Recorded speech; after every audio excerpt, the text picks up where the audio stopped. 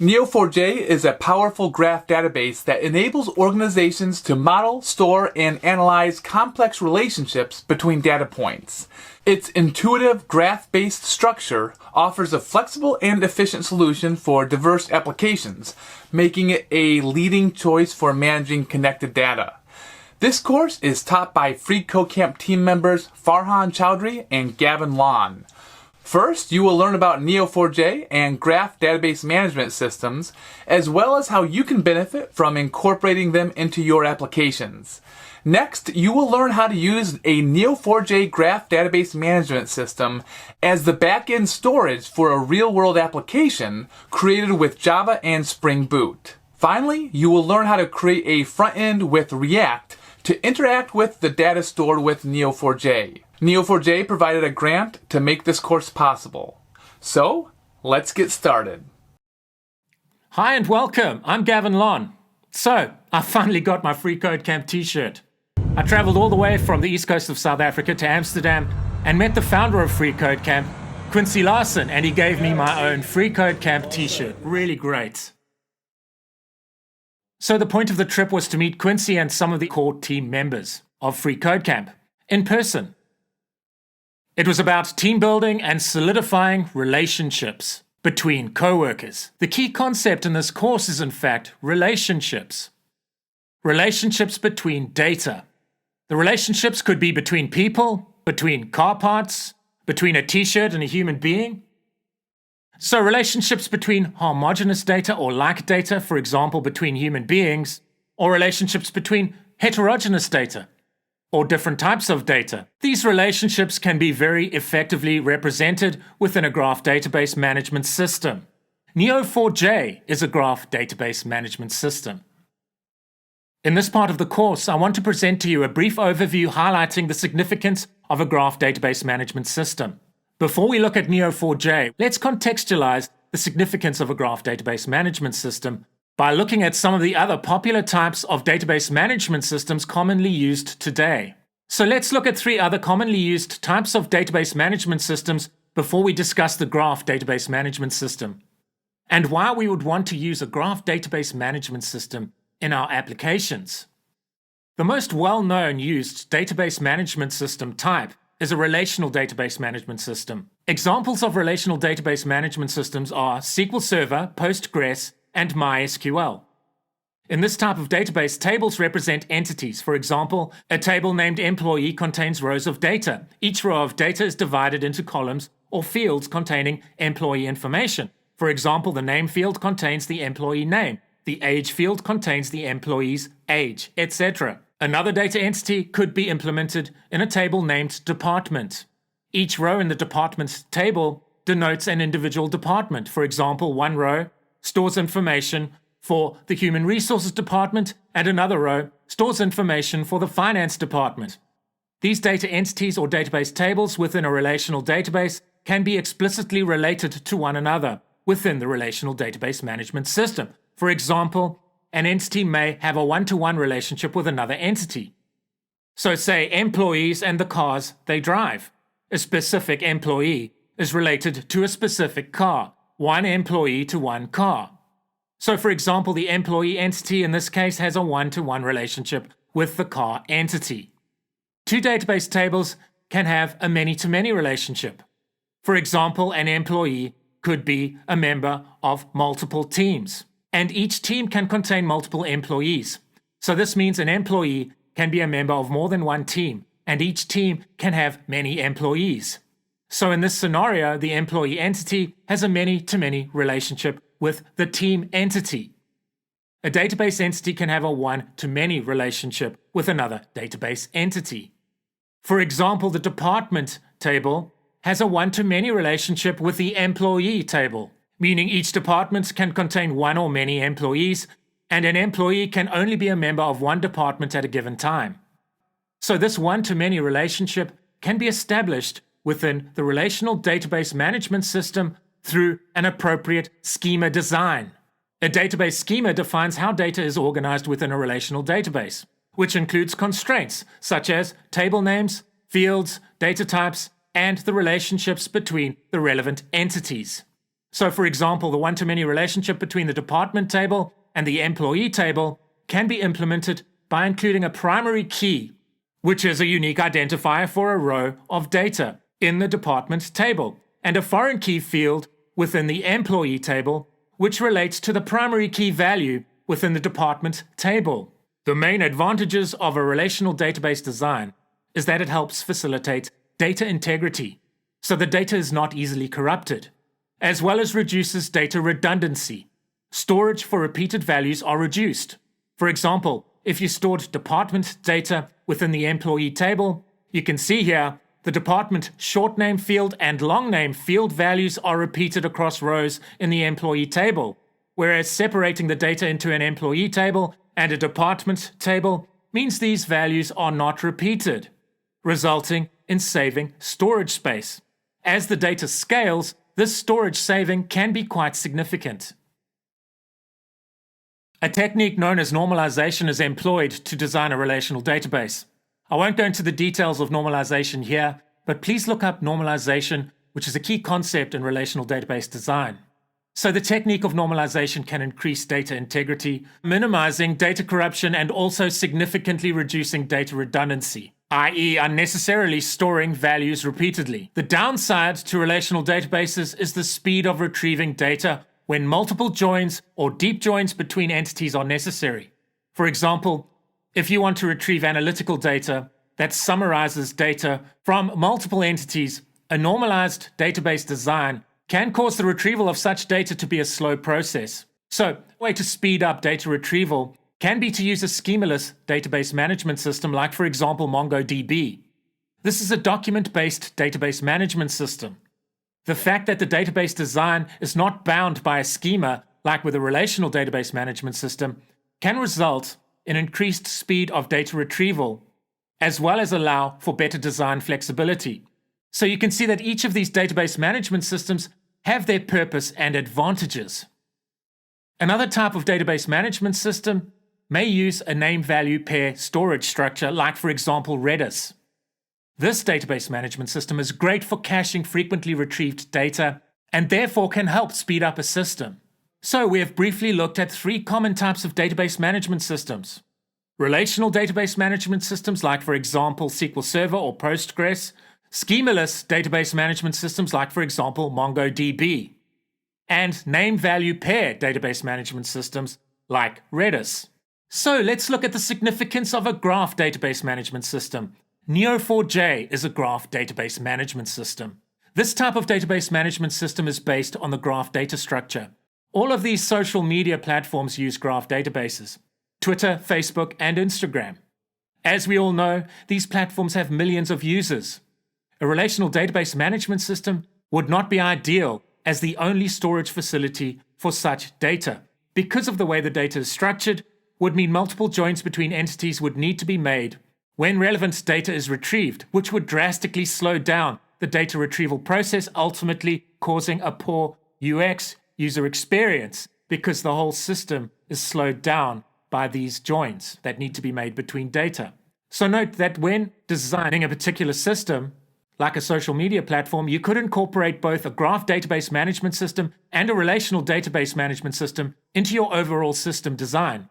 This type of solution could combine the enforced data integrity inherent in relational database management systems with the complex relationships between data entities or nodes that can be facilitated using a graph database management system. For example, the master database could be a relational database where data integrity and data redundancy concerns are addressed by the inherent benefits that we have discussed regarding a relational database management system.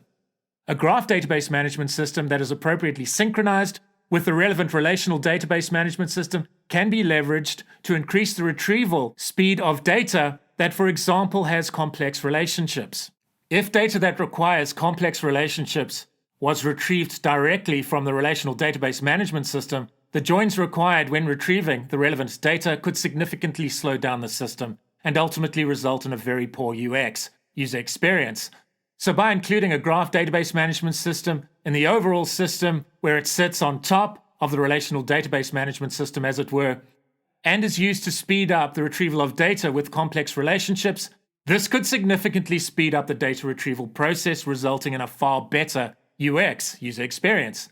So this sort of system would require that the data stored in the relevant graph database management system and the relevant relational database management system be synchronized so as to ensure that the data is consistent across the two disparate database management systems.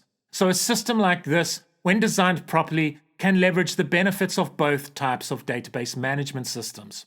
For graph-based data structures, a database management system that focuses on the facilitation of relationships between entities or nodes is essential, and a graph database management system provides a way to store data based on the graph data structure, which is ideal for applications that consume data where entities have multiple relationships and complex relationships with one another. Think about social media platforms where you have relationships between users and posts, likes, friendships, etc., and you have millions of people using these platforms. A database management system is needed that appropriately facilitates the storage of data for a large number of different types of relationships. A graph database management system allows for relationships to be stored as data within the graph database. With a relational database management system, the emphasis is on the entities, and generally the relationships between the entities are not stored in the database, but rather general relationships are established at the design level. For example, you can see by the foreign key field value that the employee is a member of the HR department, but there are no details about the relationship itself between the relevant department and employee saved in the database. This is something you could easily do within a graph database management system. You could create a more detailed relationship. You can easily save data regarding individual relationships between entities or nodes, for example, between an employee node and a department node. So here's a whiteboard presentation that shows how the relationships between individual employees and departments could be represented within a graph database. So here we see a node that represents a department. This node is appropriately labeled department. Details related to this department node can be saved to the database as properties and related values. So this department contains a short name property with a value of HR and a long name property with a value of human resources. Here is our first employee node. This node is appropriately labeled employee. The employee node contains properties and relevant values representing the employee's name and age. Here we see our first relationship. This relationship explicitly shows that the employee, whose name is Brad Jenkins, is part of the HR department. This relationship is appropriately labeled member of. So you can see that this is a very human-readable representation of data. The fact that this employee is a member of the HR department is clear through appropriate labeling and properties. So Brad Jenkins is a member of the HR department. We are able to add properties to the relationships themselves. So the member of relationship has a join date property as well as an employee type property.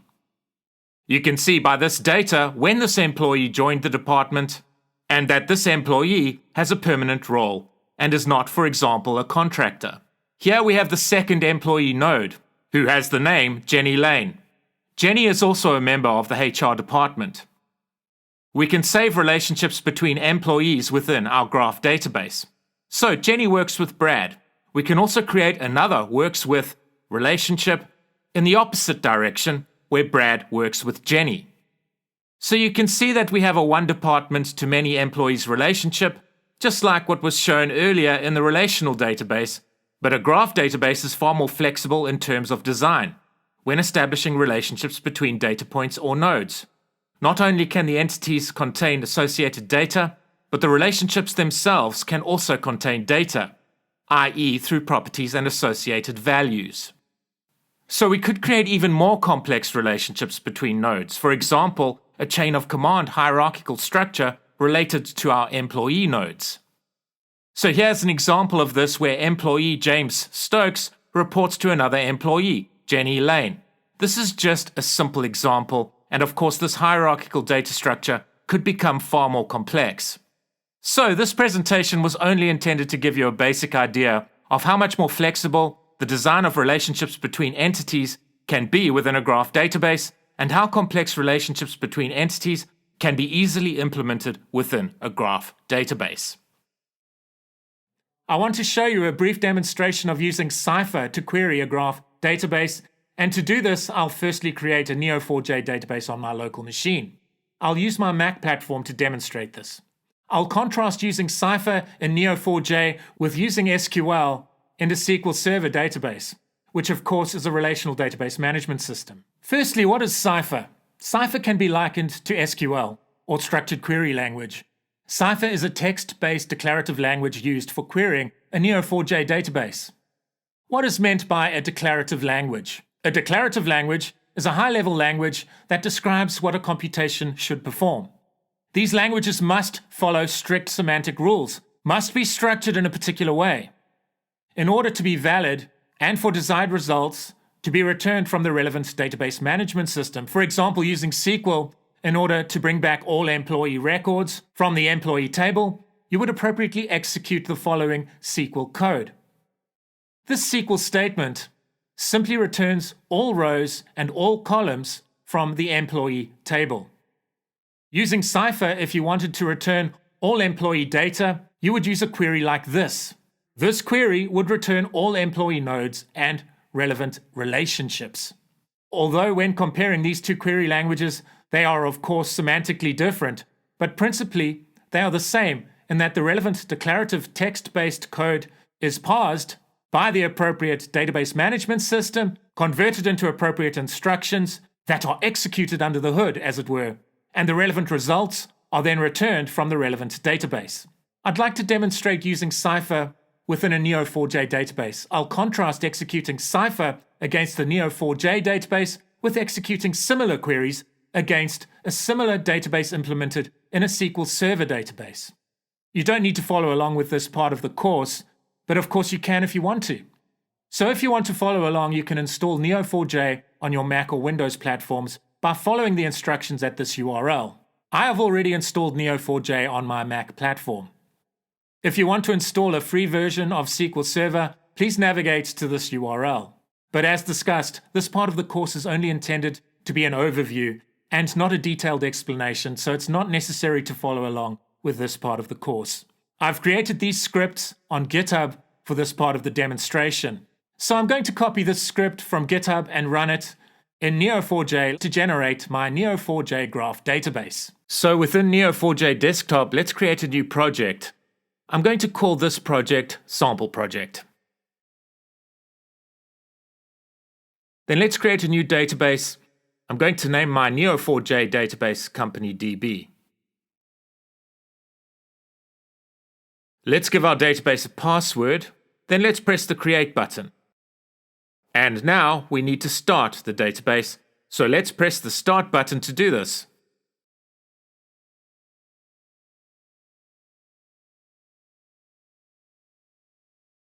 Then to execute our Cypher queries, let's click this Open button and open the appropriate window from which we can execute our Cypher queries. So the first thing we need to do is copy the code for creating our graph database. So let's navigate to this appropriate GitHub URL. Let's copy this code from GitHub and appropriately paste the code within the window that we can use to run our queries through Neo4j Desktop.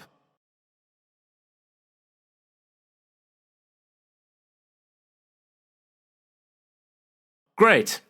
And let's click the play button to create our graph database. Excellent. And we are presented with appropriate status information telling us that our graph database has been created successfully. I'm going to run this script within SQL Server to generate a similar database, the difference of course being that this database is designed as a relational database.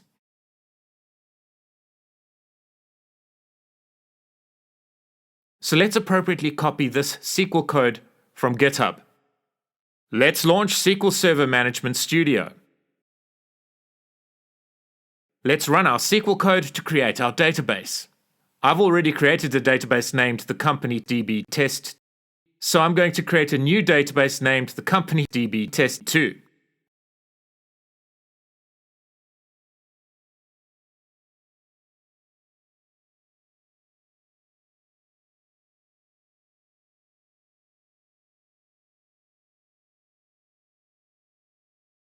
Then I need to change the relevant SQL script to point to the new database that I've just created. Let's press the play button to run the script and create our database tables and relevant data.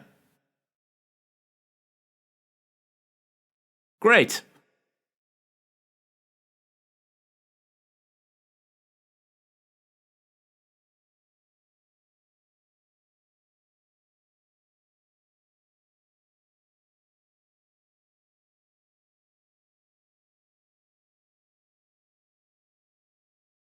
So I'm going to run a few queries so that you can get a basic understanding of the differences and similarities regarding Cypher and SQL. So let's run this query against the Neo4j database.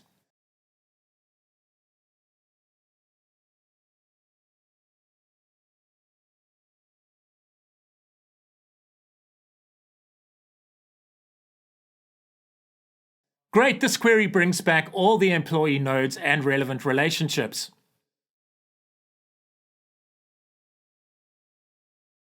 In order to retrieve all employee data from within the relevant SQL Server database, you could run a SQL query like this.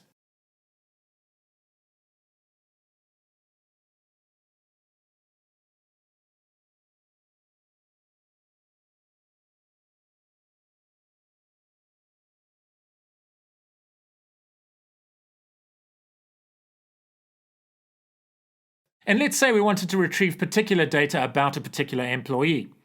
So you could run this Cypher code like this.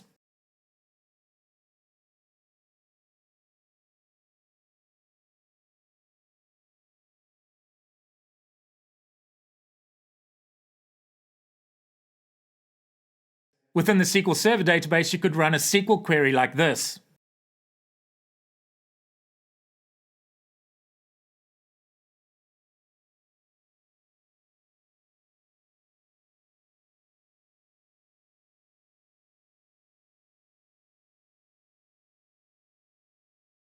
Okay, so now the next query I'd like to run is a little bit more interesting. So in both these two databases, we have expressed a hierarchical relationship between employees.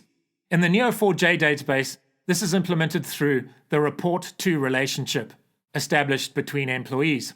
In the SQL Server database, the same hierarchical relationship between employees is expressed, but through the use of what's known as a self-joining table. So in this case, the employee table joins to itself through the relationship between the report to ID field and the ID field, which stores each employee's ID. So in the employee table, the hierarchical relationship between employees is established through the use of the report to ID field, which stores the employee ID of the relevant employee's immediate boss, if you like. So employee Brad Jenkins is at the bottom of the hierarchy, as it were. So if you wanted to query the SQL database to get the chain of command from Brad Jenkins to the top of the hierarchy, you need to run a query like this.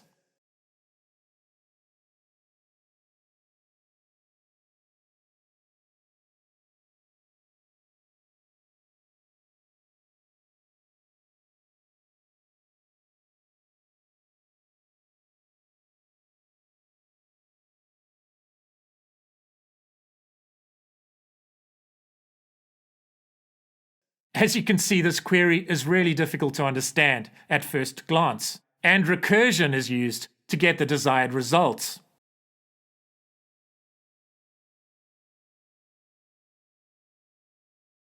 A graph database is far easier to understand in terms of retrieving such tree data structures from the relevant database. So to use Cypher code to retrieve the relevant hierarchical data, starting with an employee at the bottom of the hierarchy, Brad Jenkins, you would run Cypher code like this against this particular database.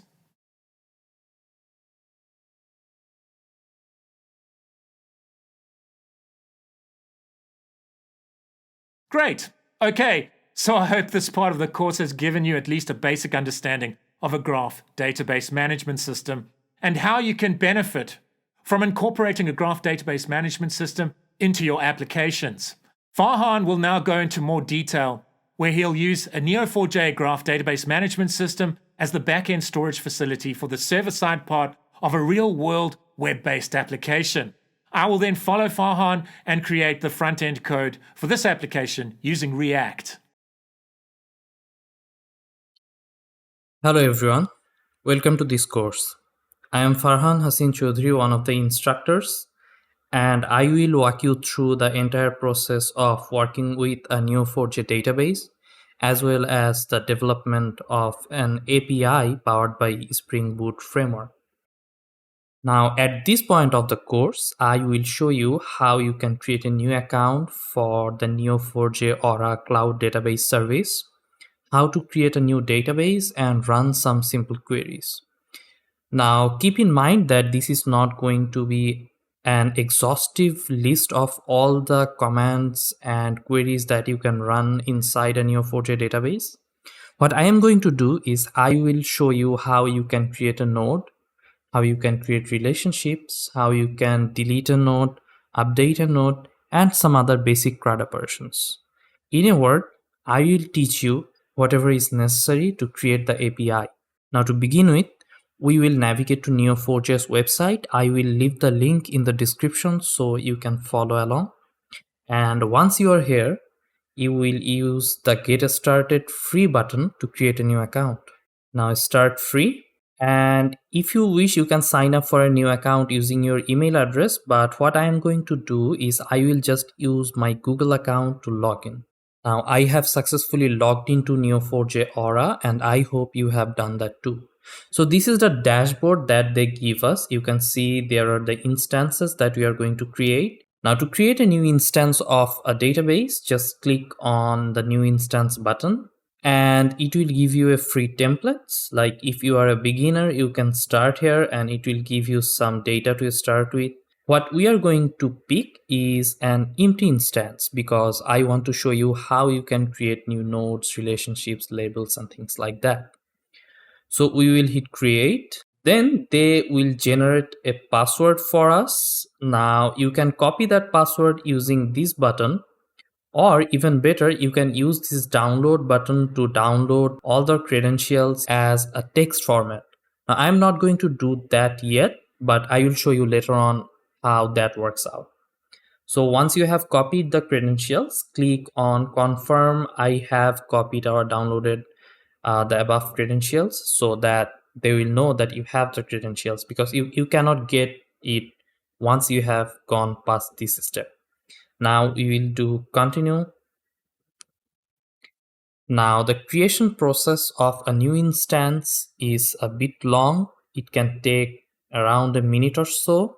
So what I'm going to do is I'm going to pause the recording and come back once the instance has been created. So it looks like that the database has been created.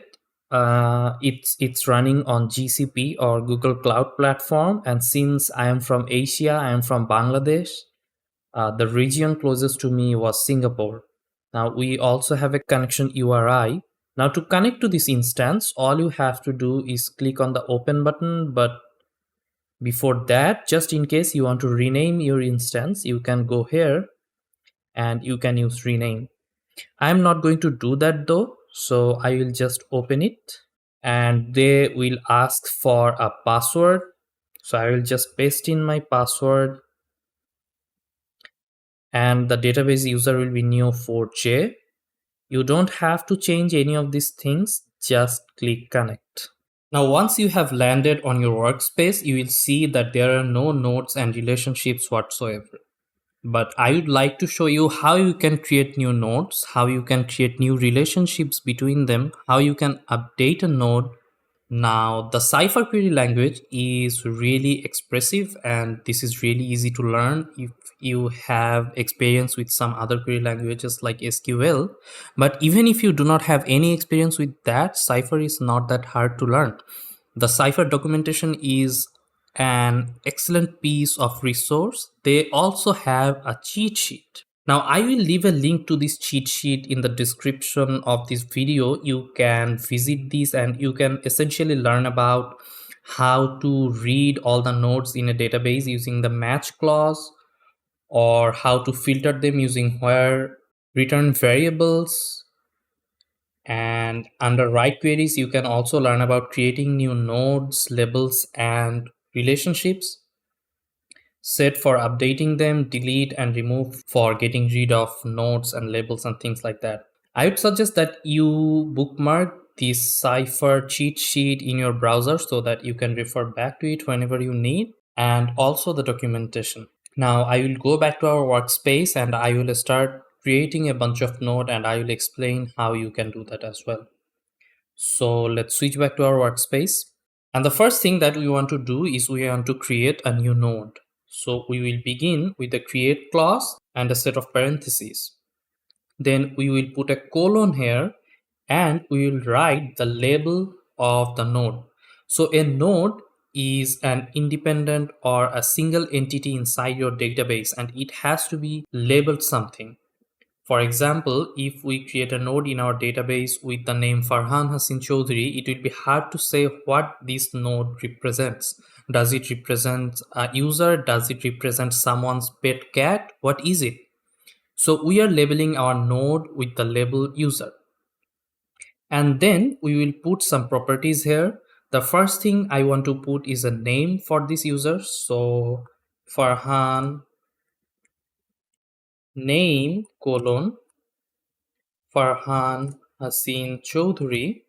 Then I will put a comma.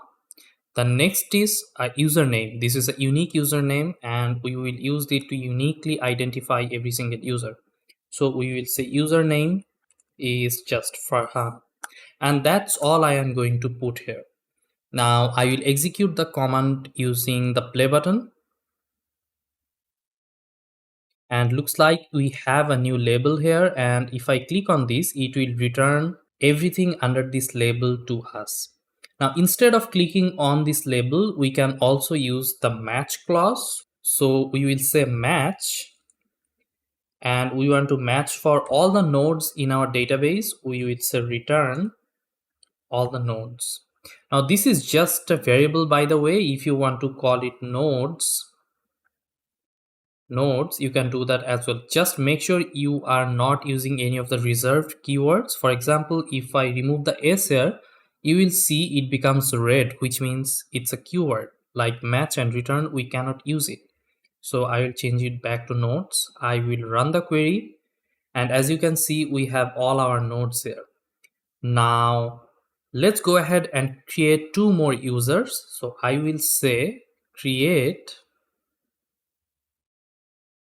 and this time I want to actually create multiple users with a single create call. So I will keep pressing shift and press enter to come on the next line. I will start a set of parentheses. I will create a new user with the name John, and his username will be just John. Then outside of the last parenthesis, I will put a comma, and I will again keep pressing shift and press enter to come to the second line, and I will open another set of parentheses. I will create another user, and her name will be Jane, and username will be just Jane. It has to be string. Now if I end this query with a semicolon at the end, I can just press on this play button. And as you can see, I have successfully created two new nodes and four sets of properties. So if I say match n for nodes and return n, I can get all the nodes in our database. So I have Farhan Hassin Chowdhury, I have John, and I have Jane. Now the thing is, all these three nodes are of the user label. So it would be nice to have another label on our system. So let's go ahead and create a bunch of courses. Now to create a course, we will use the same syntax as before, and you can use your up arrow to bring back your old queries. And I will just make some changes to this query. I will switch user with course in both cases. I will replace title with C++ course and the username with identifier. This is an unique identifier for the course, which is CPP. And the next course we will have is title JavaScript course, and we can call it JS. Finally, we can have another course called C# course, and its identifier will be C#. Whether I have made a mistake here, it should be identifier and not username. So let's look at our query. We are creating 3 courses with titles C++ course, JavaScript course, and C# course. They all have a unique identifier cppjs and C#. So I execute this command. Looks like I have a mistake, which is I didn't put a comma at the end. And how did I know that? So as you can see, Neo4j is actually telling me that there is some problem in the beginning of the course title C# line, but I can see that it's totally fine. So it's highly likely that the mistake is actually at the end of the previous line. So that's how I thought that maybe I have missed a comma.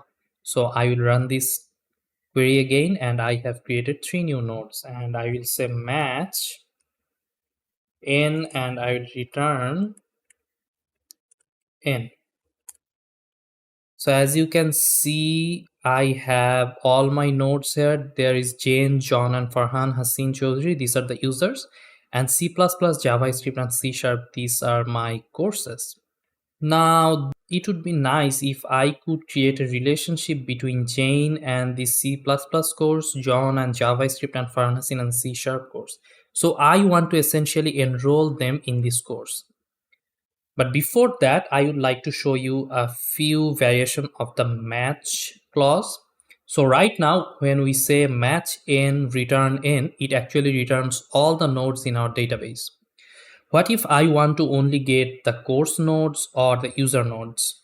We can do that by defining a label after this variable like this. So I want all the users, return in as users.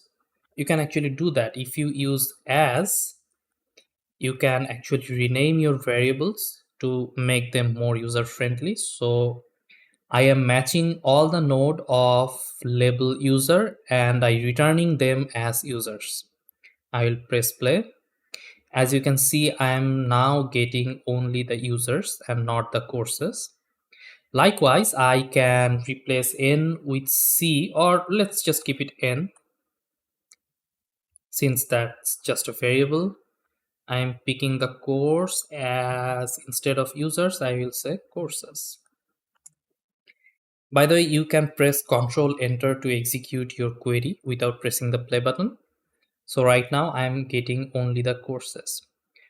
But what if I only want to get one user? For example, I only want to match for the user with username Farhan. So I can do that. I can say match u for user. So I will put user. Then I will use the where clause. This is used for filtering our query results. So I will say where u dot username is equals Farhan, return u as Farhan. So what I am doing essentially here is I am matching for a user type that has the username Farhan. I am putting it inside u and I am returning u as Farhan. Let's run this query. And as you can see, I am getting Farhan Haseen Chowdhury back.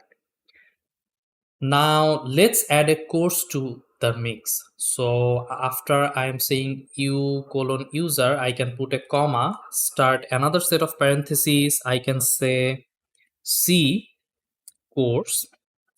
So where u dot username equals Farhan and c dot identifier is equals cpp. So return u comma c. So this time I am removing the as keyword. And what I'm doing here, I am matching for a user and a course where the username is equals Farhan and course.identifier is equals CPP. Finally, I am returning U and C.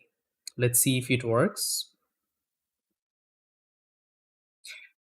As you can see, we have successfully found the C++ course and the Farhan Hasin Chowdhury user. Now we are actually ready to create a relationship between these two nodes.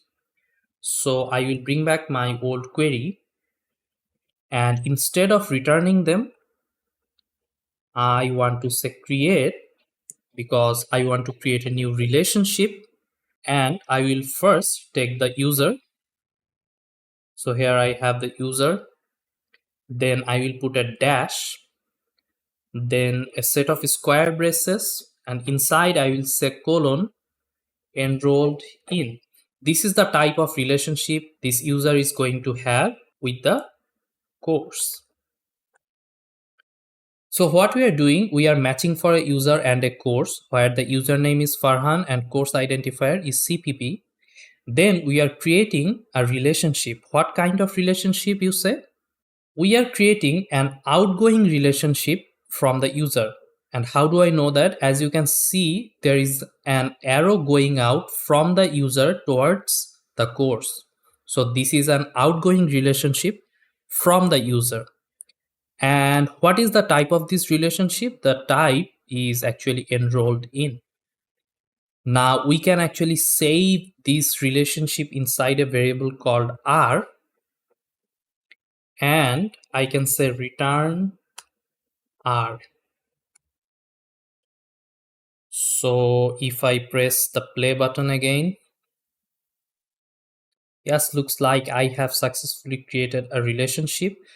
So the relationship actually starts at node 1 and ends at node 4, which means that the ID of Farhan Hasin Chowdhury is 1 and ID of CPP is 4. If I go to user, you can see Farhan Hasin Chowdhury has the ID 1, and if I go to course, C++ course has the ID of 4. Okay, and the type of relationship is enrolled in. There are no properties whatsoever. There are the element ID, start node element ID, and things like that. We do not have to worry about them. So that's how you can create a relationship between these two nodes. So that's how you can create relationships inside of Neo4j. Now let's see how you can update a property of a node. So if I want to update the name of Jane to Jane Doe and John to John Doe, I can do that. First, we have to find John in our database. So we will say match a variable u of type user where u.username equals John. So now we are matching for a user with the username John. Then we want to use set. This is another clause in Neo4j Cypher language. So I will say set u.name equals John Doe. And if I execute this query, looks like it has done its job. So if I go back and instead of setting it, if I return u, John has now become John Doe. We can do the same thing with Jane, because why not? They are related. Jane, and we can say Jane Doe.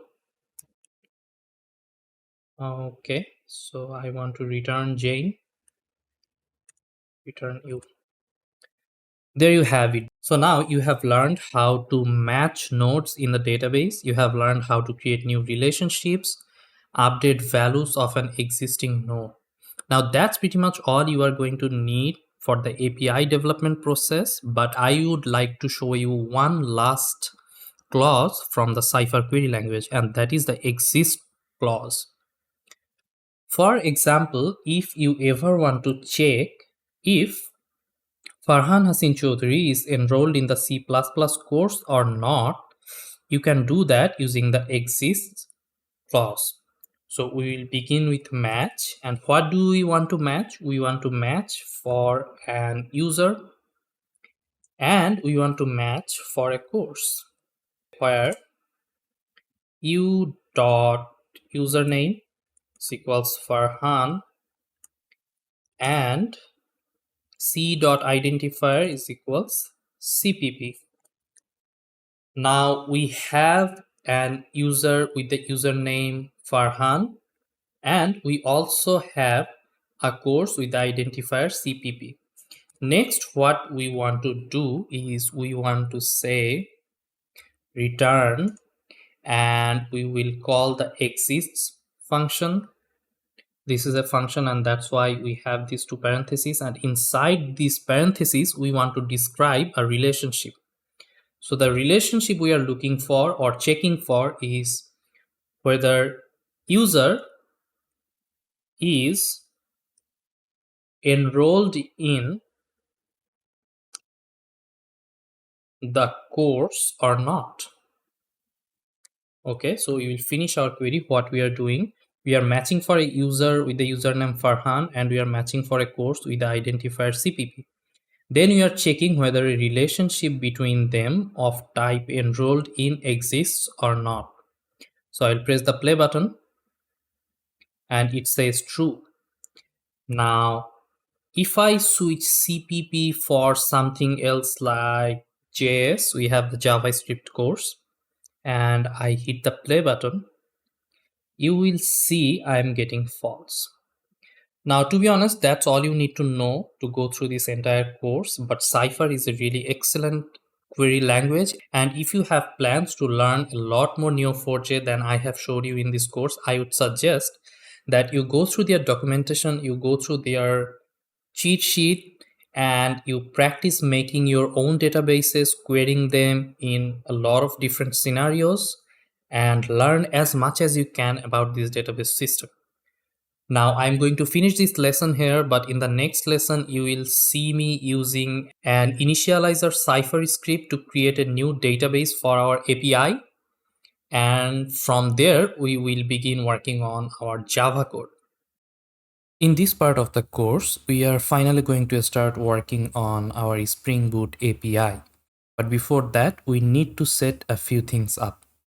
First thing first, go back to your Neo4j Aura database dashboard and delete any old instances that you may have created.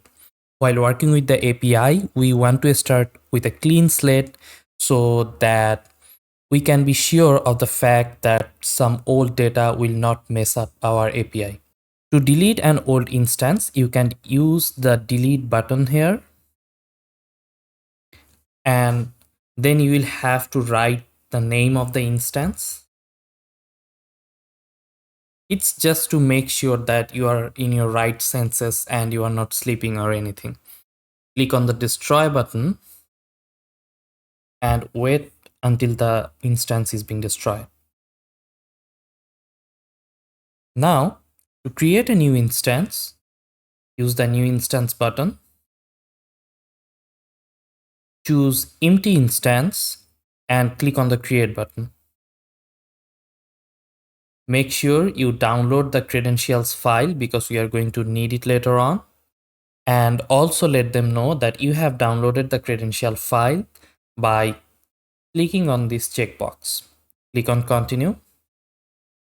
Now creating a new instance may take a few minutes.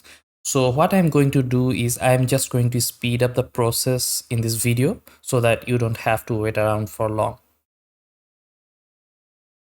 Once the instance has been created, click the open button, accept their terms and conditions, and when they ask for the password, open up the credentials file you just downloaded. Just highlight the password here, copy it, and paste it on the empty password field. Click on connect. And we have successfully connected to our new instance. Now, as you can see, this instance is completely empty, but we will need some data to work on our API. For that, I have already created an initializer script that you can use to initialize the database.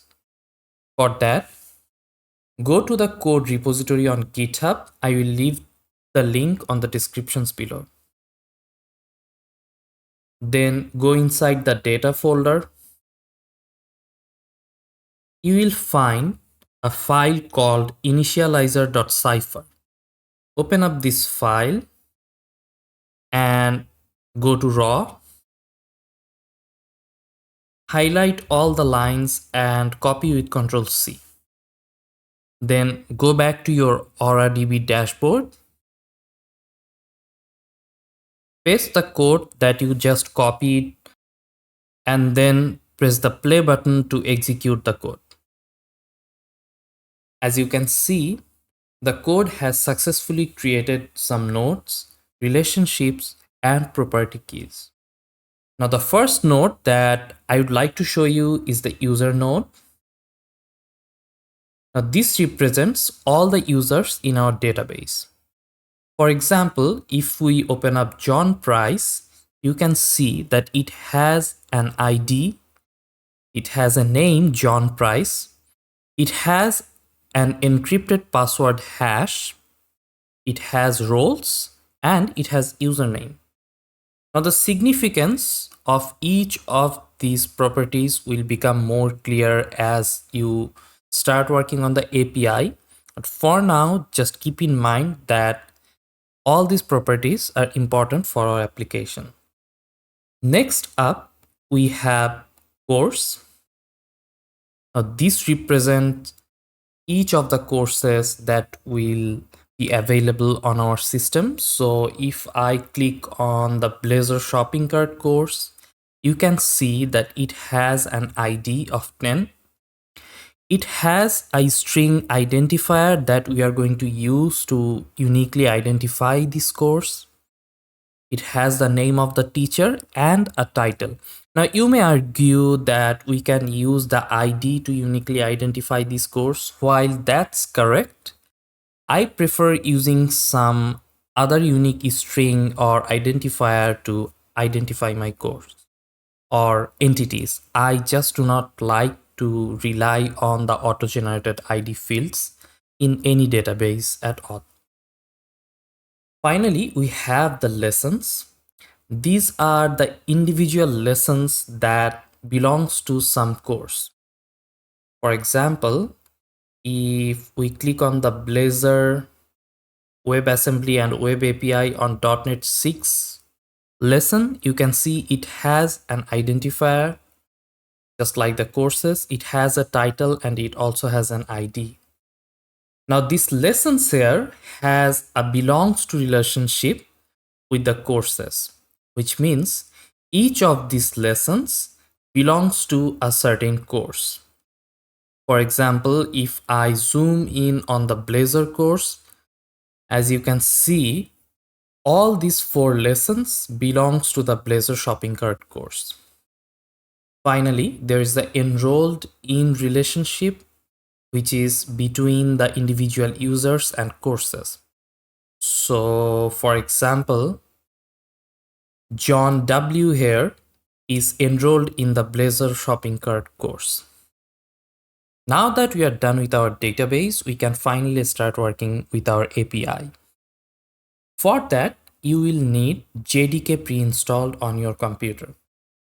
Now you can download the JDK from Oracle's website. I am going to use JDK 17 since that's the latest long-term support release. But you can also go with JDK 20. It's totally up to you. One more thing for those who are watching this course on Linux, it's totally fine to use any of the OpenJDK builds. For example, I myself am using the Microsoft build of OpenJDK instead of Oracle's official build.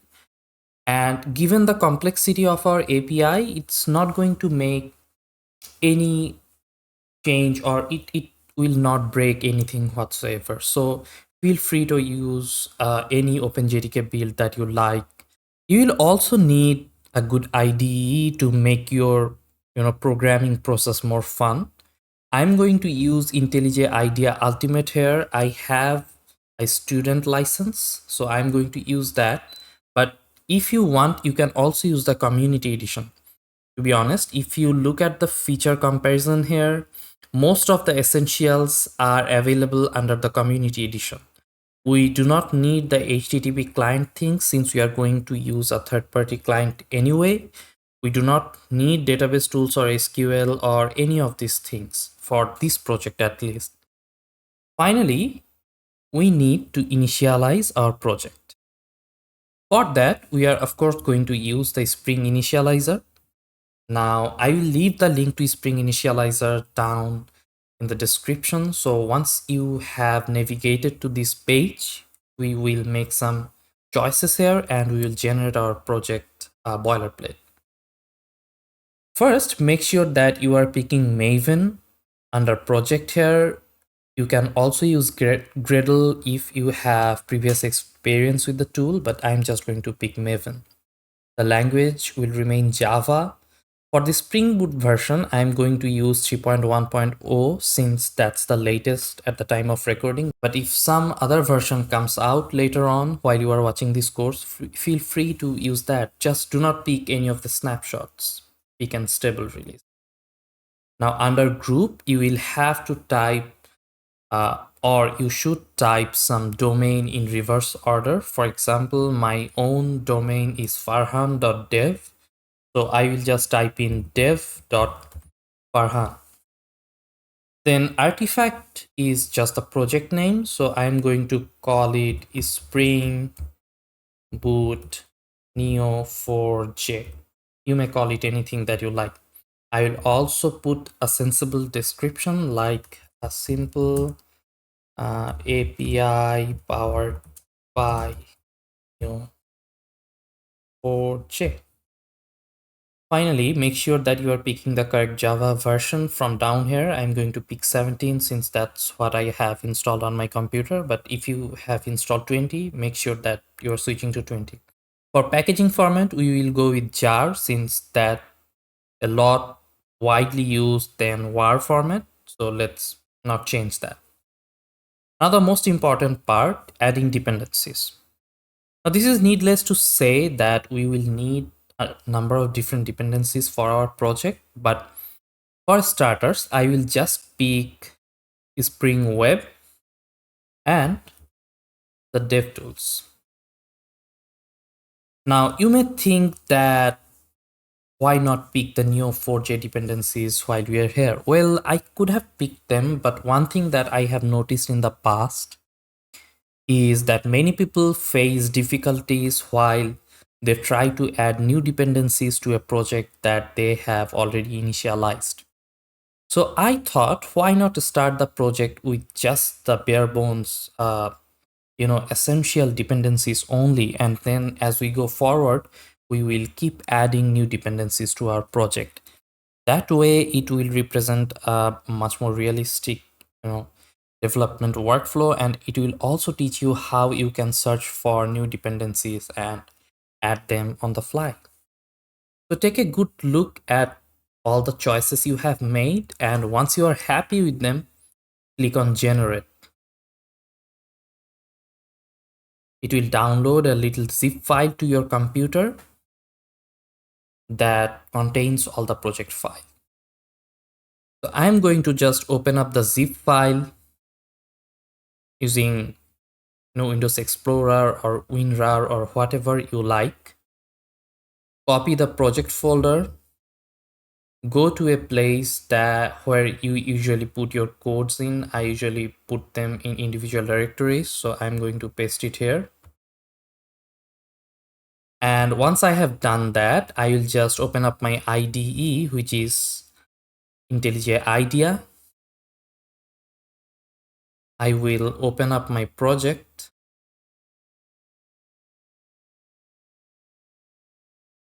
Spring Boot Neo4j. Okay. Yes, we trust the project. And once you have opened the project for first time, I would say give it some time to cache all your dependencies, read the source files and things like that, so the IDE knows about your project and it can help you along the way. Hello everyone, I am your instructor Farhan, but I am from future. Now, in the next lessons, you may see a little problem with the video. In some cases, when I am trying to create a new class or maybe a new package, you may see that this menu is not showing up. Now, this is because my recorder was only recording one window in my computer. So all these sub menus were invisible.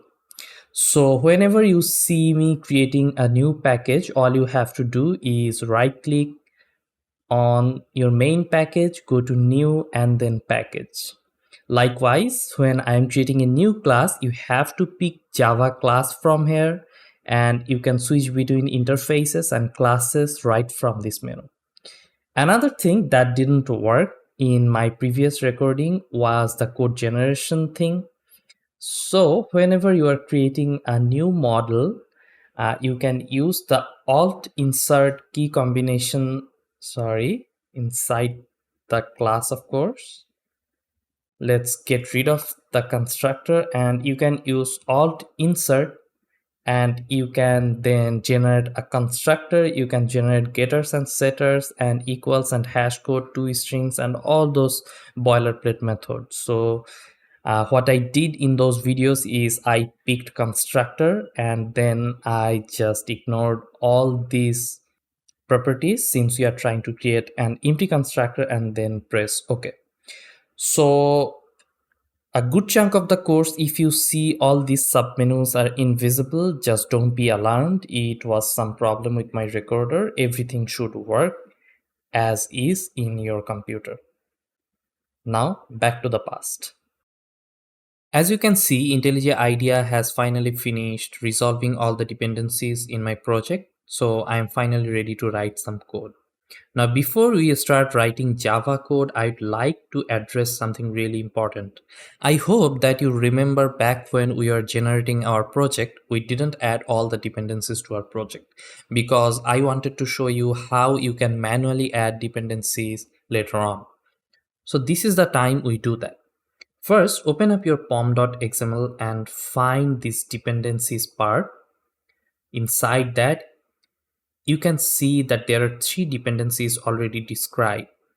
You may recognize the Spring Boot Starter Web and Spring Boot DevTools dependencies from a few moments ago when we added them to our project.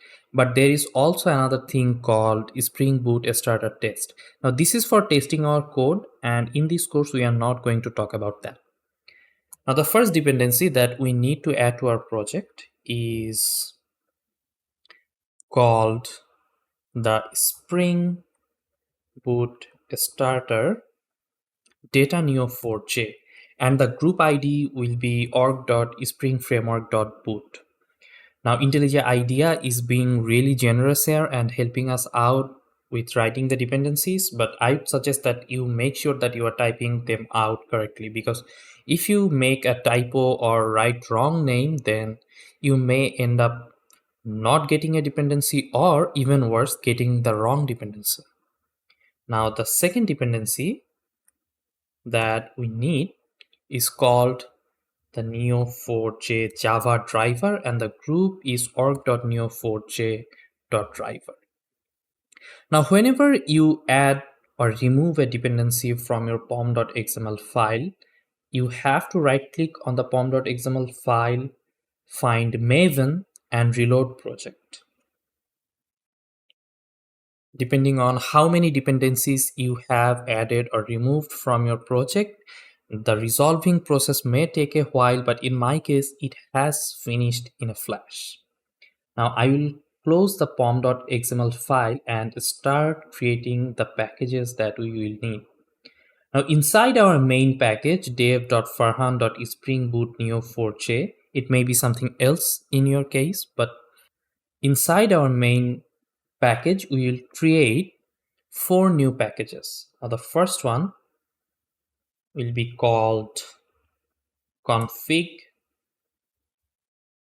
then we will create another package called models. Then we will have the repositories.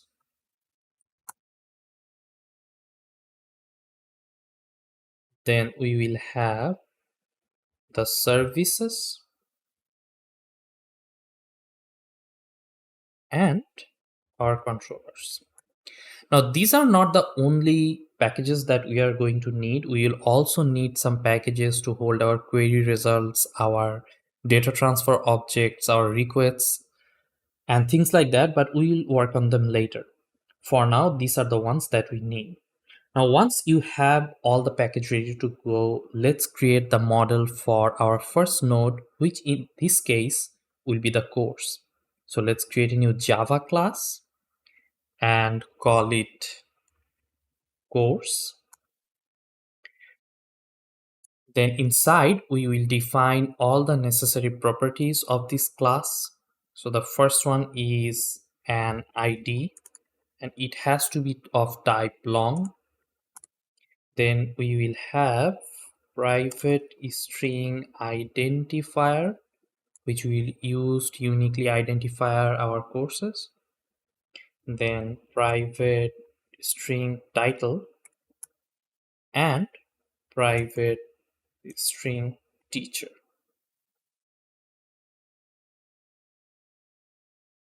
Then we will create a constructor. Now you may write the constructor by hand, but inside IntelliJ, you can just press on Alt and then insert to bring up this nice generate menu. From here, you can select constructor. And for our constructor, we will not select any of the properties. Now for Spring Data Neo4j, this is one of the requirements that you create an empty constructor inside your model classes. So this is what we are going to do. Then we will say Alt Insert and we will select getters and setters. And we will highlight identifier, title, and teacher. We will not highlight ID, and why you will understand in a bit. Click OK. And now we have all the getters and setters for our private properties. Now, creating a class like this will not suffice. We will also have to annotate this class with the node annotation. This way, Spring Boot will know that this class is actually a Neo4j node and has to be managed by the dependency injection system. Then, inside the class, we will also annotate the ID with two separate annotations. The first one has to be the ID annotation to let Spring Boot know that this is the ID for the node. And then we will say generated value, which means we want this value to be automatically generated and we do not want to write it by hand. Now, since this ID is an automatically generated value, we do not need a setter for it. And since we are not going to use this to uniquely identify our course, we are going to use this string identifier instead. We can just get rid of the getter as well. So now that we have a course class, the next thing to create is a repository. So let's go inside the repositories package, go to new Java class, and we will call this course repository. And it has to be an interface, by the way. Once you have created the interface, it is going to extend the Neo4j repository interface, which comes with our dependency. And this is a generic, and inside we will write the name of the class that we are working with, which is course. And we will also write the data type of the ID of this course.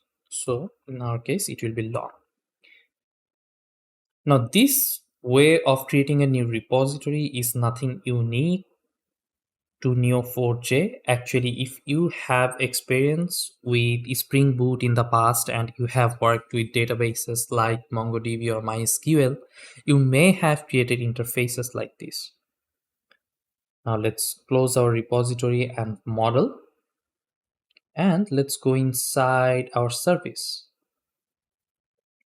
We'll create another Java class called course service, and we will have to annotate this class with the service annotation.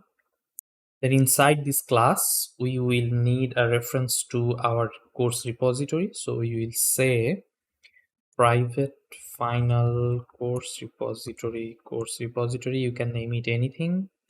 And then we will generate a new constructor where we will take the repository. Now that's it. Now since we have annotated this service class with the service annotation, and also the repository extends the base Neo4j repository, this will be automatically injected into our class.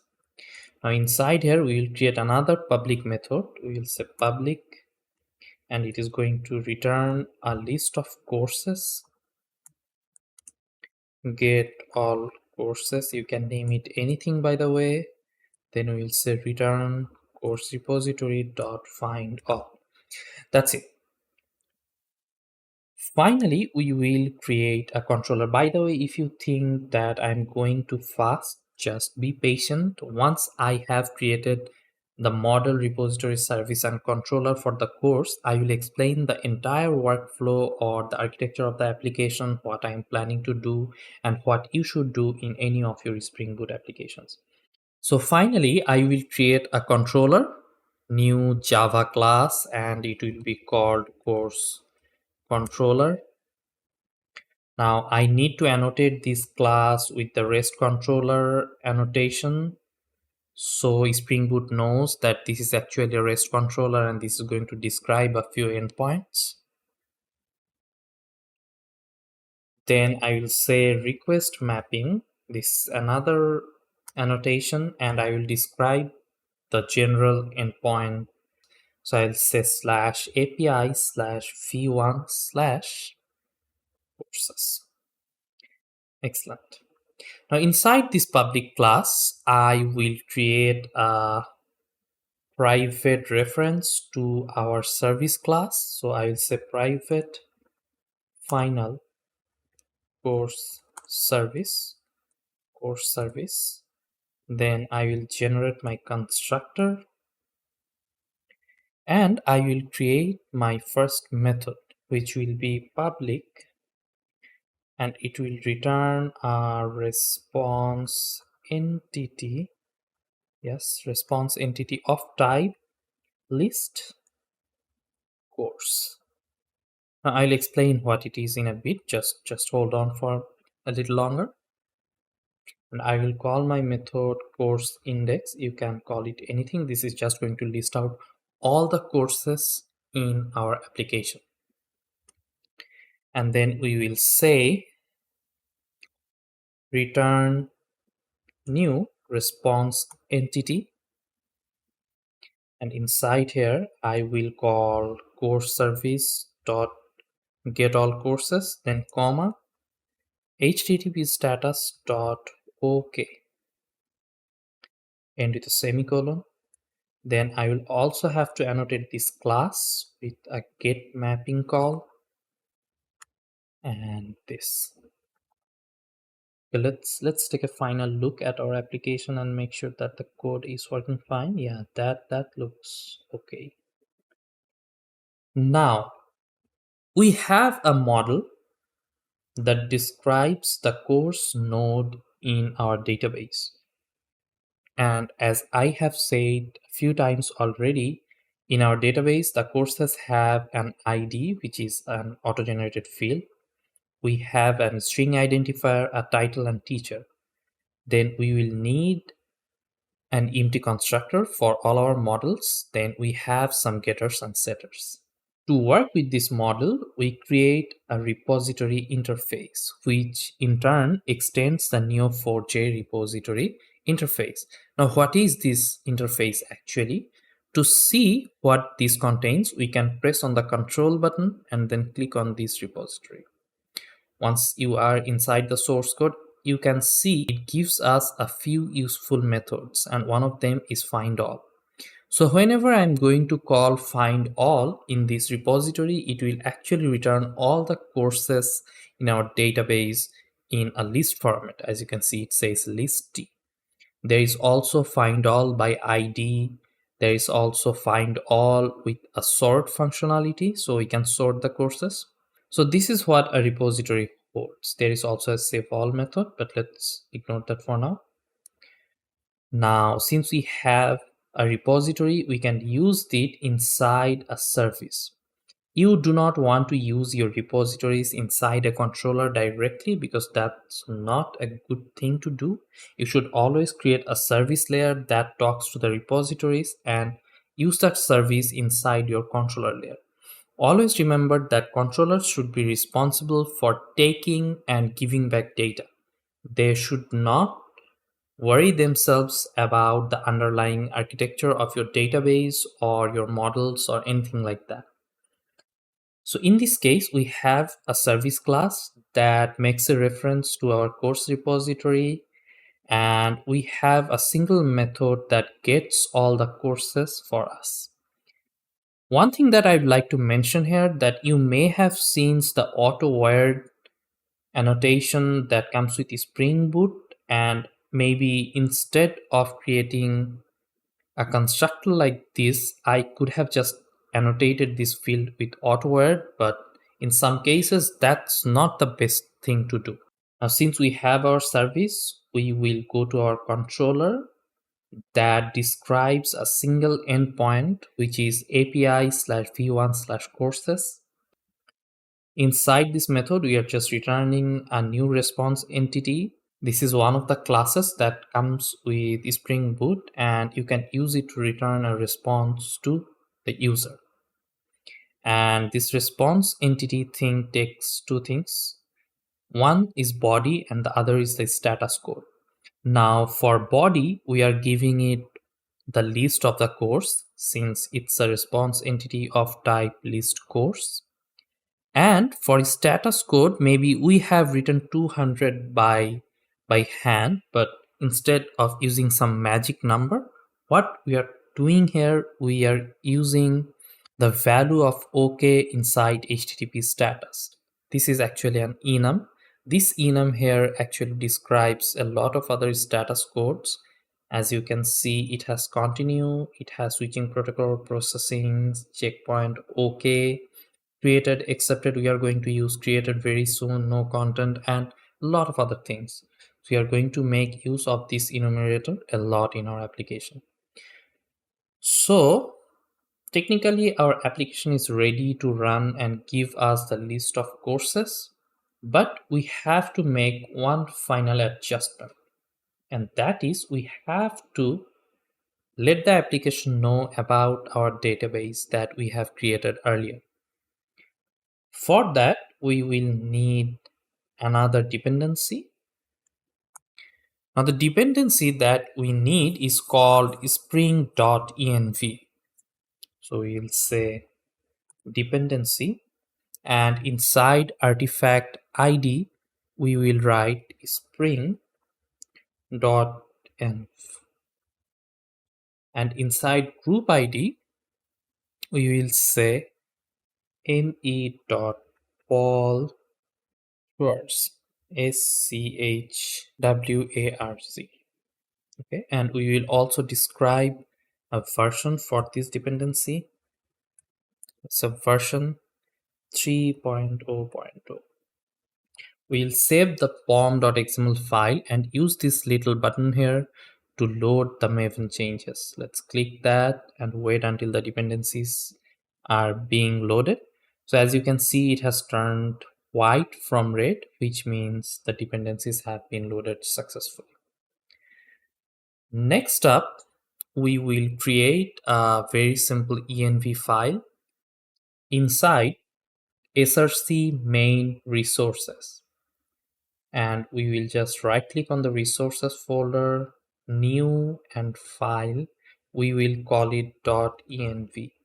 Now this env file will contain three values. The first one is aura URI. The second one is aura user, and the third one is aura password. Now, as you may have already guessed, the aura URI is the URI to our Neo4j server on the cloud. The aura user is the name of the user or the username, and finally the password is for the password for the database. Now the aura user is going to be always Neo4j, and I will just quickly copy the URI and password from my Neo4j credentials file. Okay, so I have copied my URI and password from my credentials file, and these are going to be different in your case since your instance is different from mine. Now, once you have created this .env file, next up, you will need to open the application.properties file. Now, inside, we are going to reference the three env values that we have. So I will just say spring.neo4j.uri and then a $, curly braces, and aura URI. Next up is spring.neo4j.authentication.username. Again, another $, curly braces, and aura user. Finally, we will say spring.neo4j.authentication.password. So $, curly braces, aura password. Now, why did we do this? Why we didn't just put all these values inside our application.properties class? Now, the thing is, these values, the URI to your instance, the user password, and the username are secret values. These are things that you should never put on your GitHub repository. Since the application.properties file is a part of your application, we will not put our secrets directly into this file. Instead, we are going to create an env file, and these three variables will be loaded into our local environment, and then the application properties will be able to find them using this $ and curly braces syntax. This is how you actually access any of the environment variable inside your application. Now, I would suggest that you also make a copy of this file and call it .env.example. Then get rid of these values.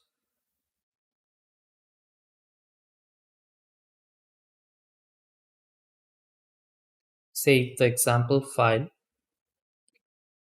and make sure that your .env file is being ignored inside your gitignore file. So inside here, I will say .env and I'll say .env. So this will make sure that the .env file is not added to your GitHub repository. Instead, you will have an example file that you can use a reference to create a new env file. Okay, so since we have our model controllers, repositories, and services in place, and we also have our env file created, our application should be ready to connect to our database and give us a list of the courses. Let's test it out. Now, to do so, you will have to click on the play button.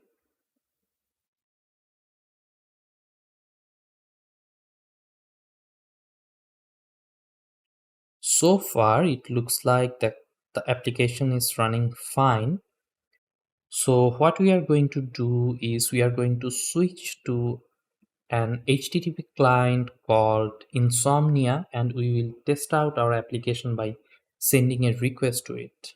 Now inside Insomnia, the first thing that you should do is create a new folder because we want to keep our requests organized. Now I will call it Spring Boot Neo4j, and I will move, or just let's get rid of this request.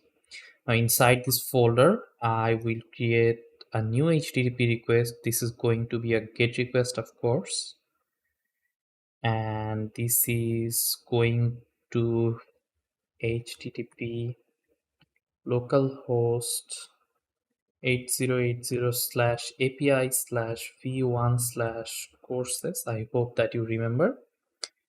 And let's also rename this to get all courses or something like that. Get all courses. It really doesn't matter, to be honest. Now let's send a request. Yeah, and looks like we have our list of courses.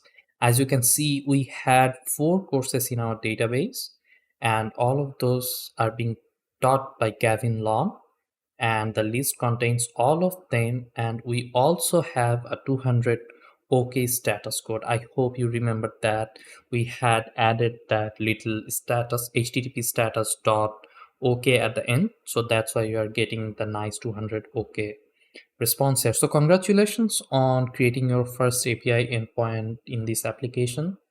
Next up, we are going to work on the lessons, and we will implement the relationship between the lessons and the courses. And we'll also make sure that we can see the details of these individual courses along with the list of the lessons. So I am back at IntelliJ IDEA once again, and now we are going to start working on another endpoint for our application. So let's go back to controllers. Now the next endpoint that I want to work on is an endpoint that's going to return the details of a single course.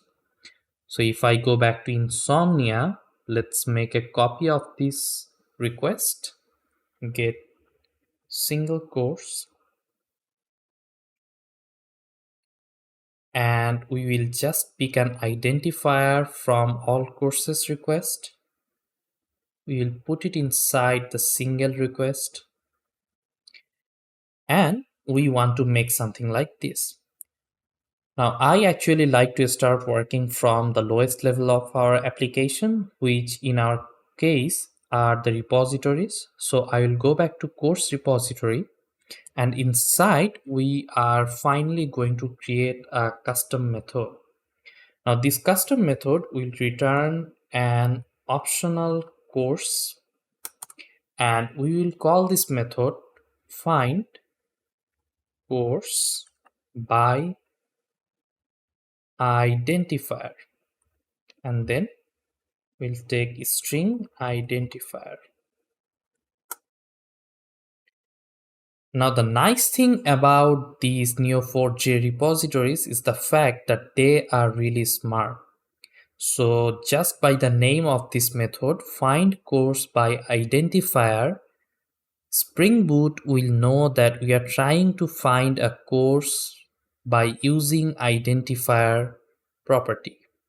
And we will also need to pass the identifier by string. Now if I remove this part and I write it again, I will say find, and as you can see, IntelliJ IDEA actually recommends me that find course by. So it can sense that maybe we are trying to find a course by some parameter. So I'm going to pick find course by, and then now it started to suggest me the possible property names, and from this list I am going to pick identifier, and inside, of course, we are going to pass the identifier. I'll say string identifier.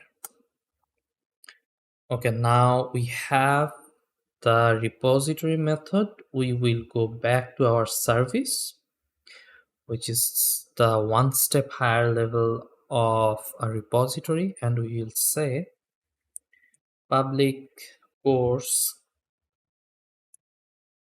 and we will call it get course by identifier, and we will take the identifier as a string. Now inside the method we will say return course repository dot find course by identifier. Now I hope that you remembered that the method actually returns an optional type, and we are trying to return a course object from this method. So what we are going to do in the second line, we will say or else throw. So if you do not find this course, or if you do not find a course by this identifier, throw side there we'll create a new lambda and we'll say new response status exception, and we'll say http status code dot value of 404. So what we are saying is, first use the find course by identifier method inside the course repository and try to find a course by this identifier, the identifier that I have passed. And in case you do not find a course using this identifier, please throw a 404 not found response exception status. That's what we are doing. Let's close this service. And inside our controller, we will create a new get mapping public response entity of type course, and we can call it course details. It has to be a get mapping, and it will give us an identifier. So we will get the identifier from here, and inside course details I will say path variable, which means we are going to get a variable from the path, and it will be string identifier. Yeah, that's it. You can call it anything else if you want. Now inside the method, what we are going to do is we will say return, or let's just create a course equals course service dot get course by identifier. We will pass our identifier right here, and then we'll return a new response entity, and we are going to say the course is the body and http status dot okay. Yeah, so that's it. What we are doing here is we are getting an identifier in our path. We are passing that identifier to our service layer. That service layer in turn will call our repository and get us the course that we are looking for. Now essentially this should work. So let's try out. Let's rerun our application.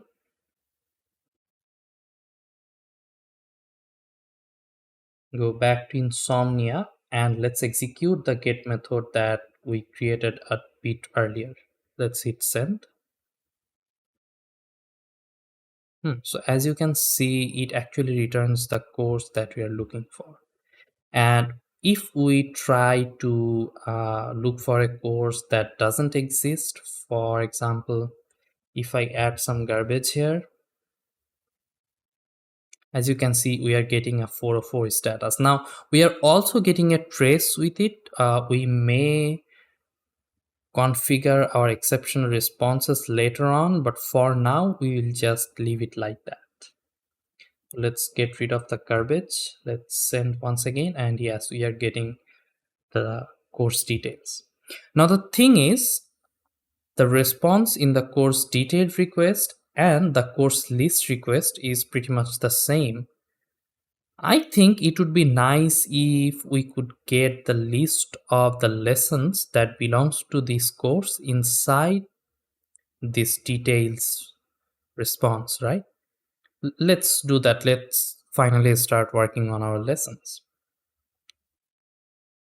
So I'll come back to IntelliJ. I will create a new model.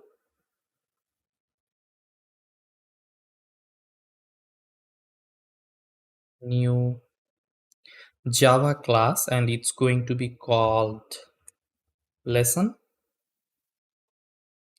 This is going to be a node just like before.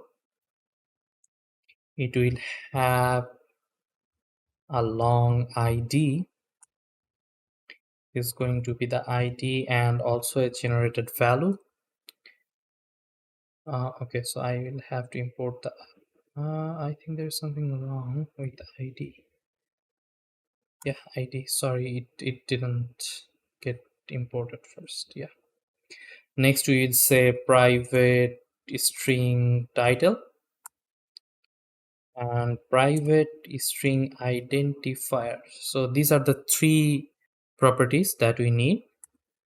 Next up, we will generate our empty constructor and our getters and setters. Yes. Now, before we try to implement our relationship between the lesson and courses, let's go back to our database and have a look at how it was mapped. Now, if we focus on a single course here, as you can see, this course has 4 lessons, and each of these lessons has a belongs to relationship with the course.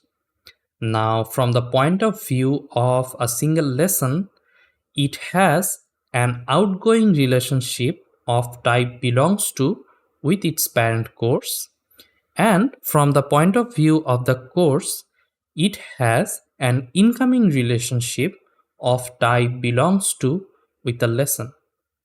Now, with that information, we can actually implement these relationships in our models. Now, back in our code, we will open the source code for the course model, and we will describe a new property, private list of lesson called lessons equals new array list. Now, this list here is going to be a relationship. This is another annotation that comes with the dependency that we have used, and the type of the relationship is belongs to, like we just saw in our database, and the direction from the point of view of the course, it's an incoming direction or an incoming relationship. So the type of the relationship is belongs to, and the direction is relationship.direction.incoming. Now we will need a getter. We do not need a setter since we are not going to set this relationship manually. We just need a getter. Now, since we have implemented the relationship, we have implemented the getter, it should work. Let's rerun the application.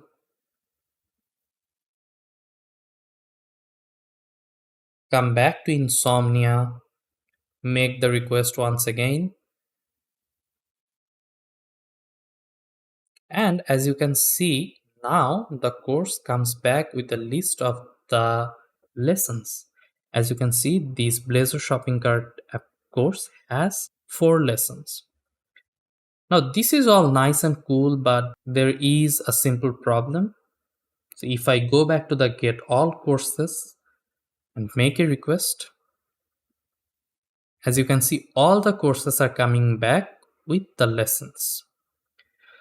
Now, depending on what you want from your application, this may be something that you expect or you do not expect. For example, in some places in my application, I may not want the list of the lessons at all, because whenever a course is coming back with the list of lessons, it's actually querying for all these lessons. So if I do not use the lessons, that entire query time, that time my server is working is going to waste. Unfortunately, there is no way that I know of to leave out a relationship from a query. So if you describe a relationship like that, you cannot actually lazy load it. Every time you will query for the courses, you will also get the relationship back. Now, this is something that's not that hard to solve actually. We can write custom Cypher queries to query for the lessons when they are needed and leave them out when we don't. To do that, first let's get rid of the relationships from the model.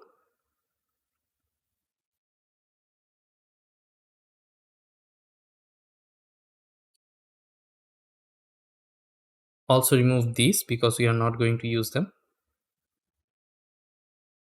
Now at this moment in our code base, the courses and lessons are totally unrelated to each other. But we have to implement some sort of relationships between them. Now my idea is that we can have them unrelated in our code base, but what we can do is we can actually create another repository. It will be another interface. Let's call it lesson repository. It extends the Neo4j repository. The object will be lesson and the ID will be long. And inside this repository, we will implement another function that is list lesson. This is going to be the return type. Find lessons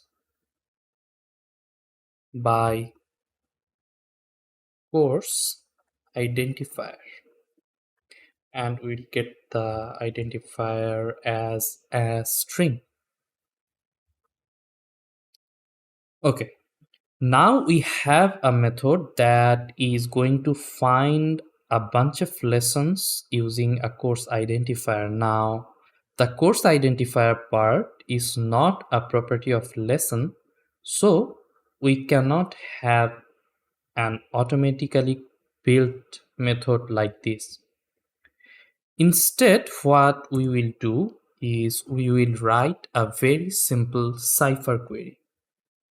So we'll say query, then inside, let's begin, we'll say match, and inside a set of parentheses, I will say colon course. So we are looking for all the nodes of type course. Inside I will say identifier.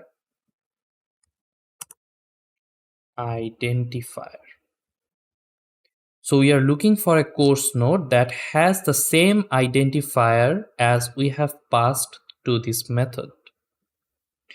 Now, once we have found this course, we will need to get an incoming relationship R of type belongs to, and the related node should be lessons lesson, and finally we have to return the lessons. Now let me explain what we are doing here. First, we are trying to find a course node that has the same identifier as the one we have passed to this method. Then we are looking for all the lessons that are related to this course using an incoming belongs to relationship. Now once we have found all the lessons, we are putting them inside another variable called lessons, and finally we are returning the lessons. In fact, we can get rid of this R variable here since that's not being used anywhere. So the only piece of variable that we need is this one here. Once again, we are finding a course by the identifier that we have.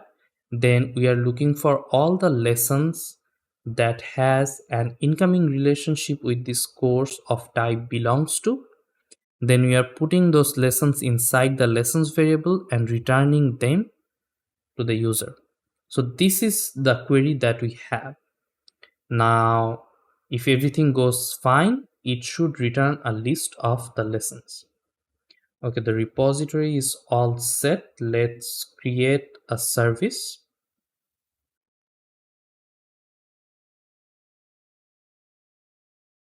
Lesson service. This is going to be a service class.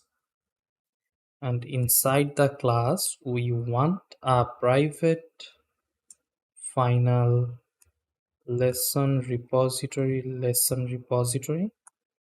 We will have our constructor, and we will have public first the list of lesson. The name of the method should be get all lessons by course identifier.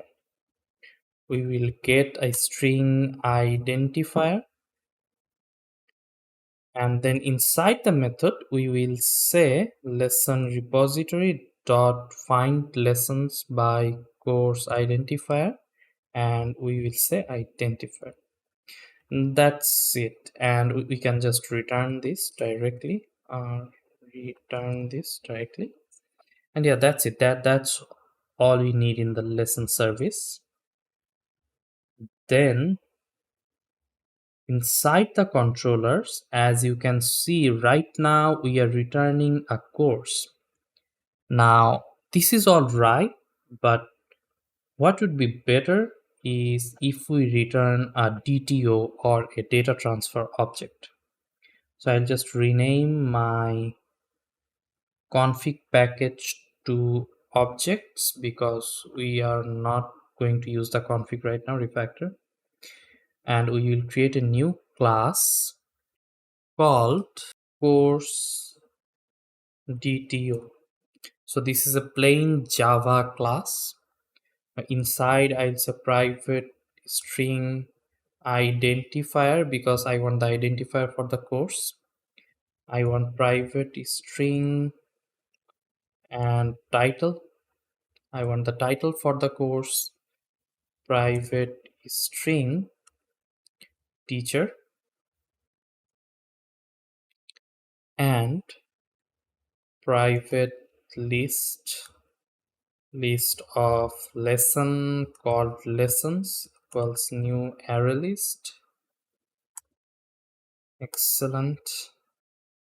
Oh, it looks like we have to import the lesson class. Yes.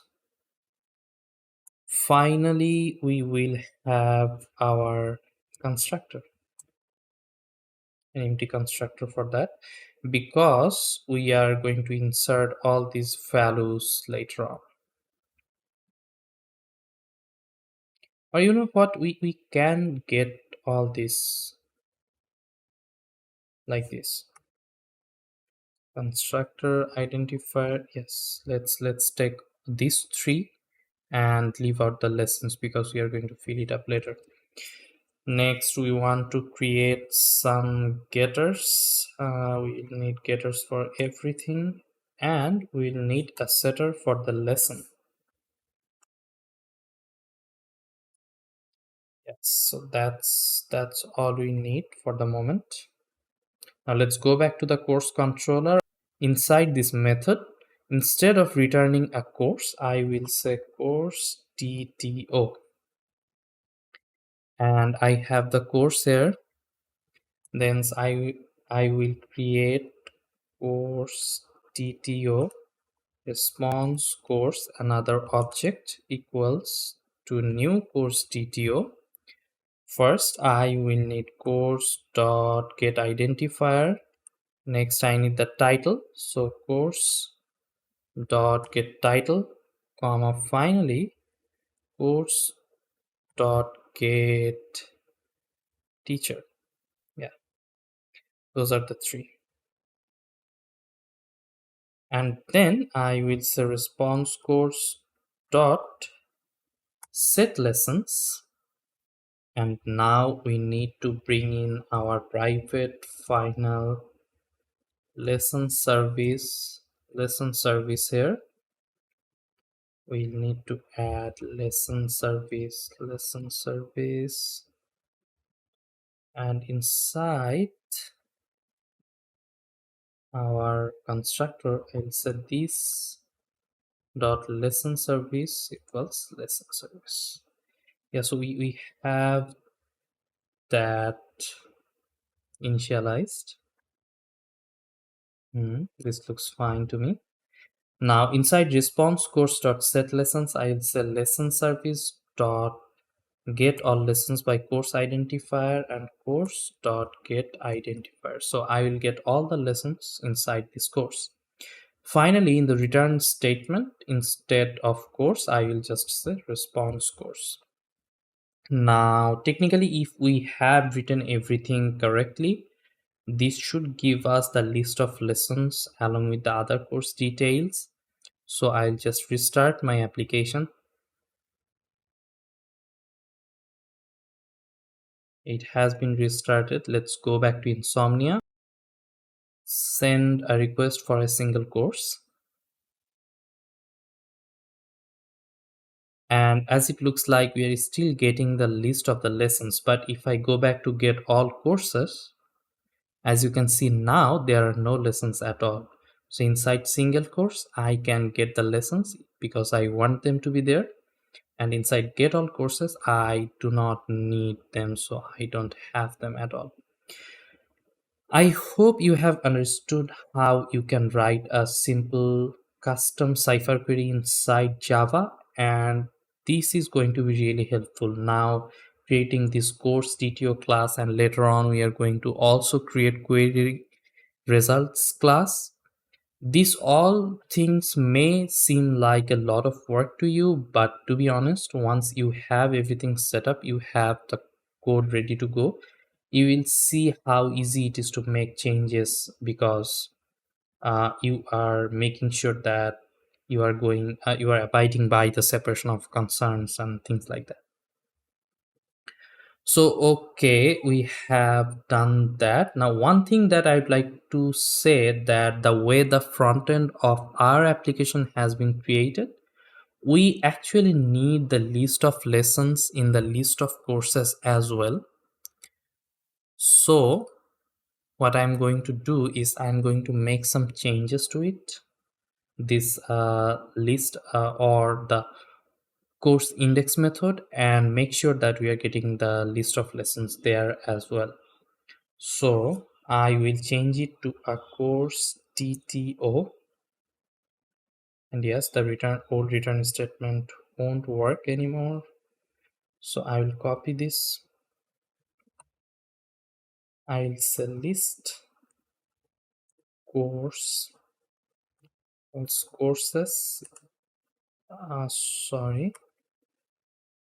courses, and I'm getting a list of all the courses in our database. Then what I'm going to do is I'm going to create another list of the course DTO type, and this will be the response courses equals, I will say courses dot stream. So I'm going to use the stream API of Java. Then I will call map. Inside map I will say course. This is going to be a lambda actually,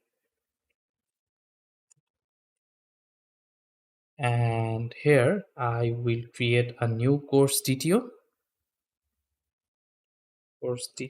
response course equals to, I can actually copy this entire line.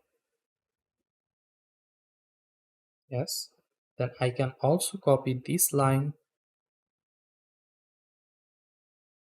put it after this. Yes, response course dot lessons dot service. So now I have a new course DTO, and I'll need to return this. So I'll say return response course. and finally dot collectors.toList. So what I'm doing here, I am getting the list of courses from my database without the lessons. Then I am mapping through that list, accessing each course inside that list of courses. I am creating a new DTO object. I am getting all the lessons for that course and setting that inside my DTO object. And finally, I'm returning that response course from inside this lambda function. And once I have returned that, I am creating a new list and adding that new response course to that list.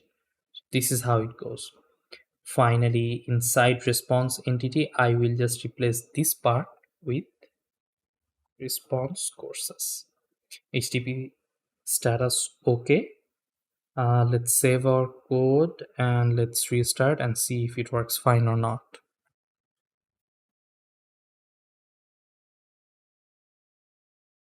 Let's go back to Insomnia. Make a request for all the courses. And as you can see, all the lessons are back in the course class. So this far, we have finally implemented the courses. We have implemented the lessons. We have written some custom Cypher query. So I think you have done a lot of work already, to be honest. Now, next up, we are going to implement the user model. We will introduce an authentication system to this application so that users can log in. And once that's done, we can finally work on the course enrollments. So let's continue working on it. Now that we have finished implementing the courses and lessons, it's time to finally work on the user. Now, before we start writing our code for the user-related functionalities, we will need to add a new dependency. So open up your pom.xml file. Then right after spring.env, add a new dependency.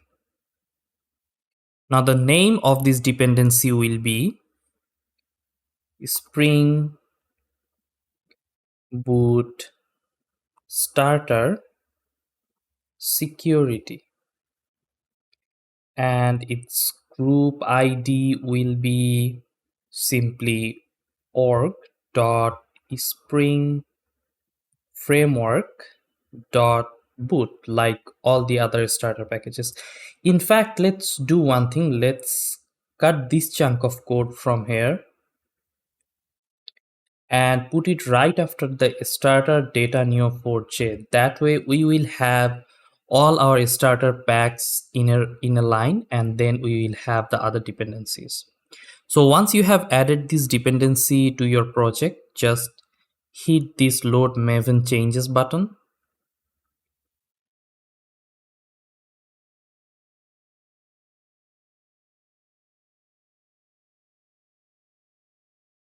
Okay, it looks like the dependency has been resolved. Now let's try to restart our application.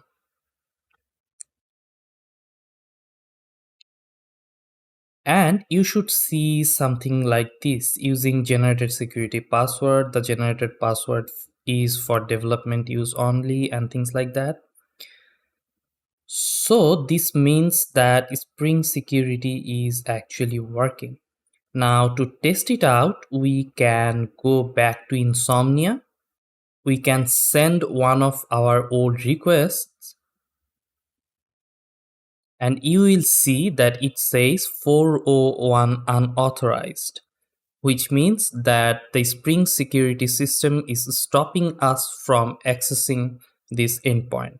Now, this is totally normal. By default, Spring Security stops all the requests to the server, but you can use an username and password to get access to the data you want. Now, for that, let's go back to our IDE. Look for your application.properties file inside src main and resources. Now, after the 3 lines that we added before, we will have to add 2 more lines. These are spring.security.user.name, and I will set it to Farhan. Spring.security.user.password equals to password. Now let's go back to Insomnia. Here you can see there is the auth menu right besides body. So I will go inside auth. I will click on this arrow and pick basic auth. Now inside here, I will add the username Farhan and password is password. Then I will send the request. Okay, it looks like we forgot to restart our application. So let's do that.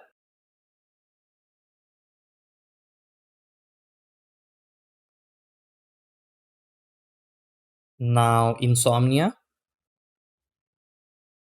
send the request, and it worked out just fine. But I know what you are thinking. This is not the right way to authenticate any request. We want to use the users in our database, right? Don't worry, we are going to do that. But before, I just wanted to show you how you can make a request go through the Spring Security gate. Now let's disable the authentication. Okay. Let's go back to our IDE and start working on a proper authentication system. First, let's remove these 2 values. Close the properties, stop our application, and minimize the terminal. Now we will start by creating a new model named user. Now, unlike the models that we have worked on before, the user is going to implement an interface. So we will write implements user details. Now, this interface is actually part of the security package that we just added, and it describes a few methods and properties that makes this model usable for our authentication system. So we can hover over it and it says implement methods. We'll click that and it shows us a bunch of methods. We will say okay. And now we have a lot of overrides. Let's just close this sidebar for more space. Okay, so these are the methods that we want to implement. So let's start with get password and get username because those are the easiest one. We will say private string username, private string password. Then inside get password, we will return password, and inside username, we will return username. Excellent. Now those 2 have been taken care of. Next, we will add the roles. So we will say private string roles. I hope that you remember from our database view from before that every single user has a bunch of roles. So this is what we are going to do here. Now, once you have added the roles, we want to implement the get authorities method, which is this one. Now, this is sort of a special kind of method that actually returns all the authorities or roles for this user. Now, you may have seen that I had added a role user value to our users in our database, but you can have something like role admin, role teacher, and so on. You can also have role admin, comma, role teacher, role moderator, and so on. But for now, we are dealing with a single role. Now this method here, it returns a collection and that extends the granted authority interface. So what we need to do is we will say return, we will need the arrays class from java.util, and then we will say .stream. Inside the stream method, we need our roles. So the roles that we have defined here, we'll say roles dot split,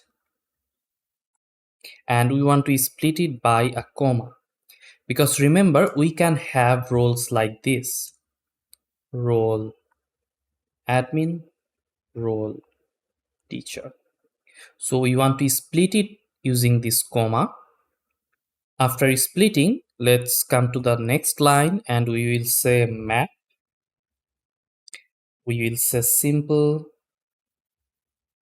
granted authority, which is a class, and we will add new at the end, and dot to list. See, and we are returning this list. So what we are doing here, we are getting the value of the roles string from this user.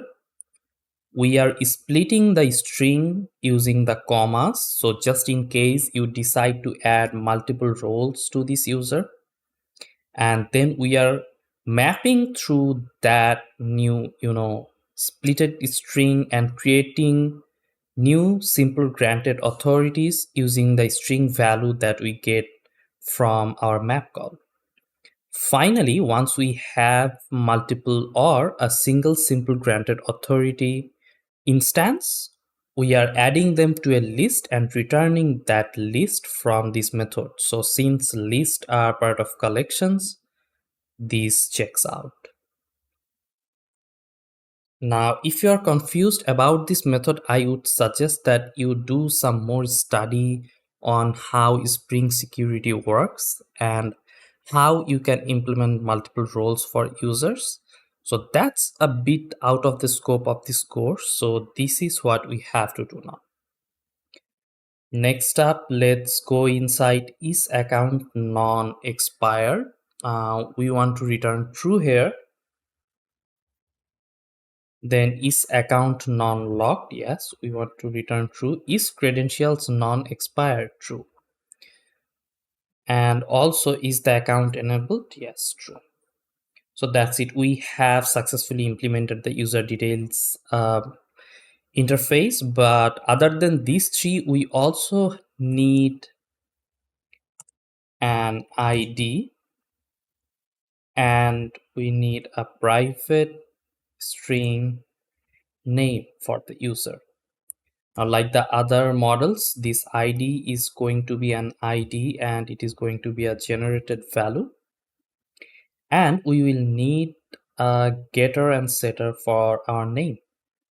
So let's come at the end of all these overrides, or maybe here.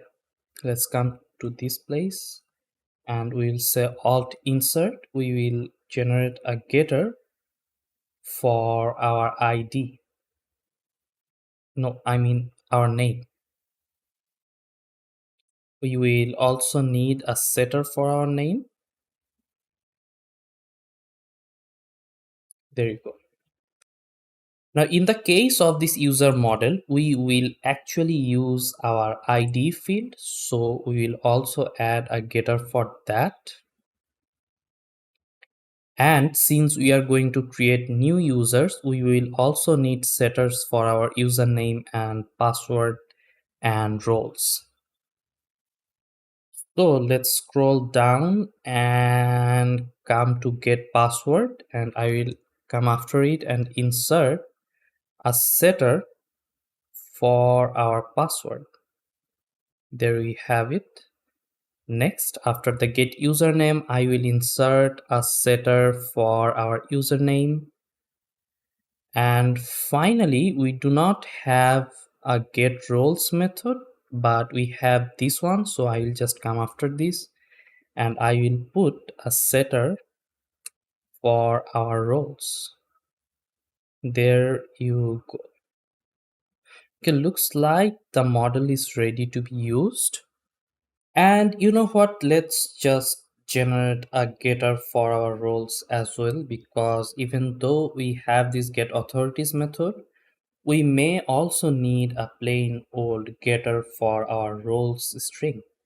So let's just add the getter, and it looks like everything has been set up finally. I would just like to check the generate menu once again to see if we have anything left. Yeah, we have left the ID setter, but we are not going to need that. So once you are done with that, let's just close this, and we will now create a new package called config. Next up, let's create a new repository. So I will right click on the repositories package, create a new Java class. It has to be an interface, and name it user repository. Like the other repositories, I want to extend Neo4j repository, and that's all we need for now. We will come back to this because we will add two more custom queries to this repository, but those are not needed at the moment. Finally, we will go inside service, and we are going to create an special service for our authentication system. So we will create a new class called Neo User Details Service. You may call it something else like Neo4j User Details Service. The thing is, this is going to be an user detail service that we will in turn use with Spring Security. So we have this class, and it's going to implement another interface called User Details Service. And just like the model, we will implement the methods. There is only one method, load user by username, and that's pretty much it. So as you can say from the name of this method, this can return a user using its username. So for that, we will go back to our user repository. We will create a method that returns an optional user, and we will call it find user. Sorry, I have made a mistake. We will have to tell it the name of the model as well as the type of ID we are using. All right, now we can say find user by username. We will receive the username as a string. This is very simple method, and that's all we need.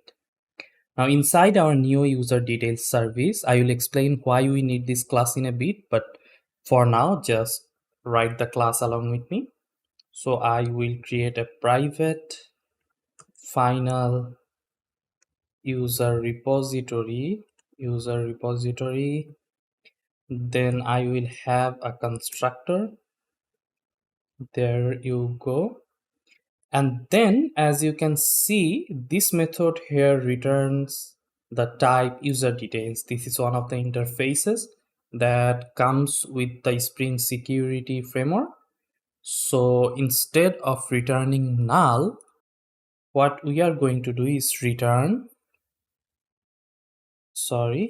user repository dot, or let's come to the next line, find user by username. We will pass the username that we have here, and then on the third line we will say or else throw, and inside the method we will create a new lambda, new username not found exception, and we will pass a message username not found. Then can just add the username to the message. Yeah, so that's what we have. So as you can see, the user details service interface implements a method called load user by username. So what we are doing here, we are using our repository instance and we are calling the find user by username method. Now it returns an optional user. So if we have the user, then we will return it, and if we do not have the user, then we will throw a new username not found exception. And we have to throw this exception because by the definition of this interface, this method has to throw a username not found exception in cases where the username is not found. So that's all we need here. Now finally, we are going to write the big chunk of authentication code that we will need to use our database instead of some preset user. So go inside project, I will collapse everything, then go inside source main Java. And as you can see, I have a package called config. So I will right click and create a new class called security config. By the way, the service class that we created has to be annotated with the service annotation. Yeah, so all the service classes have been annotated. Okay, so inside the security config class, we have to annotate it with configuration, then enable web security. Okay, then inside the class, we will create a private final Neo user details service. We will have a constructor, and then we are going to create a bean, and that bean is of type security filter chain, new security filter chain. It will receive HTTP security. This one, we will call it HTTP security, and this throws an exception.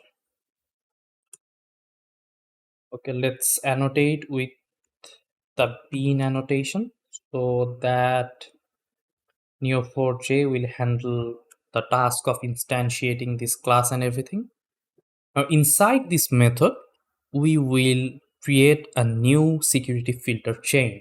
Once we have finished working on it, you will understand what it actually does. So we'll say return HTTP security, this one, then dot session management.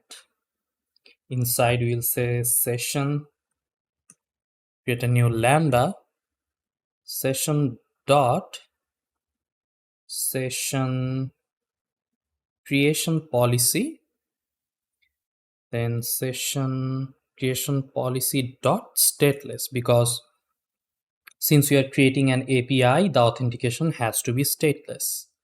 Then we are going to disable CSRF protection because we don't need that. For that, we will use abstract HTTP configurer. Yes, this one, and disable. Okay, then on the next line, we will say course because we are going to customize our course. Customizer dot with defaults. So course will be configured with the default settings. Finally, we'll say authorize HTTP requests. Inside we'll say auth and auth dot, it will say request matchers. Yes, and inside the request matchers we will say API slash v1 slash auth slash me. Okay, let's leave it to that for now. We will add more routes to it later. So I'll say dot authenticated and dot any request dot permit all. Finally, we will finish this by saying user details service, neo user details service dot http basic customizer dot with defaults and dot build. That's a lot of code, right? So let us take a look and try to understand what's happening here. So by default, the Spring Security Framework uses a security filter chain that blocks any request to your server. You will have to authenticate for every single request to the server, and we do not want that. Also, in the default security filter chain, it uses your application.properties file or a randomly generated user as an authenticatable user. We also do not want that. We want to use the users in our database. So for that, we will need to create a new security filter chain that will essentially define how we want to secure our application. So inside this bean, I hope you understand what beans are. Beans are just Java classes that are managed by the Spring Boot framework. So we are creating a new bean that is of type security filter chain, and it throws an exception. Okay, so inside this bean, we are saying return HTTP security, which is of type HTTP security. This is one of the classes that comes with the Spring Security Framework. And the first thing that we are doing is we are making the session stateless. I know this is a long line, but all this does is it makes the sessions stateless. So we do not hold any session data whatsoever. Then we are disabling the CSRF securities because since it is an API and we essentially do not have any web interfaces within this particular application or service, we can successfully disable the CSRF protection. Then we are configuring CORS. So in an application where there is no Spring Boot security framework, you have to customize your CORS settings somewhere else. But since we are using Spring Boot security, this framework is going to intercept the request first, and then it will pass it to the application or other configurers. So we have to configure the CORS right in the security filter chain configuration thing. So right now we are customizing the CORS settings with the default ones, but we are going to change it very soon. Then we are saying authorize HTTP request. So this is the method where we will define which routes has to be protected by our application and which routes do not need to be protected.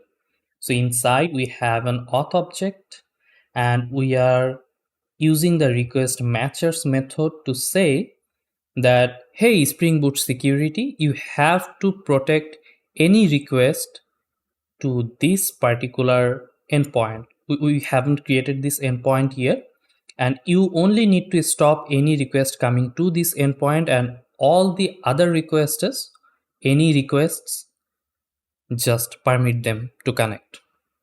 So when we get a request in this particular endpoint, it needs to be authenticated. Any other request should be permitted.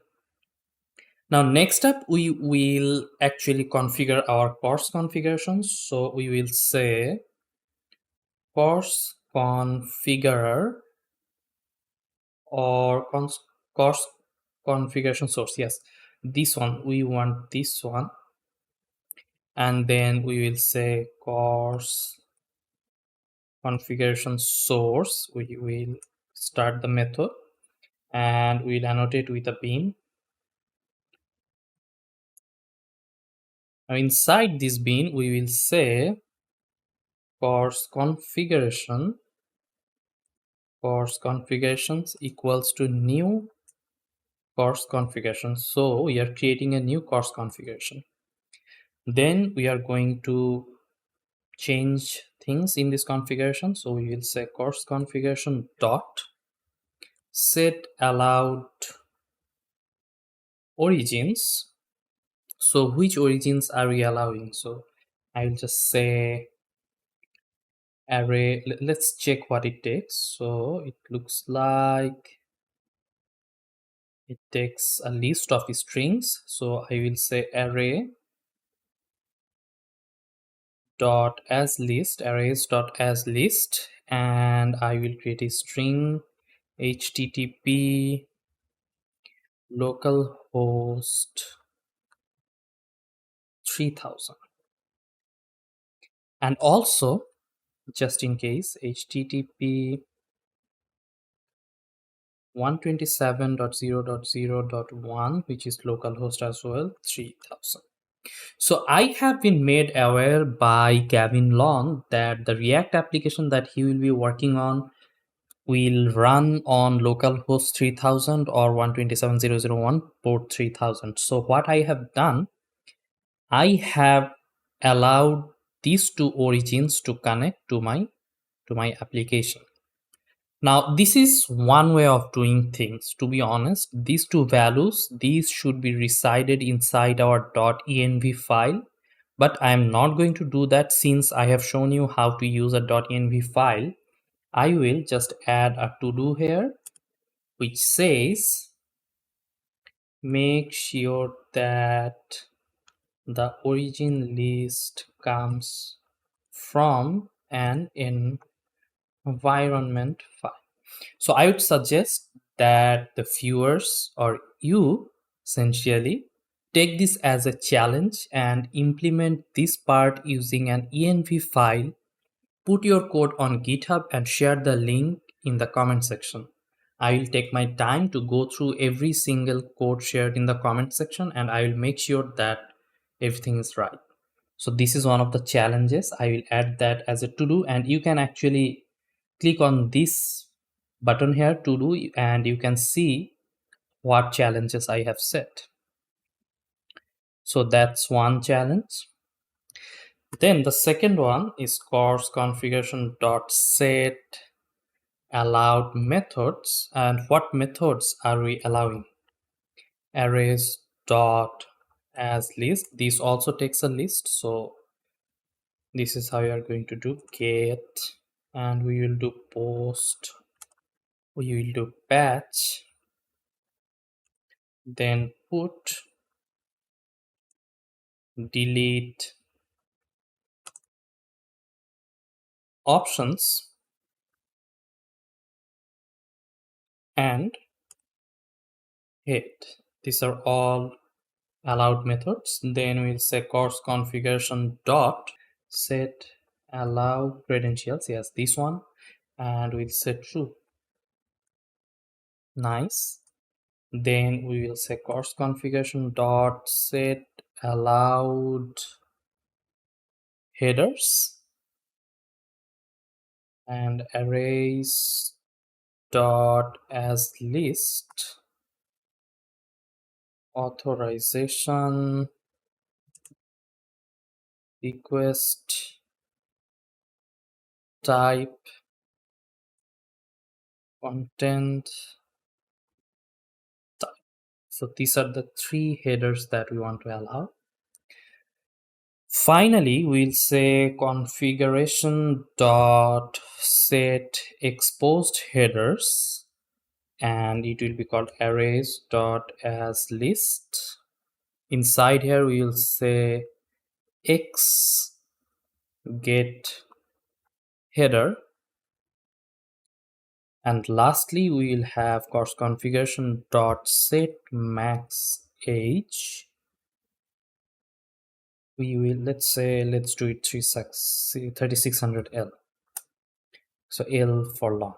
Next, let's just create an URL based course configuration source. So we'll say URL based course configuration source, and URL based course configuration source equals to new URL based course configuration source. Yeah, try saying that 10 times faster, right?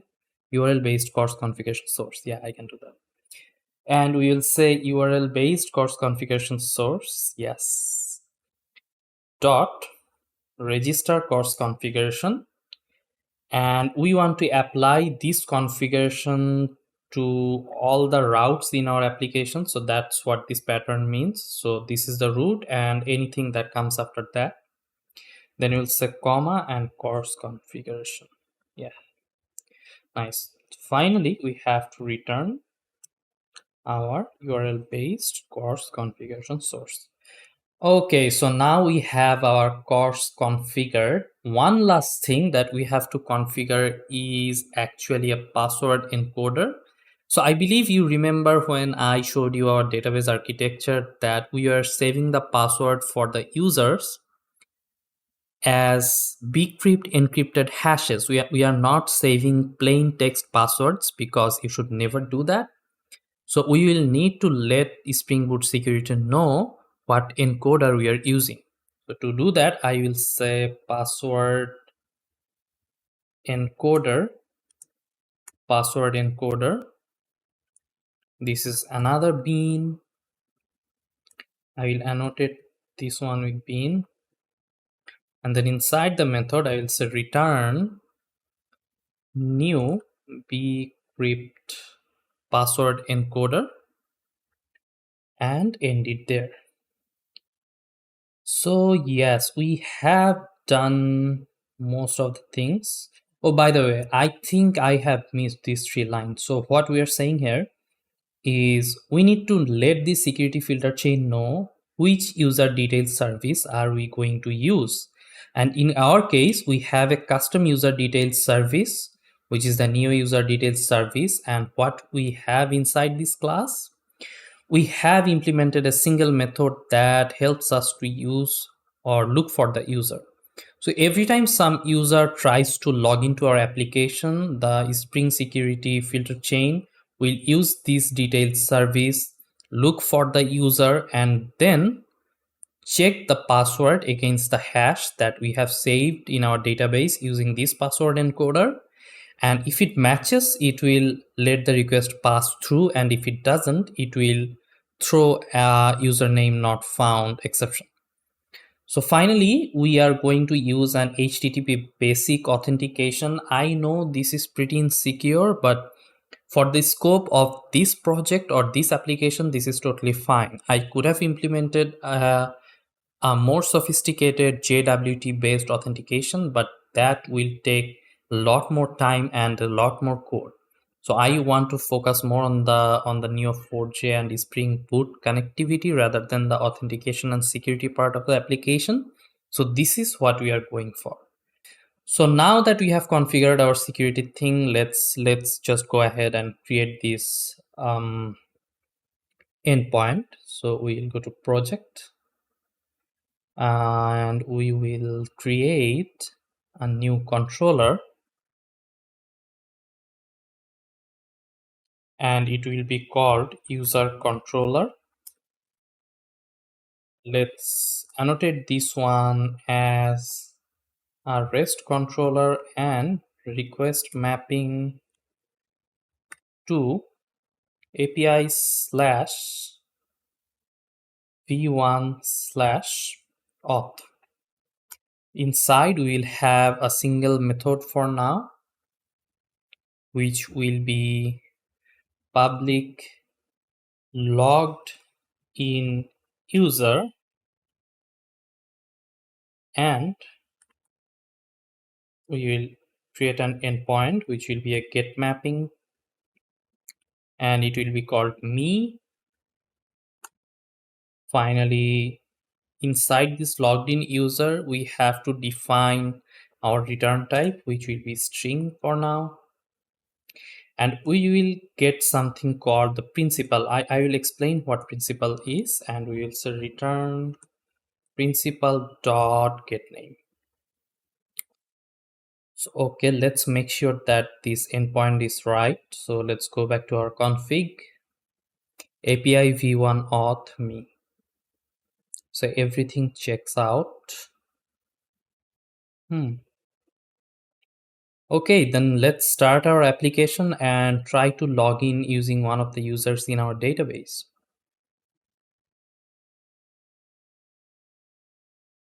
Right now, we are inside our Neo4j dashboard and we can see all the users in our database. So I'm going to just select John Price and the username is just Price. Now the password for all these users such as Mirza Mikhail or Macmillan, the password is actually password. I have already encoded the password using bcrypt and saved the hash. So I will just copy the username of John Price, and let's go back to our Insomnia. Then right now, if I make a request without any authentication, it should work because the single course and get all courses endpoints have not been protected. I hope that you remember that the only endpoint that is protected right now is the me endpoint. So I'll create a new HTTP request. I will call this me HTTP localhost 8080 API slash v1 slash auth slash me. And if I send a request, as you can see, I'm getting 401 unauthorized. But if I go inside auth, select basic auth, and as the username, I will say price. And for password, I will say password. Let's see if it works or not. So as you can see, this time we are getting 200. So what's happening here? Let's go back to our code and let me explain it to you. Now, right now we have a single endpoint called slash API v1 auth me, and according to our security configuration, this is one of the protected route and we have to be authenticated to hit this route. So inside this method, we are getting a principal object, and this principal object usually contains information about what user is authenticated right now. So once you send in your username and password, our security config will intercept that and pass that to the user details service. The user details service in turn will look for an user using the username that we have got from the user, and if it finds the username, it will give it back. Otherwise, it will throw a username not found exception. Once the filter chain has found an user, it will get the password from that user and check its hash against the password submitted by the user using this password encoder. And you may ask, how does the filter chain gets the password? Well, if I go back to models user, and you will see we have a getter for the password, get password, and this is a part of the user details interface. So that's how it gets the password hash. And if the user is giving the right username and password, he will pass, otherwise he will not pass. So that's how this entire authentication system works. And if you have done anything right, you should be able to authenticate new users to your application. Now that we have our user, we can finally begin working on the enrollment part. So every user can actually look at our courses and enroll in the ones that they like. So that's what we are going to do now. Now that our users can log into our system, we want to create a way for them to register in our system. So we have a way to log in. Now we need a way to register. So before we start writing the code for registering the user, I would like to create a few packages and classes. Now the first one is a package called requests. And inside here, I will create a new Java class called create user request. Now I will explain what it will do, but just follow along for now. Then inside this class, we will say private string name, private string username, private string password, private string roles. So everything that the user model has except the ID field. Next up, we will create a constructor, and this time we will pick all of them. And after that, I will just create some getters and setters. Okay, the request class is ready. Let's close that. Next, what we need is a user DTO object. So user DTO. And this one is going to be really simple. Private string name, private string username, private string roles. We do not want to return the password in our responses, so we will just leave that out. Next, we want to create the constructor and the getters and setters. There you go. We have a user DTO now. Next, we need to create a service called user service. User service. And this one has to be annotated as a new service for sure. Then we will need a private user repository. Let's make it final. And then we will have private final password encoder, because we want to encode our user's password. Then I will have my constructor and a function, public, and this is going to return a user, create user, and this will take a create user request, not any request, but create user request, and create a new user. So I will say user equals to new user. Then I will say user dot set name request dot get name. And I hope you remembered that we just implemented this get name method inside the create user class. So that's why we can use that. Then user dot set username request dot get username. Nice. User dot set roles request dot get roles. User dot set password, and this is where the encoder will come in, and I will say password encoder dot encode. Inside there I will say request dot get password. So this will take what the password is that we got from the user, and then encode it and set it as the user's password.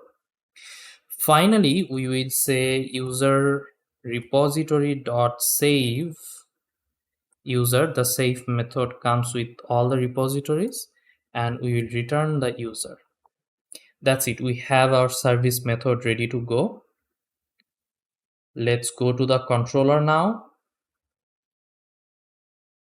And here I will say public and then response entity of type user DTO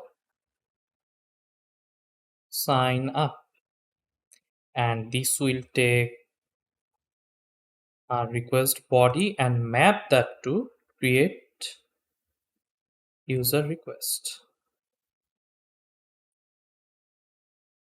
We'll call it request. Now let's go inside the method, and I will say, I will also need a reference to our private final user service, and I will need my constructor. Then I can say user service dot create user, and I can just pass the request to it, and it returns a user. Then I will create a user DTO response user equals to new user DTO. Now first I need the name, so user dot get name, then user dot get username, and user dot get roles. Yeah, that's all I need. Then I can just return a new response entity, and the body will be the response user, and the status will be created because we have just created a new user. So yeah, that's all we need to sign up a new user, and this is really easy to do. I will have to create a post mapping for register. Yeah, that's all we need. Now we can go back to Insomnia and check if this works. So I'll just start my application. Then I will switch to Insomnia and I will create a new request called register.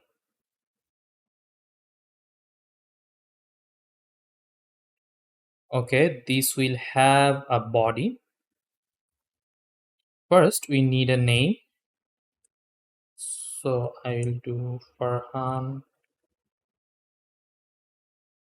Hasin Chowdhury, comma, I will need an username,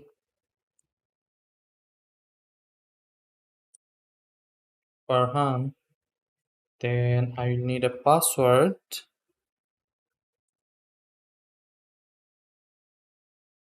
and I will need a roles string. So it will be role user. Make sure you are writing the role like this. And then I'll send the request to http localhost API slash v1 slash auth slash register. That's it, I believe. Okay, let's change it to post. And we do not need any authentication for this, and let's hit send.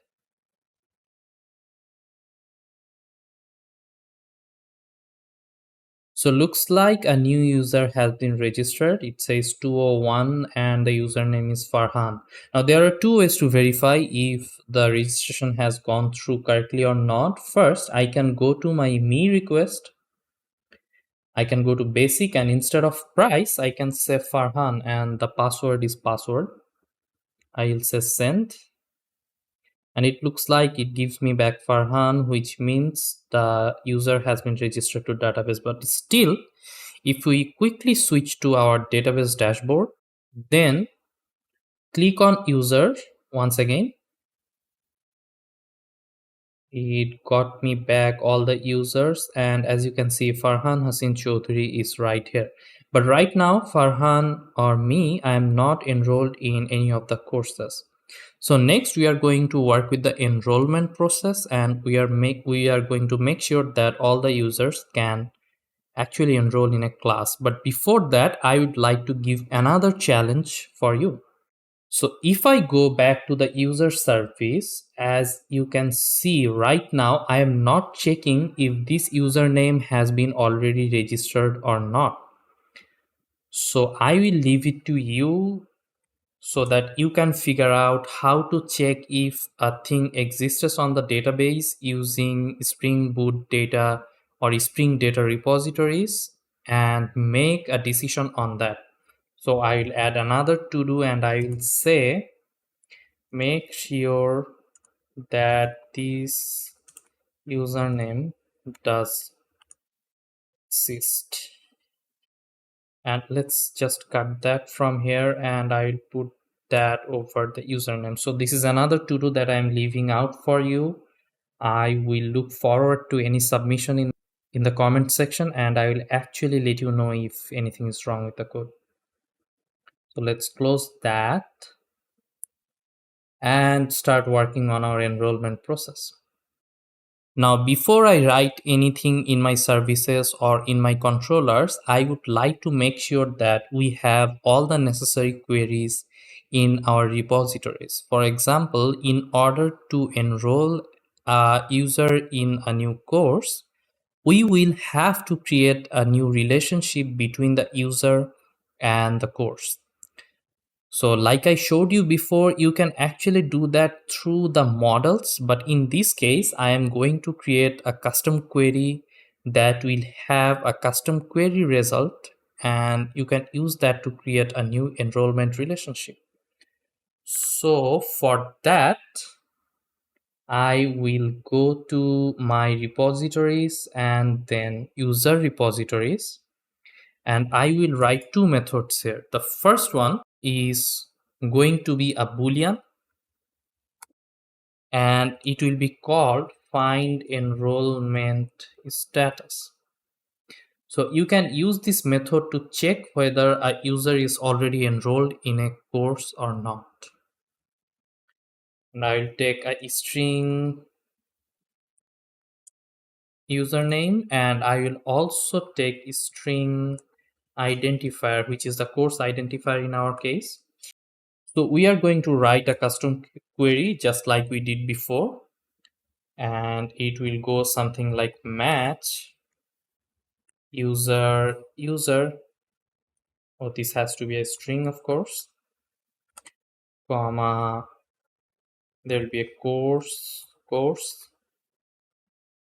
and then where user.username equals $username, so this variable right here, and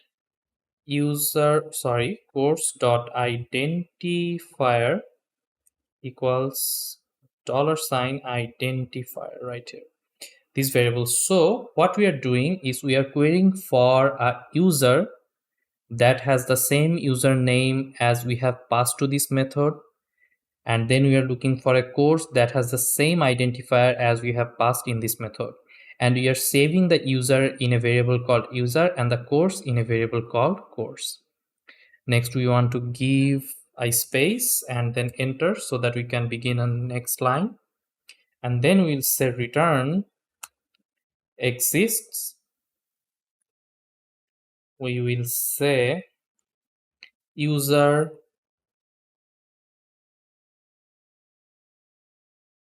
enrolled in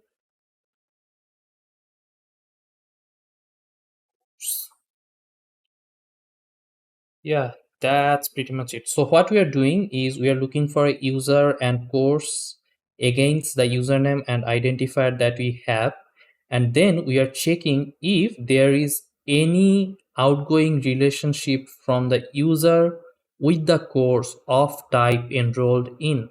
So I believe you remember that back when we are designing our database, we had a relationship called enrolled in, and it was an outgoing relationship from the point of view of the user and an incoming relationship from the point of view of the course.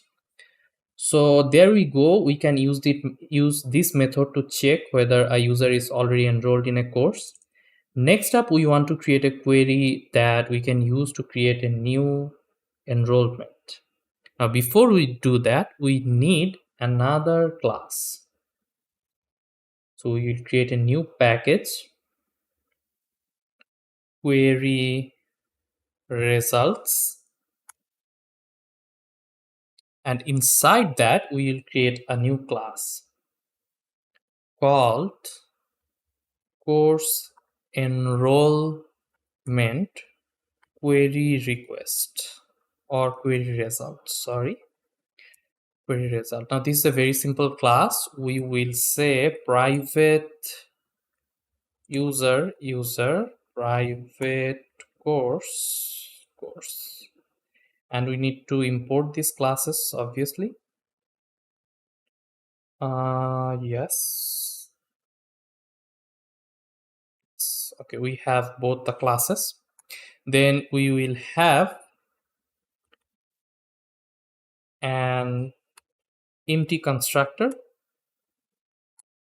like that, and we will have some getters and setters. So alt insert getter and setter, both of these.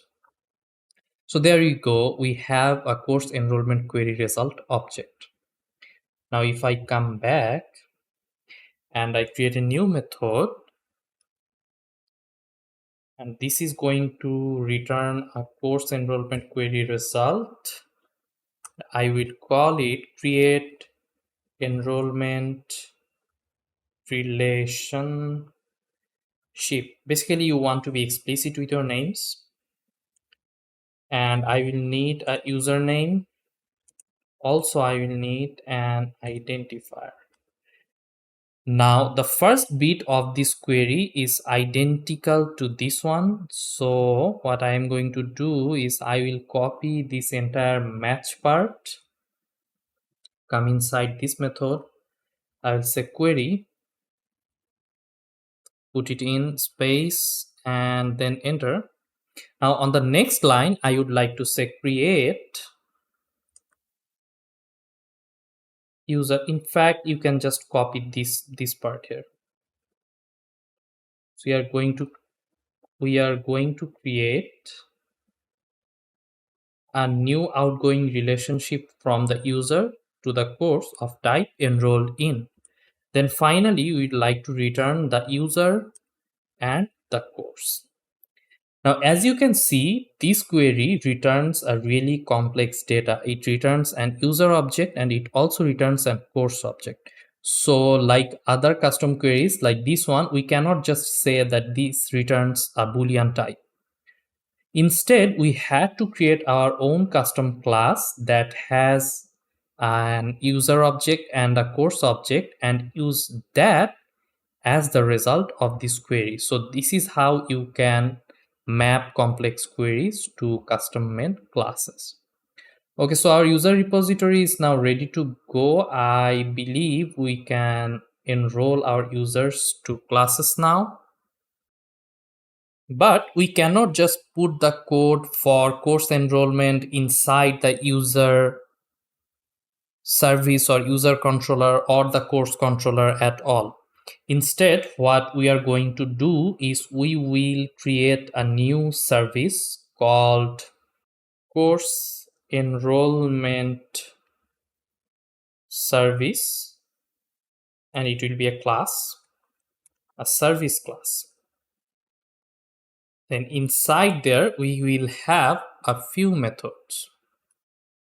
Now the first method that we have, but before that, we will need a private final course repository and private final user repository. Now this service can access both repositories because we are going to work with both courses and enrollment. But if we had to put this code inside the course service, then we would need to unnecessarily refer to the user repository inside the course service. That doesn't feel good at all. That's why we have a separate service for creating the enrollments. So inside we will have a constructor and we will have a few methods. Now the first method would be public boolean get enrollment status, and for that we will need a username and a course identifier. Then inside the method we will just say return course repository dot check user repository dot find enrollment status, and we will pass it the username and the course identifier. So this way we can use this method to check if a given username is enrolled in a course or not. Now the next thing we need is public, and this is going to return a course enrollment query result. and it will be called enroll in, and it will also need a username and a course identifier. Okay, we will return user repository dot create enrollment relationship, username and identifier. Okay, so yeah, we are done with these two methods. We will need one last method, that is we need public list of courses, and we will call it get all enrolled course by username, string username and string identifier. Okay, so what this method is going to do is, if we give it a username, it will give us back the list of courses the user is enrolled in. And I just realized we really do not need the identifier here. Now we do not have a repository method for this, so let's go to our course repository and create a new method. This will return a list of courses, and we will call it find all enrolled courses by username, and we'll receive a string username, and then we can say query match. We are trying to match a user where the username is username. So this is another way of doing a where query or where clause. So we will have a user with the same username that has been passed to this method. Then once we have that node, we want to get enrolled in course. So we want to get all the courses that has an outgoing relationship with this user of type enrolled in, and I'm saving all those courses in the courses variable, and I'll just return courses. And we will also import the list method, java.util of course, and yeah, that's it. So let's go back here and we will say return course repository dot find all enrolled course by username, and we'll just pass the username. So that's it. We have our course enrollment service ready to go. We can use it to enroll our users in a new course. We can get the enrollment status of a user, and we can also get all the enrolled courses by username. And I just realized it should be courses and not just course. So there we go. Okay, now I think we are ready to create a new controller. The controller will be named course enrollment controller. Like the other ones, it's going to be a REST controller for sure. Okay, let's just go back to our service class for a bit, course enrollment service, and yeah, we have annotated it. Yeah, and we will do a request mapping API/v1/enrollments. Now this enrollments endpoint, these need to be protected, because if you go back to our service, for example course enrollment service, you can see all these methods needs to know the username of the currently authenticated user. So for that we need to protect this route. So we will leave the controller open and get back to config and security config. Let's close this and come to the request matchers part. I will put a comma and I will say API/v1 /enrollments /, which means anything that comes after API /v1/enrollment/ anything should be authenticated or protected. Let's close that. And inside our controller class, we will need a few services. So I will say private final course enrollment service, and we will also need private final lesson service because we will need to know what lessons are part of a certain course. Now I will have my constructor and we can start working on the endpoints.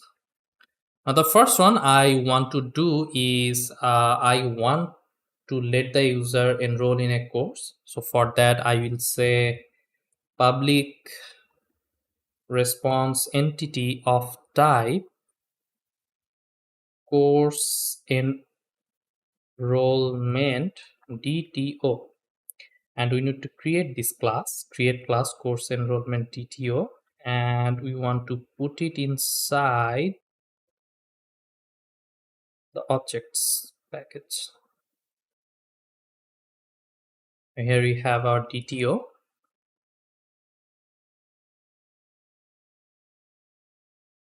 We need string private string username, so the user name of the user that has just enrolled in the course, private string name of the user, private course, and the course that the user just enrolled in. Then we will have a constructor and we will have the getters and setters. Yeah, that's pretty much it. So we want to return a course enrollment DTO and we will call our method enroll in. Now what we are going to take, we are going to take the request body, and we will create another request called course enrollment request. Let's hover over it and create type parameter course enrollment request. You know what, let's just copy the name, go to project, go to requests, create a new class called course enrollment request.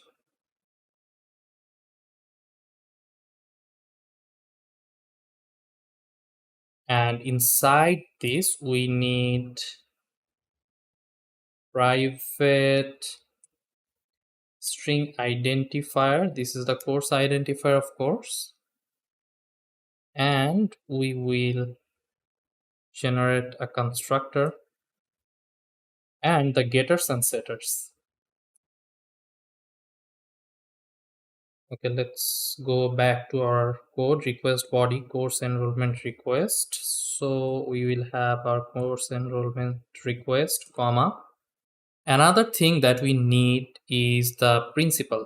Sorry, I forgot to name this. So I will get the principal because this is how you get the username of the authenticated user. Now inside this method, we will say course enrollment query result. Let's call it enrollment query result, yes, equals, we will say course enrollment service dot enroll in. What is the username? The principal dot get name. And what is the identifier? Request dot get identifier. There you go. We have a new enrollment request query, right? Query result. Now we cannot just return this query result verbatim. Rather we will need a new DTO called course enrollment DTO. Now I will hover over it. Some more action. Okay, let's again just copy this, go to project, go inside objects. Oh, it looks like we have a course enrollment DTO create. I just forgot about this.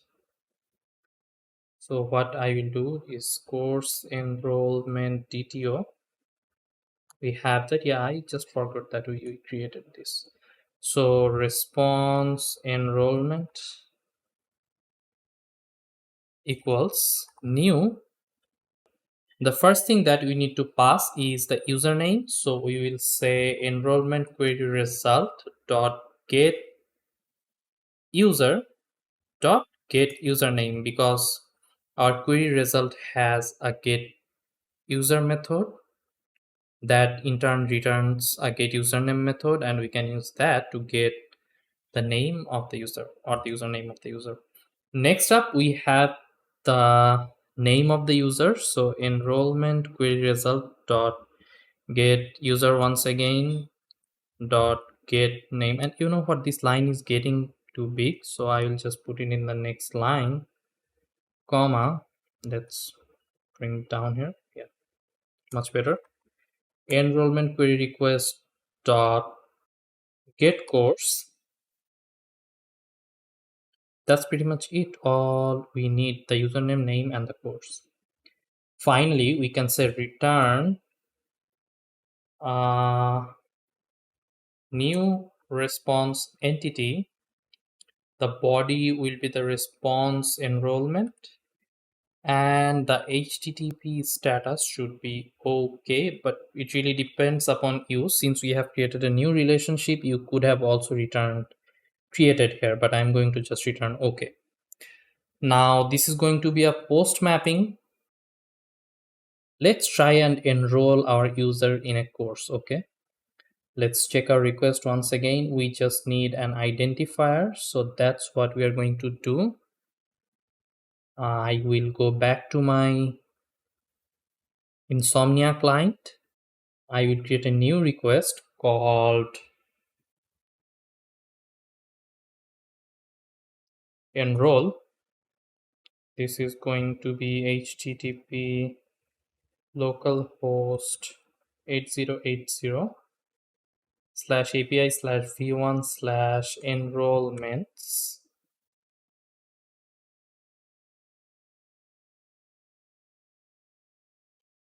And inside, this has to be a post request, by the way, and inside the body we need an identifier.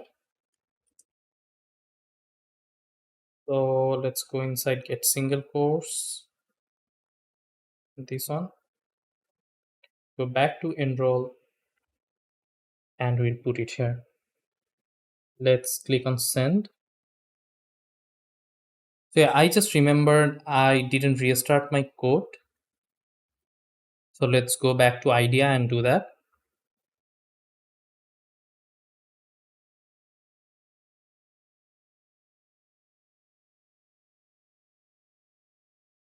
And I will send. Nice, we are getting a 401 unauthorized response because we are not authenticating any user. So I will go to basic auth. I will add Farhan and password is password. Let's send the request. So it looks like that we should leave the course enrollment request as an empty constructor instead of taking the identifier as one of its parameters, because if we do that, the request may not work. So I'm keeping it empty. And now when I try to create a enrollment from Insomnia, it just works. As you can see, Farhan has been enrolled in Blazor shopping cart application course. So to verify, we can quickly go to our AutoDB dashboard, and if we click on enrolled in, we should see that Farhan Haseen Chowdhury is now enrolled in the Blazor shopping cart course. Now, other than verifying from the database itself, we also want a way to get the list of all the courses a user has been enrolled in. So we have already created a service method for that. So let's just go back to our controller and implement that. So here inside our controller, we will create a new getMapping method. So public response entity, this is going to be a list of the course TTO, and we will call it Enrolments. We will take the principal because we need the username. And inside this method, we will say list course to courses equals course enrollment service dot get all enrolled course by username, and we will say principal dot get name. Now we have a list of courses that the user has been enrolled in. On the next line, we will say, just like before, a list of course DTO and response courses equals courses dot stream dot map. Inside the map method, we will say course, this is a lambda, course DTO response course equals new course DTO, and we need an identifier, title, and teacher name. So I will say course dot get identifier, course dot get title, and course dot get teacher. And then I can just return response course. And finally, after this curly brace and the last parenthesis, I will say collectors.toList. So this is just like we did before with the courses list. So I'm not going to again explain this. And I will say return new response entity, response courses, comma, http status dot OK. All right, this is a get mapping, of course. There you go. Let's restart our application.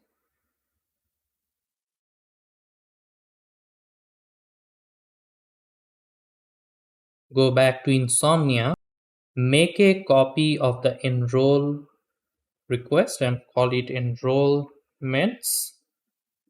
Turn it into a get request, get rid of the identifier, make sure that we are authenticating, and let's hit send. Okay, so looks like we have a list of the courses that this user has been enrolled in. What we need is we need the list of lessons too. So let's go back to our controller. I'm going to steal some code from the course controller class. I hope you remember inside this one, we actually made use of the lesson service. So I'll copy this line. I'll go back to course enrollment controller.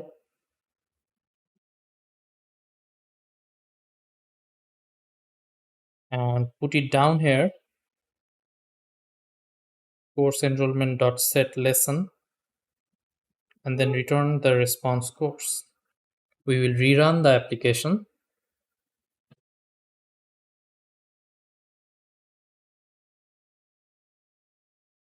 We'll go back to Insomnia, resend our request.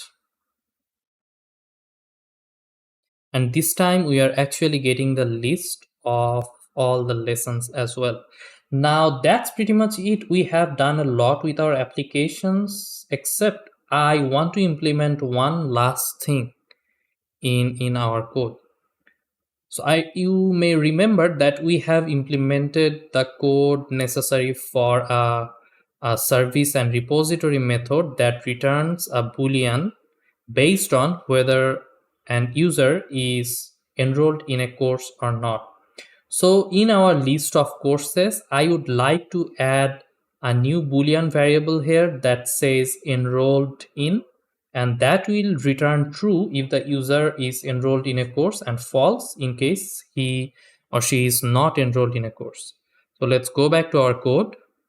What we can do is we will go back to our course DTO,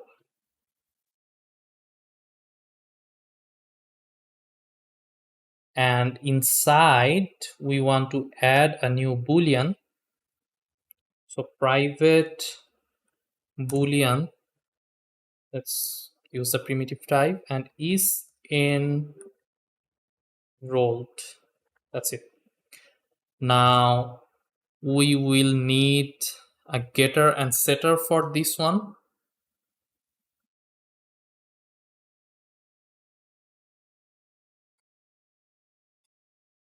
Yes, we got that.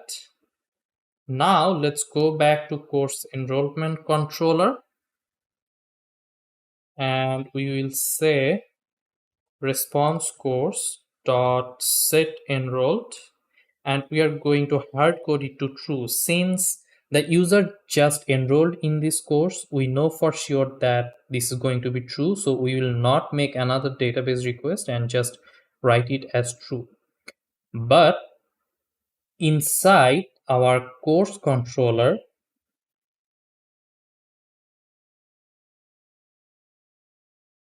we will actually have to do a database call.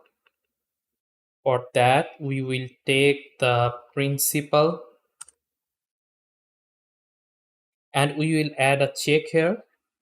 We will say if principal is not null, then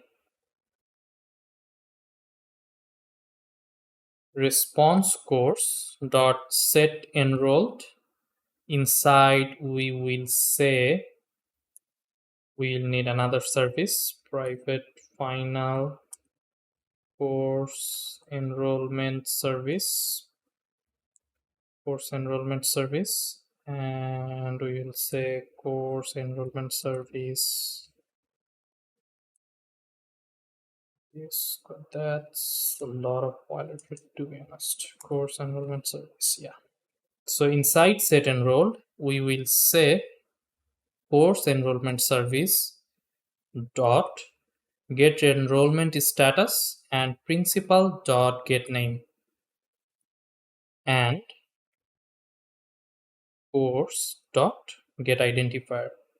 So we are checking whether the user has enrolled in the course or not. Now, why we are checking for principal is null or not?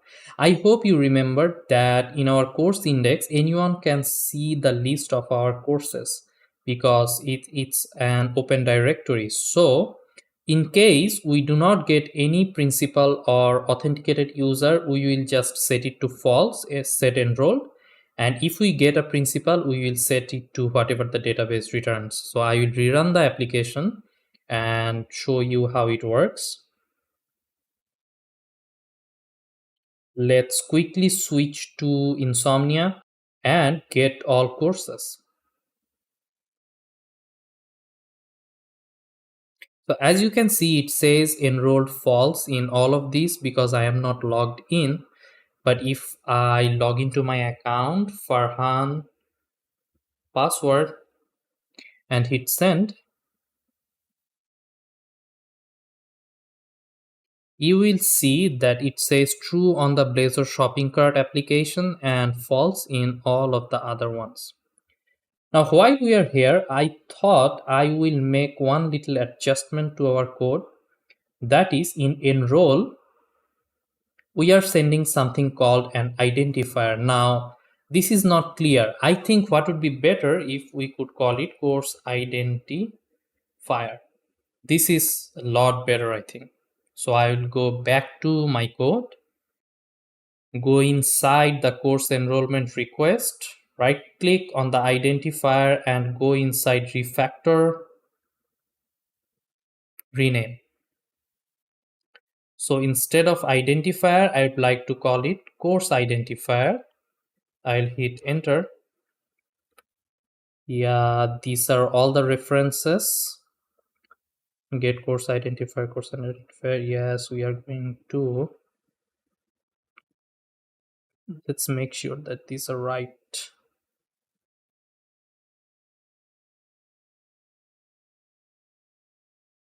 Yeah, let's hit OK. Let's rerun our application and see everything works fine or not. Okay, it looks fine. So that's pretty much it. We have successfully implemented the ability to enroll in a new course. The user can get the list of enrollments. The user can register, the user can sign in and see the lessons in the course. Now, on the next part of this course, Gavin will walk you through the entire process of creating a React app based on this API. He will show how you can use the identifiers to get the corresponding YouTube videos and how you can basically create a course management system front end for yourself powered by my API. Now, one last challenge that I would like to leave for the user is inside the services and course enrollment service. Before we enroll our user in a course, we need to make sure that the user has not been enrolled in the course already. So this is something that we have to make sure. Right now, if you try to enroll the same user twice in a course, you will create two relationships to the same course. So you will get double results. So what you should do is you should check whether the user has already been enrolled in the course using the get enrollment status. Maybe, I don't know, I'm giving a hint. And then you should enroll the user in the course or return something else. Now, this is another challenge that I'm leaving up to you. So if you go inside to do, you will get 3 to-dos, and 1 is in the config and 2 is in the services. So make sure that you are completing your challenges. It will give you a lot more confidence, to be honest, and you will learn a lot from your researches. Make sure that you leave the link to your repository in the comment section below. I will come there, I will check the course submissions, and I think it would be a nice conversation between us. So I hope that throughout this entire course or this part of the course, you have learned something about the Neo4j database, which truly is an amazing technology. You have learned how to create an API powered by Neo4j on Spring Boot, and a few other things here and there on how to structure your application, how to use an IDE and things like that.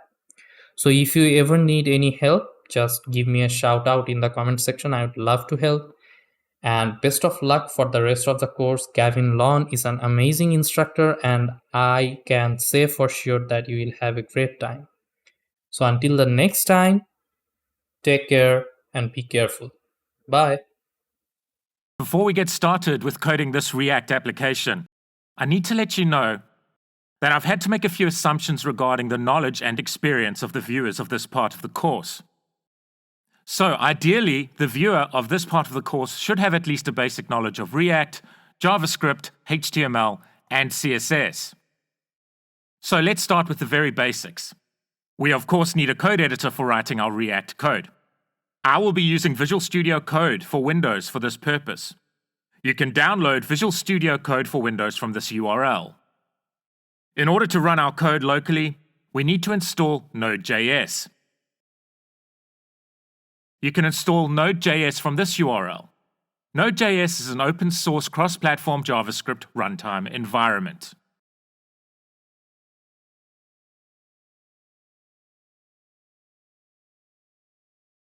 We need a local working directory to house our application's code.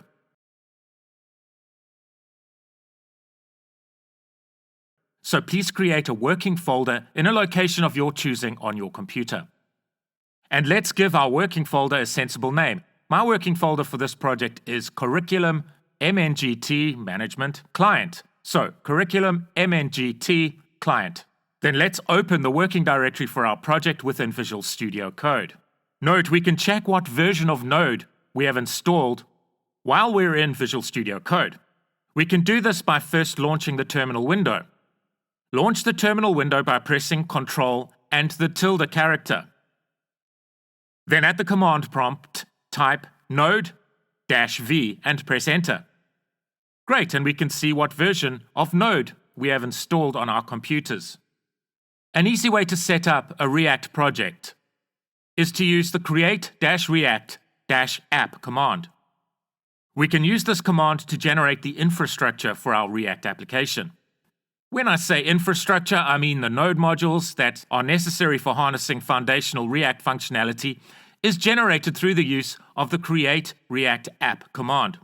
There are other ways, perhaps better ways, of creating the foundations for a React project, like for example using a technology named Vite for this purpose. If you are interested, please read more about Vite at this location. Using the create-react-app command provides a simple way to create a React project. So I'm going to use the create-react-app command for this purpose. At the command prompt, type npx create-react-app followed by a sensible name for your React application. I'm going to name my React application Curriculum-MNGT. MNGT, of course, stands for management. Then let's press the Enter key. This process may take a while, so this will give you an opportunity to contemplate life, the universe. Okay, you don't have to do that, but you may want to get yourself a cup of tea or something like that while you wait.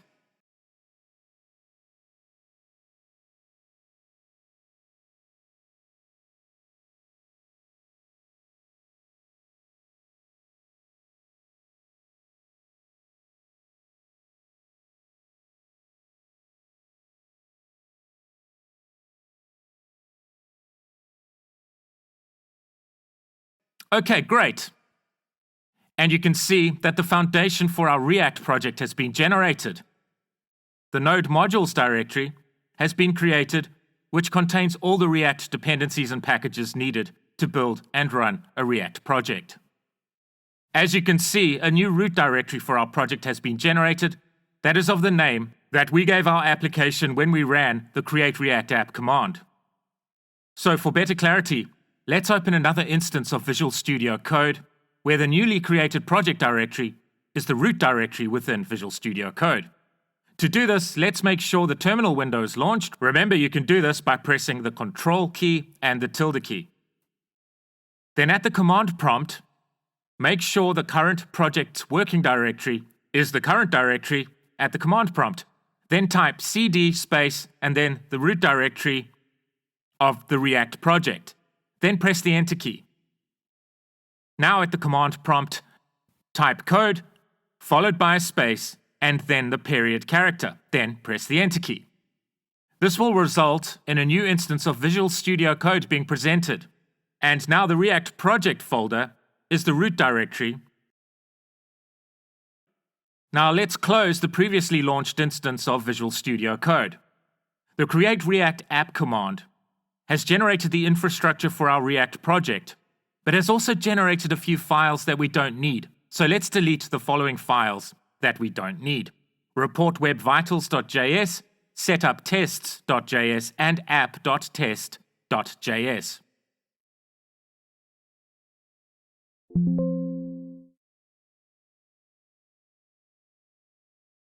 We must also delete the ESLint config setting from the package.json file here.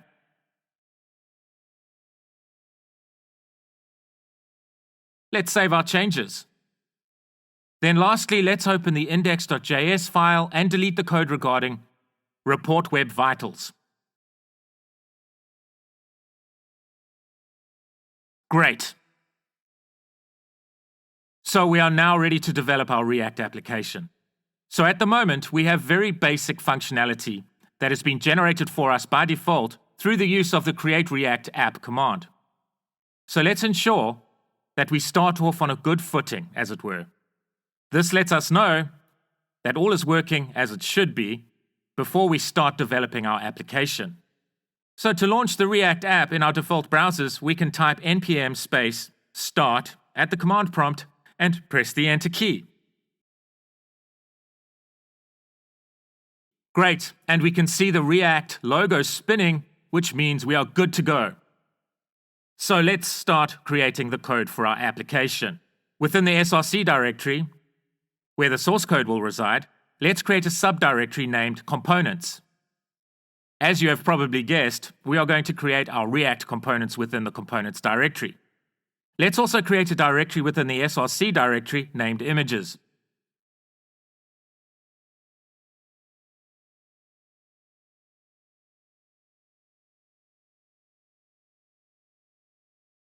Please download this image from this location on GitHub and ensure that this image file resides within the images directory. We are going to use this image as our hero image on our home page. So this image will be referenced from within the home component. The first React component we are going to create is the home component. This component denotes the page that will first be displayed when our application is first launched. So let's create a directory within the components folder named home. The first letter of this folder name should be in lowercase. Within the home folder, let's create a file named home.js.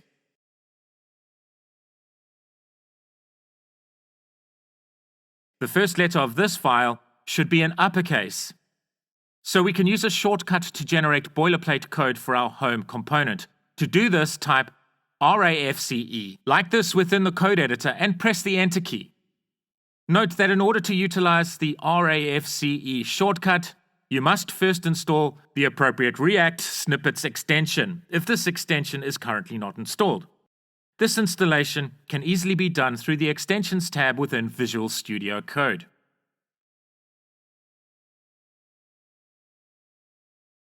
At the top of the home.js file, let's import the hero image from within the images directory, like this. Let's include an image tag within the JSX code returned from the home component. Then let's open the App.js file. Let's import the home component into the app component with this line of code.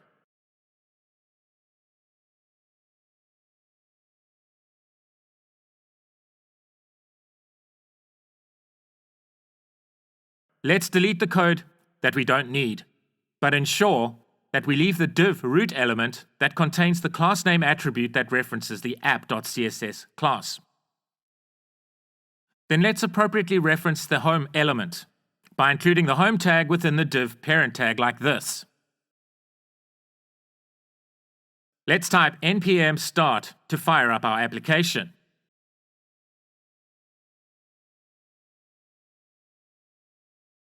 Great, but the image looks huge and is not displayed appropriately for our hero image. So we are going to use Bootstrap to style this hero image. So to install Bootstrap, type this command at your command prompt and press enter.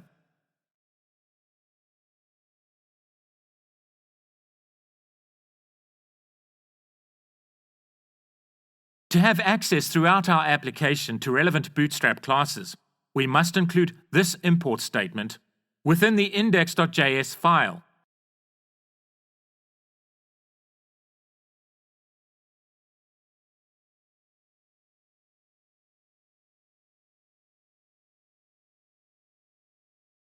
Now within the root div tag of the home component, let's include the class name attribute and set it to the Bootstrap class named container, like this. Let's run our code.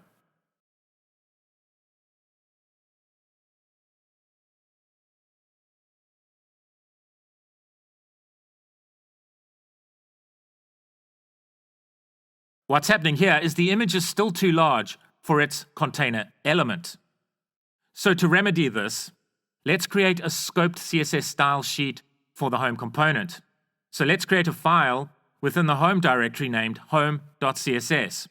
Within the home.css file, let's create a reference to the relevant image within the container div tag like this, and let's set the image width to 100%. Within the home component, let's create a reference to the home.css file with this line of code.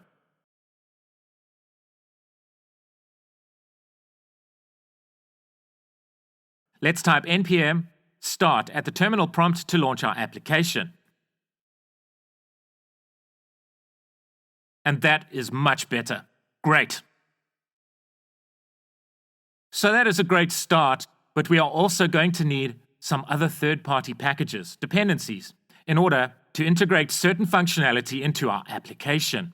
For example, we want to install the React Router DOM package that will be instrumental in the global management of our menu and link functionality, our navigation functionality. We are going to use the React Player component for displaying videos that denote lessons for our courses to our users. We'll use Axios to manage our client interactions with the server-side Web API component. So here we have used Bootstrap's container class to house our hero image, so that it is appropriately displayed within our home component as a hero image. We can also leverage Bootstrap by using components that reside within the React Bootstrap package. We'll look at using such components a bit later in this video. For now, let's install React Bootstrap. To install React Bootstrap, type npm -i -react-bootstrap and press the Enter key.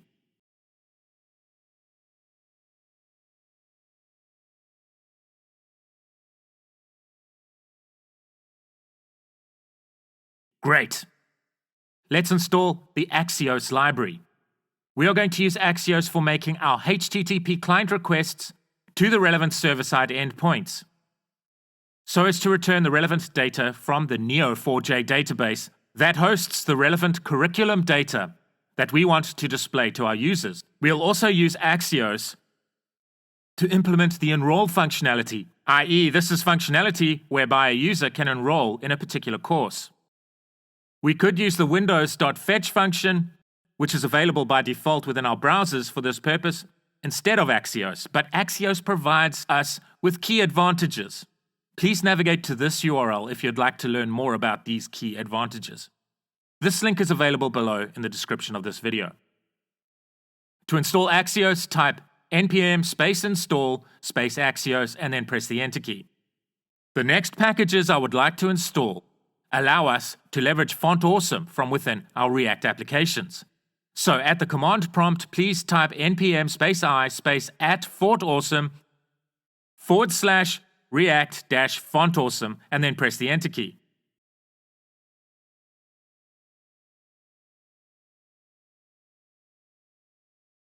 Let's install one more Font Awesome related package.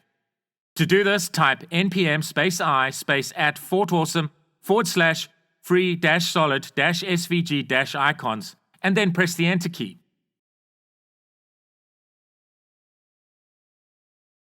Great!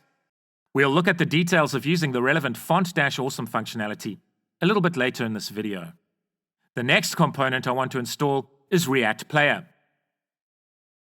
This will allow us to play YouTube videos from within our React application.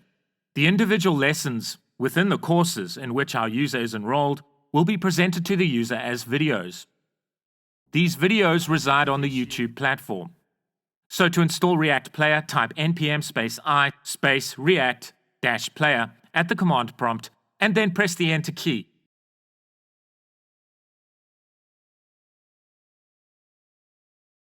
Then let's install React Router DOM, which allows us to leverage rich navigation and routing functionality from within our React application. To install React Router DOM, at your command prompt, please type npm -i -react-router DOM and then press the Enter key.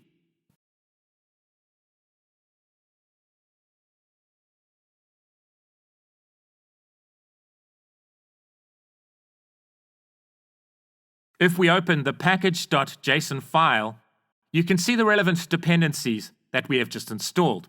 Great. So let's create the navigation bar that will appear at the top of our application's UI. So this can be referred to as the header for our application. The navigation bar will contain a register and login button and relevant navigation menu options. So let's create a folder within the components directory named header.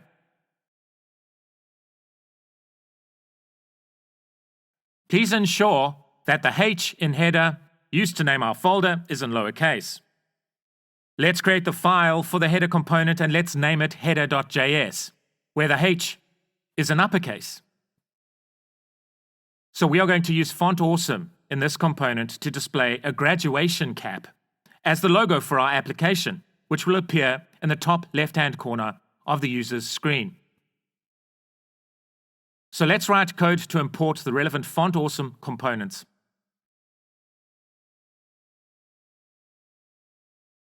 Then we are going to use React Bootstrap for our buttons, so let's import the button component from the React Bootstrap package with this line of code. We are going to use the container component for layout purposes. Let's import the nav component from React Bootstrap, which will be used for layout and styling purposes. Let's also import the navbar component for the purpose of styling our navigation display. Lastly, let's import the useNavigate hook and the navlink component from the React Router DOM package so that we can leverage the relevant React Router DOM functionality for navigation purposes. Let's change this div tag to be a navbar tag. Within the navbar element, let's include a container element. Let's include the fluid keyword within the container element. This will ensure that the navigation bar spans the entire width of the web page rather than placed centrally within the web page. Let's reference the navbar.brand React Bootstrap element and set its class name property to the menu-link bootstrap class like this. Then let's include the graduation cap font awesome icon like this as a child element of the navbar.brand element. This icon serves as our application's logo. Let's include the navbar.toggle element here, which will allow the navigation to be shown and hidden through a toggle mechanism made available to the user on smaller screen sizes. So as you can see, Bootstrap is great for responsive layouts. So let's include the nav element and let's style the nav element appropriately.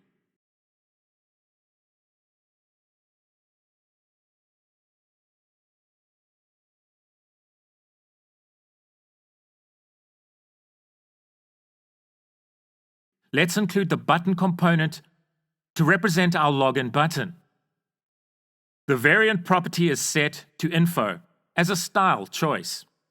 Let's set the class name property to a Bootstrap class named me-2. This is so that our buttons are spaced appropriately.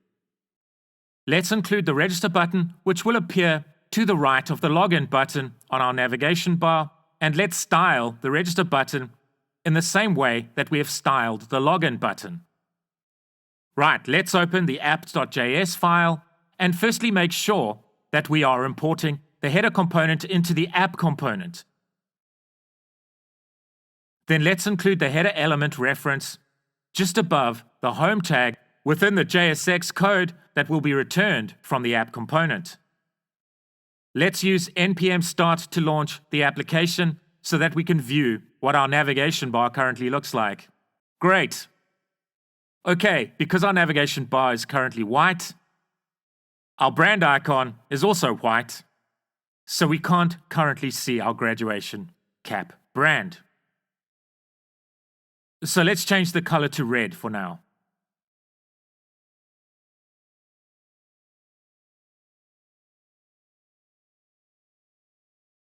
Great. Okay, so I want to make the background for our application as black and address styling features that I'd like to apply to all of our components. One way we can do this is to include the relevant styling code within the app.css file, which is referenced by the app component. The app component is the parent component for all our bespoke child components. So the styles included within the app.css file will propagate to all the app component's child components. So let's firstly import the Quicksand font from Google through this line of code. We want the Quicksand font to be applied for our entire web application.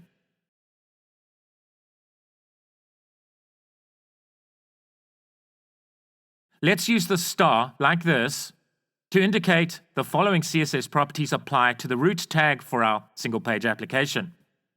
So let's first set the border-sizing property to border box. If you set the box font-sizing property to border box on elements like this, the padding and border values are included in the width and height properties for the relevant elements.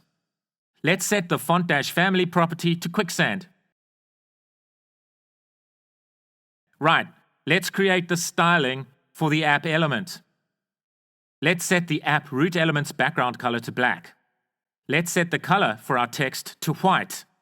Let's set the top margin for the app element to 10 pixels. Let's launch the app.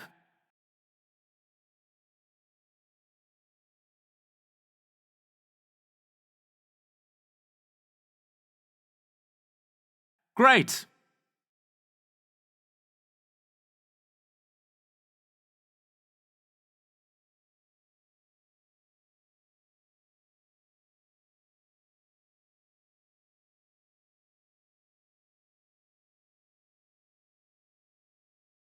Okay, so let's create the component that will house the registration functionality. This component will contain a form that the user can fill out to register the user's relevant details with the system, including the user's name, username, and password.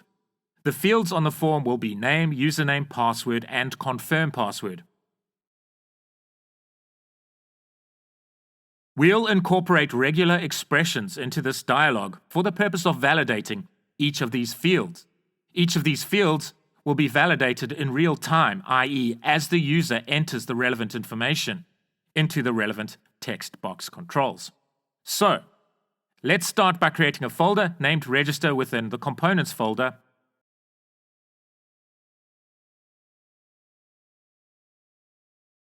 Let's add a file named register.js within the Register folder.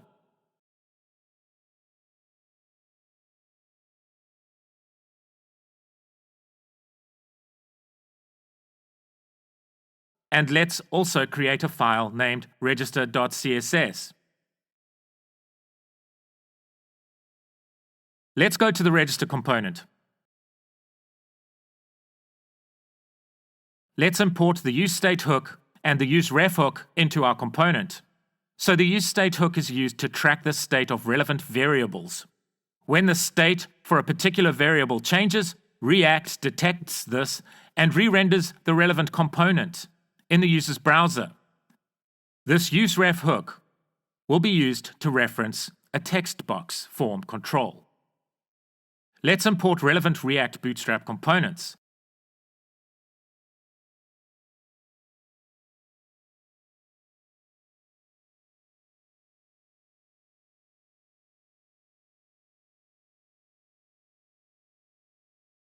Let's import relevant Font Awesome components.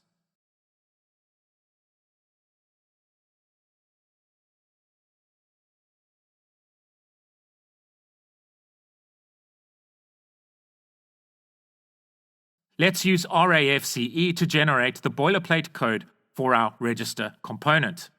Let's declare a constant named nameRef, which will be used to reference the name text box control.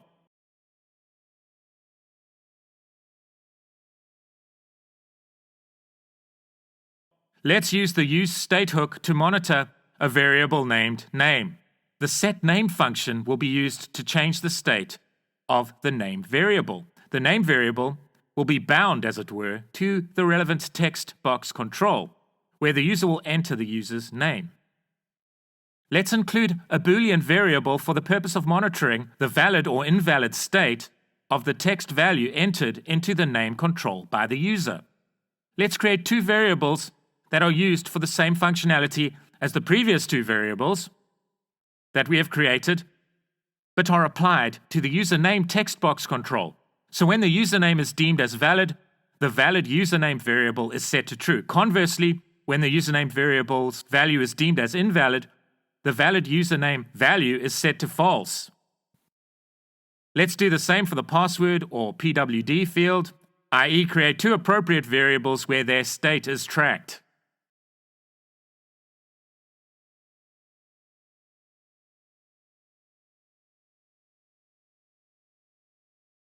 Let's do the same regarding the confirm password field, which is used to validate if the confirm password field matches the password field.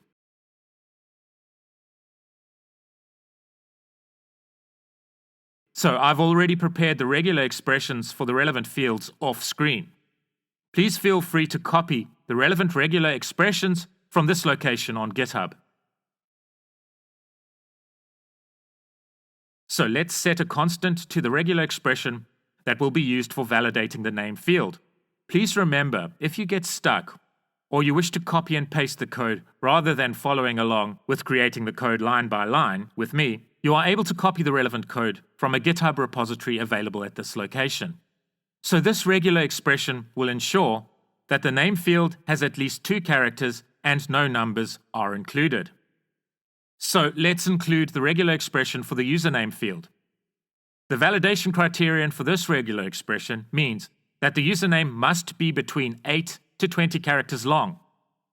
No underscore or period characters are included at the beginning, no double underscore or underscore period characters or period underscore characters or dot dot characters are included within the field, and no underscore or dot characters appear at the end of the word.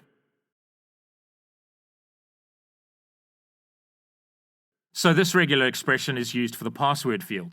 This regular expression means that in order for the password field to be deemed as valid, a minimum of 8 characters must be included. The password must include at least 1 letter, 1 number, and 1 special character.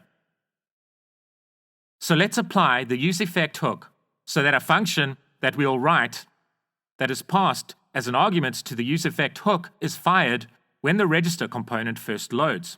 So the useEffect hook accepts 2 arguments. The first argument is the function to be fired, and the second argument determines when the function is fired. So we want the function passed in as the first argument to be fired when the register component is first loaded. So we can achieve this by passing in empty square brackets as an argument to the second parameter of the useEffect hook. So we want the name control to receive focus when the register component first loads. We can achieve this with this line of code. We'll write the code to create the relevant form controls, including the name control, in just a bit. And this will, of course, be implemented within the JSX section of this component. Let's use the useEffect hook to monitor the state of the name variable, which will be changed with every key press that the user makes within the name text box, which, as I've said, will be created soon. So, to do this, we pass a function as the first argument to the useEffect hook that we want fired when the state of the named variable changes. Then, in order to tell React, as it were, that we only want the relevant function to fire when the name variable's state changes, we can pass the name variable within square brackets as the second argument to the useEffect hook.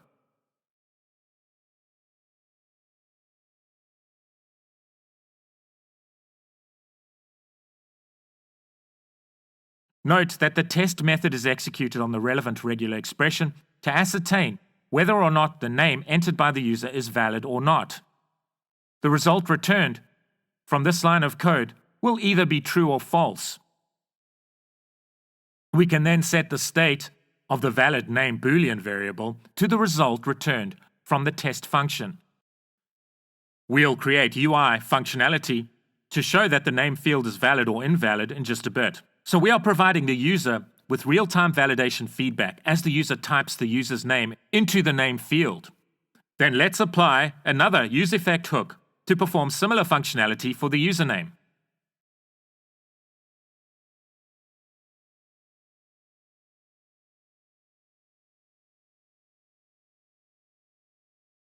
Let's apply another useEffect hook to check that the password is valid or invalid based on the relevant regular expression.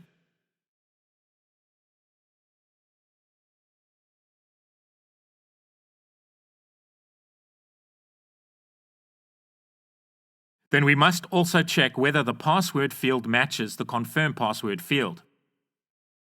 Note that within the array, passed in as an argument to the second parameter of the useEffect hook is the variable representing the password field and the variable representing the confirm password field. So this means that each time the password or confirm password fields change, the relevant validation functionality is executed.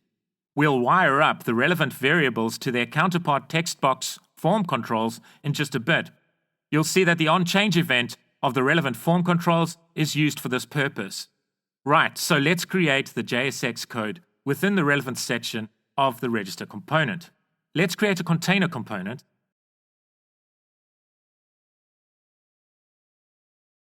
Let's create an appropriate heading.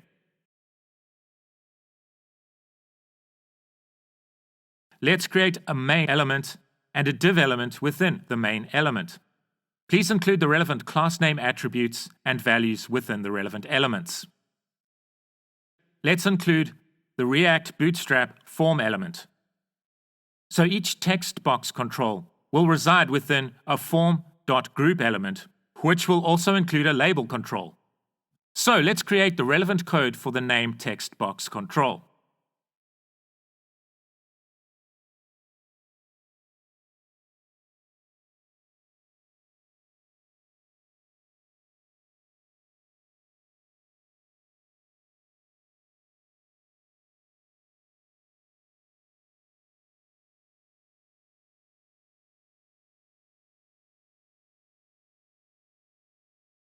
The form.label element contains a span element here. We have a ternary operator that shows or hides either a font awesome times icon or a tick icon based on whether the valid name variable is true or false. So this span element will be shown to the user based on whether the span element's class name property references the CSS class named valid or the CSS class named hide. We'll create these CSS classes in just a bit. So if the valid name value is true, the FA check icon is displayed next to the name text box control. Conversely, if the valid name variable is set to false, this span element is displayed to the user, which means the FA times or a cross icon is displayed to the user, indicating that what the user has entered into the name field is currently invalid. Then let's create the text box control for the name field like this.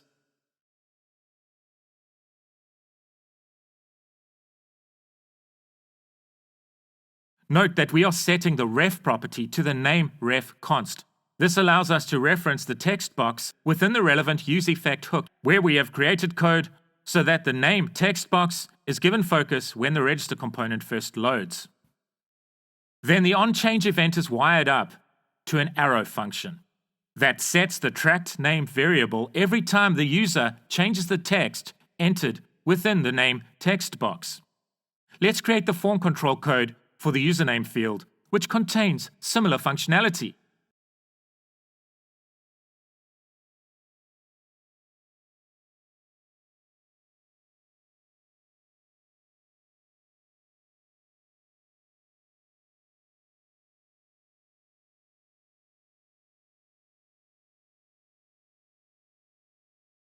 Let's create the form control code for the password field.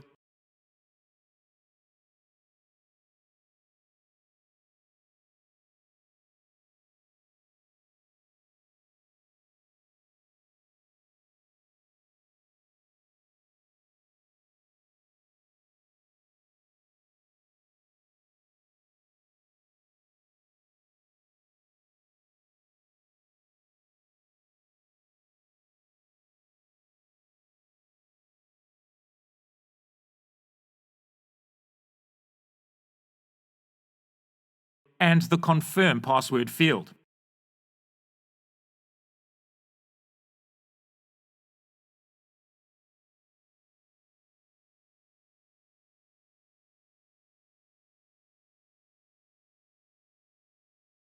Let's create the code for a submit button. So we want to disable this submit button while any of the relevant form fields are not valid. So let's set the relevant disabled property to this Boolean expression. So before we test the validation code for our register form, let's set up the routes for our application so that we can navigate to the register component through the navigation bar that has been created within our header component. So let's open the App.js file. Let's import the routes component and the root component from within the React Router DOM package. Let's include the routes element below the header element. We want the header element to appear regardless of where the user navigates to within our application. so we need the header appropriately displayed outside the roots element.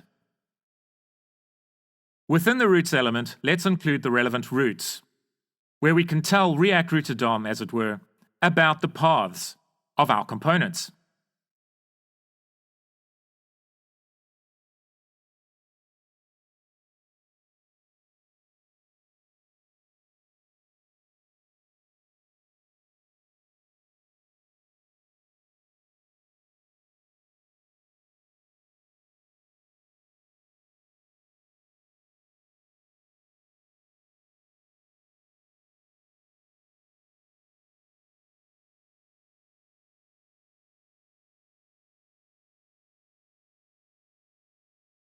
We haven't yet created the layout component, so let's do that now. The layout component provides instructions to React, as it were, regarding the overall layout of the relevant components that are mapped to relevant roots.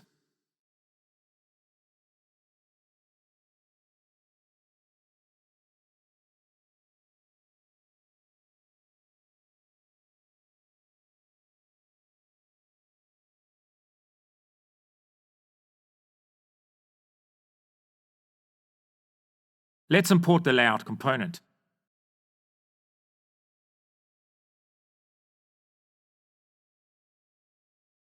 We also need to create a root for the app component, and we must do this within the index.js file.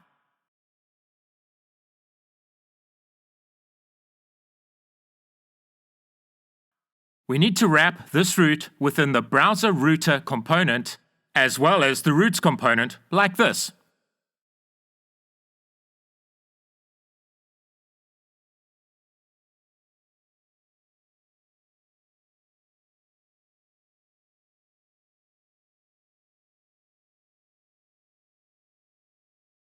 Let's go back to the header component and create code so that when the register button is clicked, that the register component is appropriately loaded. Let's create a const named navigate that is assigned a function returned from the useNavigate hook. Let's create a reusable function named handleNav. Let's use the navigate function to navigate the user to a path passed in to the handleNav function. Let's pass in the relevant path to the register component to the handleNav function. So when the register button is clicked, the register component is loaded.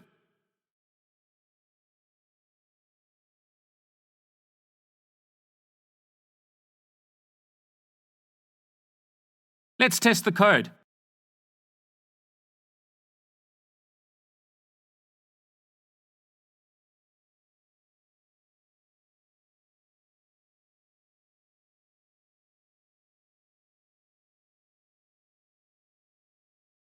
Okay, so to fix this issue, we need to correct a typo here, where we have incorrectly named the regular expression const pertaining to the username field. Great, but in order for our validation to work as expected, we need to create the relevant CSS classes. Let's make sure that we import the register.css file into the register component. Let's open the register.css file and create the code for the relevant CSS classes. Let's create the CSS code for the register-container class, which will make sure the layout for the register dialog is appropriate. We are using the FlexGrid functionality to appropriately handle the layout. Let's include the register-layout class to handle the layout for the register form.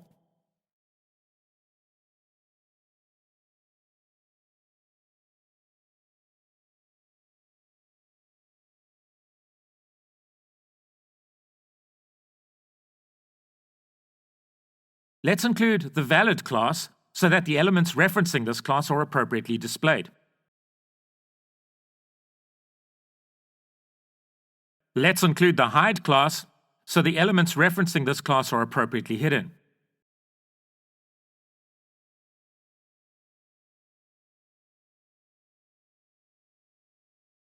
Let's include a class named invalid-icon to display the times or cross font awesome icon in red. Let's include a class named valid-icon to display the checked icon or tick font awesome icon in green. Let's include a class named register-message. which will style a displayed message to the user that is centrally aligned and in white text. The appropriate text will display once a user has successfully registered. Let's test the UI validation functionality for the name field.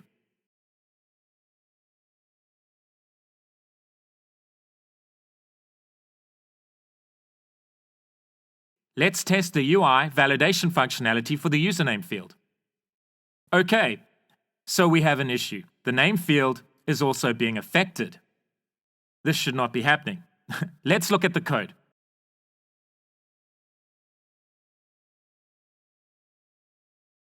Okay, so within this useEffect hook lies the problem. We are currently using the setValidName function here, whereas we should, of course, be using the setValidUsername function here. So let's fix this.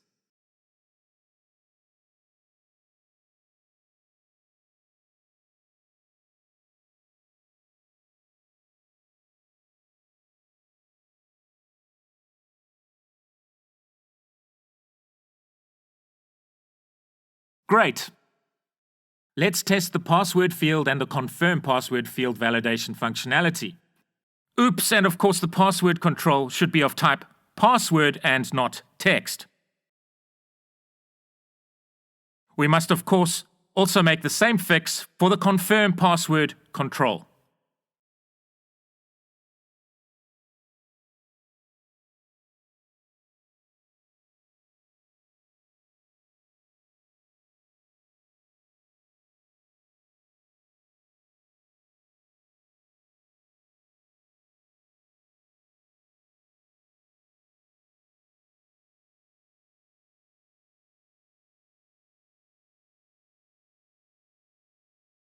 Excellent. So let's go back to the register.css file and make sure our register form is responsive on smaller screen sizes. So let's use an appropriate media query for this purpose.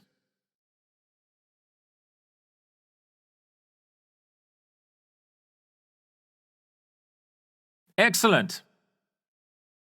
So now we want to interface with the Neo4j database hosted in the cloud. So we are going to download the code for the HTTP-based Web API component written in Java to our local machine. So we are going to host the Web API component on our local machines, just to make the development of our application a bit easier. This Web API component is hosted using Spring Boot. In order to be able to run this code locally on a Windows computer, you must ensure that you have the Java JDK installed on your local machine. If you don't yet have the Java JDK installed, please navigate to this URL. Then follow the instructions for installing the Java JDK. Java JDK version 20 or version 17 should be fine. The next step is to clone the GitHub repository at this URL onto your local machine. This GitHub repository contains the Java code for the relevant Web API. So we are hosting the server-side code on our local machines. We are connecting to a Neo4j database hosted in the cloud from our local machines. Please remember the local directory that contains the cloned GitHub repository code.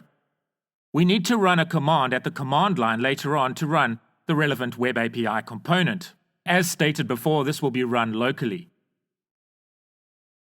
Please ensure that you have configured the Web API component correctly to point to the Neo4j database that you have created. If you are unsure of how to do this, please follow the relevant instructions provided in the previous part of this course. The values I'm showing you here will of course not apply to your particular environment. For now, let's create the client-side React code to connect to the locally hosted Web API component. So let's create a folder within the src folder named API. Within the API folder, let's create a file named axiosconfig.js.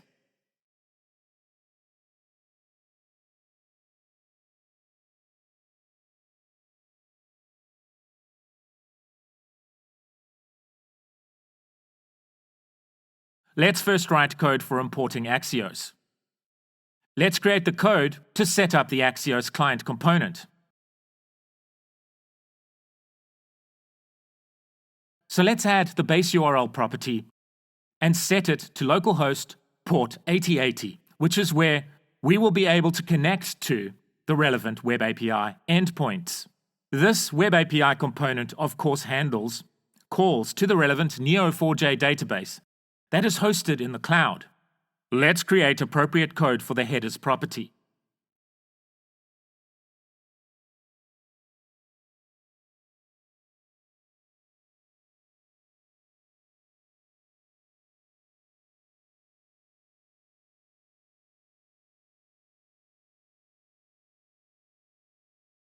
Now, let's go to the register component and import the Axios client component.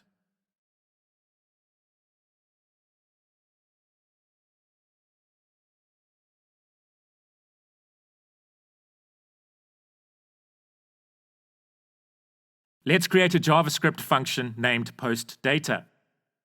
We must include the e.prevent default line of code for when submitting a form from within a React component, because we'll be using the onSubmit event for the submission of the register form. Then let's create an object that encapsulates the data entered by the user. I'm going to hardcode the roles value here, which is okay for demo purposes, but you'd want to handle this field more appropriately for a production environment. For example, you could have a list of roles presented to the user in a list box control, and the user can select the relevant role from the list box control. Right, so we can write code for post requests using the Axios client component like this. So we are simply posting the object we have just created to an appropriate endpoint created for handling the register post request. We can include basic error handling code through the use of try-catch code, and we can output an appropriate message to the user regarding whether the user has been registered successfully or not. Let's include code at the bottom of the form to display this registration status information. Let's first set the submit success message appropriately based on the response returned from the server-side code.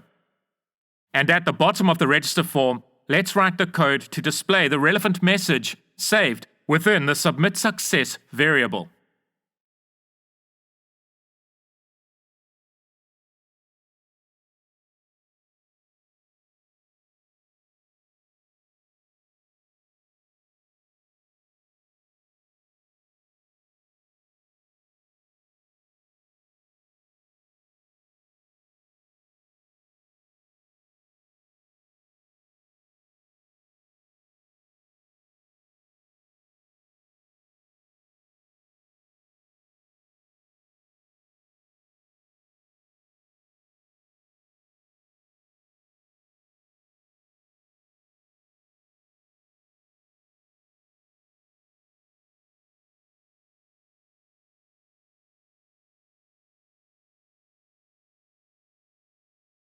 So let's set the min height property of the app parent component so that it extends to the bottom of the web page. And we can do this by setting the min height property here so that its minimum height is 100 VH. So the result of this is that the background color will be black regardless of which component is loaded, because the relevant components are all child components of the app parent component. And of course, we must wire up the onSubmit event to an appropriate event handler. So we are wiring up the onSubmit event to the postData method within the form element like this. Okay, so to run the Web API component on your computer, you can run this command at your command prompt. So launch the command prompt as administrator, change the current directory to the root directory of where you cloned the relevant Java code locally.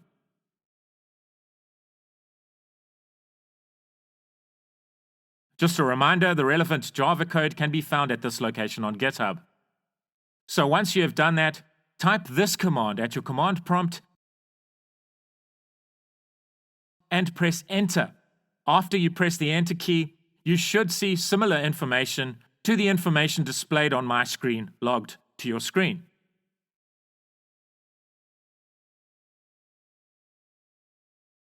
Let's run the React code and see if we can register a user.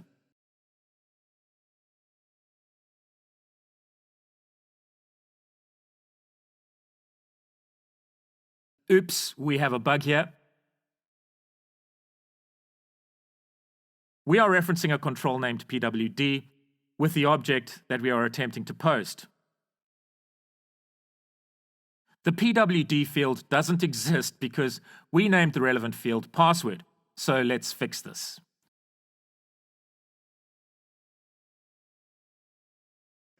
We have successfully registered a user.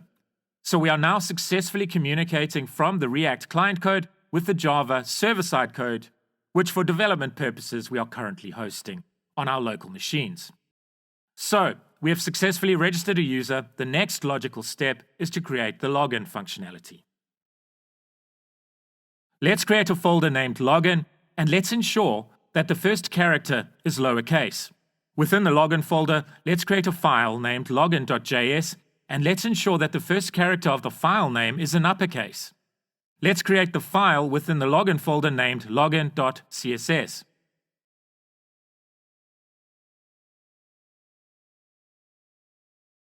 Right, let's write the code for the login component. Let's reference the login.css file. Let's import the relevant dependencies. Let's import the useState, useEffect, and useRef hooks from React. Let's import the container component from the React Bootstrap package. Let's import the button component from the React Bootstrap package.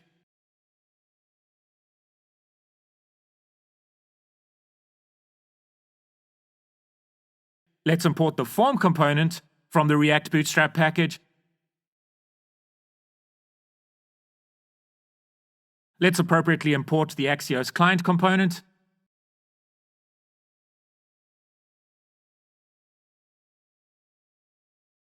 Let's import the useNavigate hook, the link component, and the useLocation hook from React Router DOM. Let's create the boilerplate code for our component by appropriately typing RAFCE and pressing the Enter key. Great. Let's create a const named navigate and assign it a value returned from the useNavigate hook. We will be able to use the function assigned to the navigate const in code for navigation purposes. Let's assign a value returned from the useRef hook to the userRef const. This will allow us to reference a specific form control within a function. We'll look at this functionality in just a bit. In order to track the state of the username, let's use the useState hook for this purpose. So, user is a variable we want tracked by React, and we must use the setUser function to change the state of the user variable. Let's use the useState hook to track the state of the entered password.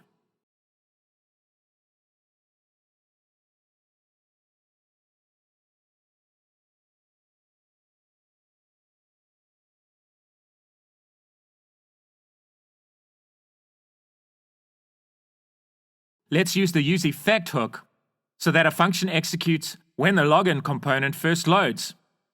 The code for this function simply sets the username field to have the focus, and this happens when the login component is first loaded.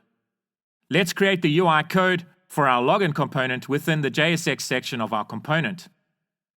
So let's first reference the React Bootstrap container component so that our login form is housed, as it were, within an element that references the container Bootstrap style.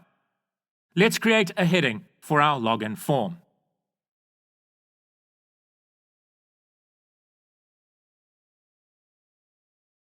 For styling purposes, let's create a main element, and within that, a div element. Within these elements are references to appropriate CSS classes. We'll create the code for these CSS classes in just a bit. So like with the registration dialog, we create a form element, and within the form element, the relevant form controls. Within form.group elements.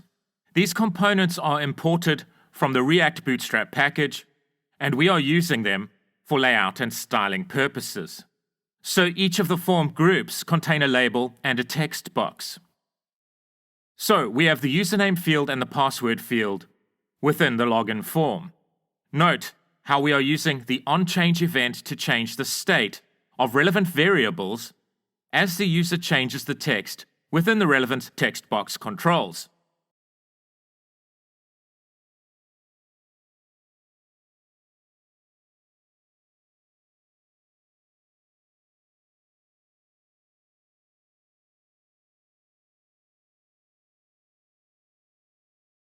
Let's reference the button component, and this button will serve as the login form's submit button.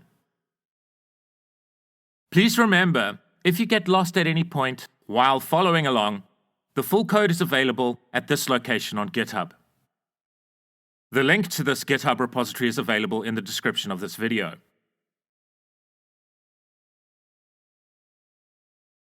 Let's create an arrow function to handle the submit functionality.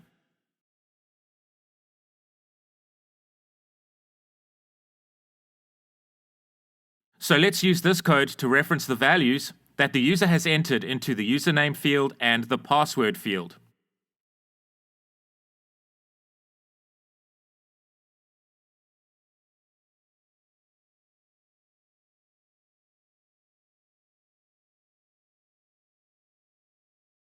Let's implement basic exception handling through the use of try-catch functionality.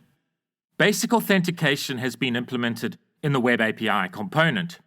Please navigate to this URL if you'd like to learn more about basic authentication. So, in terms of basic authentication, we must encode the username and password values in a particular format before we submit a particular HTTP request to the server-side code. In order to implement basic authentication on the client, we are going to pass the username and password in a particular format through the header of a HTTP GET request for this particular login component. The relevant format for the username and password is username:password. This is essential for basic authentication. We must also encode the username:password value in base64 encoding. We can use JavaScript's BTOA function for this purpose. So let's create a const named b64encode and assign it the value of username:password. That is base64 encoded using the BTOA JavaScript function. The next step is to create an object representing the header information that will be passed to the relevant Web API endpoint. So let's create a const named config and set it to an object to represent appropriate HTTP header information. This object contains a property named headers, which is set to an object with a property named authorization. The authorization property is set to the text value basic followed by a space followed by the base64 encoded username:password text value. Note we are wrapping the value assigned to the authorization property in backtick characters so that we can interpolate the relevant text value. This means we can include a variable within the backtick characters by wrapping the variable within curly brackets and preceding the curly brackets with the $ symbol. Let's create a request to the relevant endpoint using Axios. Note we are passing in the username and password through a HTTP GET request made to the relevant endpoint through the config object. The config object contains the authentication details for the user, which is appropriately added to the header of the relevant HTTP GET request.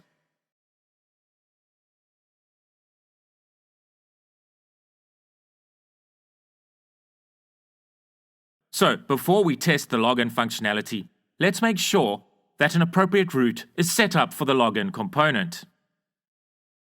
So, let's open the App.js file and include the code for the relevant route.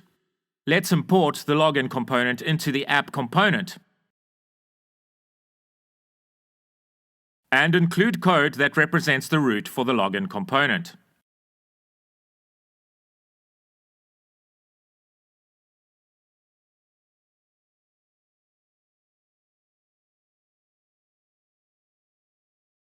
Let's open the header.js file and include navigation functionality in this component so that the user can navigate to the login component by clicking the login button displayed on the navigation bar.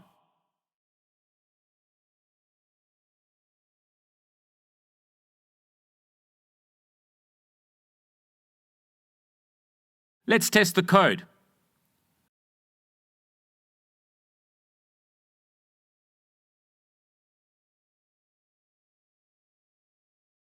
We have a few issues here, so let's fix these issues. Please see the relevant GitHub code at this location if you get stuck on any issues. This is the main issue here. This should be useState and not useRef. There are also a few other issues that need to be fixed, so let's fix these issues.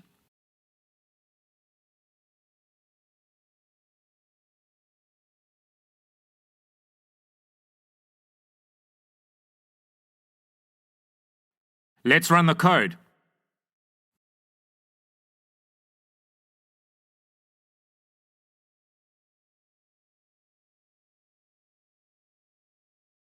So we have our login form presented to the user, but it doesn't look great.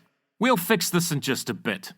So off screen, I registered a user named Henry Jameson. Please feel free to register your own users while testing. I'm going to test the login functionality using Henry Jameson's credentials. I'm going to use a simple JavaScript alert to ensure that the HTTP status sent back from the relevant endpoint is 200, meaning that the HTTP request has been successfully processed on the server. Excellent! We have received a response with a status code of 200. So we've received a HTTP response with a status code of 200, meaning success. So next, let's style the login screen appropriately. Let's open the login.css file. Let's style the CSS class named login-container.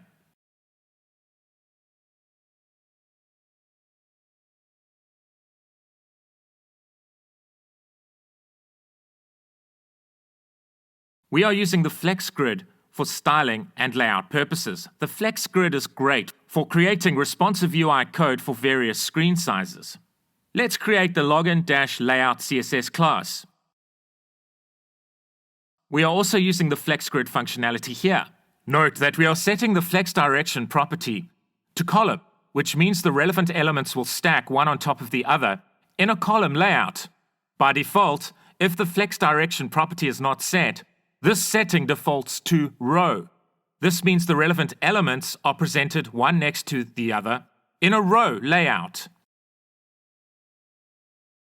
Let's give each of these form.group elements suitable margin bottom settings using Bootstrap so that we are creating appropriate spacing between the form groups so that our layout here is a bit neater. Great!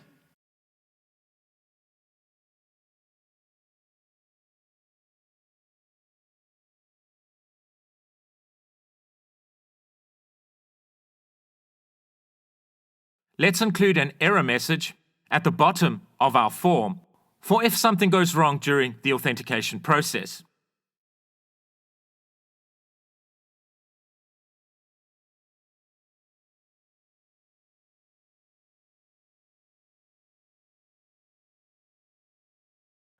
So let's set the state of an appropriate error message based on the response provided by the server. So if a status code of 200 is returned from the server, the state of the error message variable can be set to an empty string. Or if the status code does not indicate success or an error is thrown, we can set the error message variable appropriately to indicate that the login has failed on the server. If an exception is thrown, we can include the error message that has been caught within the try-catch block. Then let's output the value stored in the error message variable to the screen at the bottom of the login form.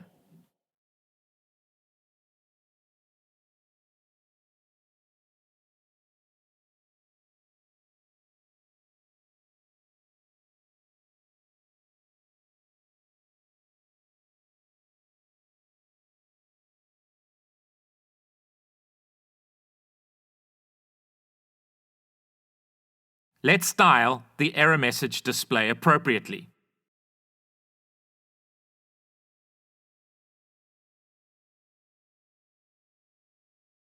So to test this, I'm going to force a 404 exception, meaning that the relevant endpoint is not found, by changing the endpoint path to something that is incorrect.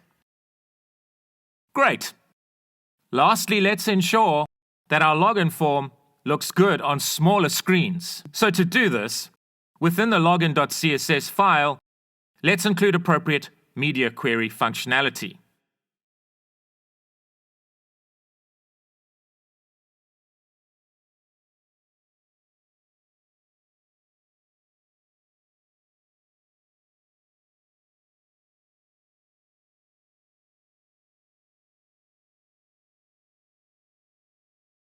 Let's include code here to automatically navigate the user to the home page once the user has successfully logged in.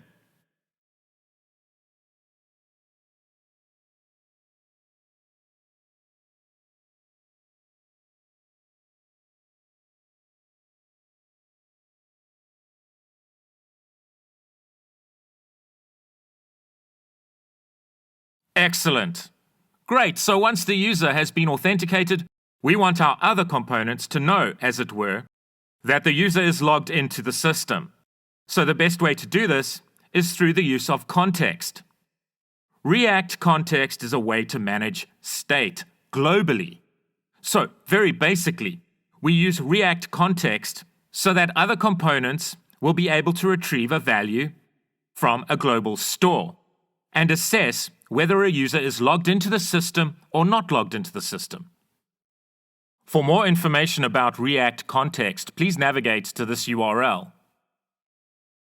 So in order to create context, let's create a folder named context within the src folder.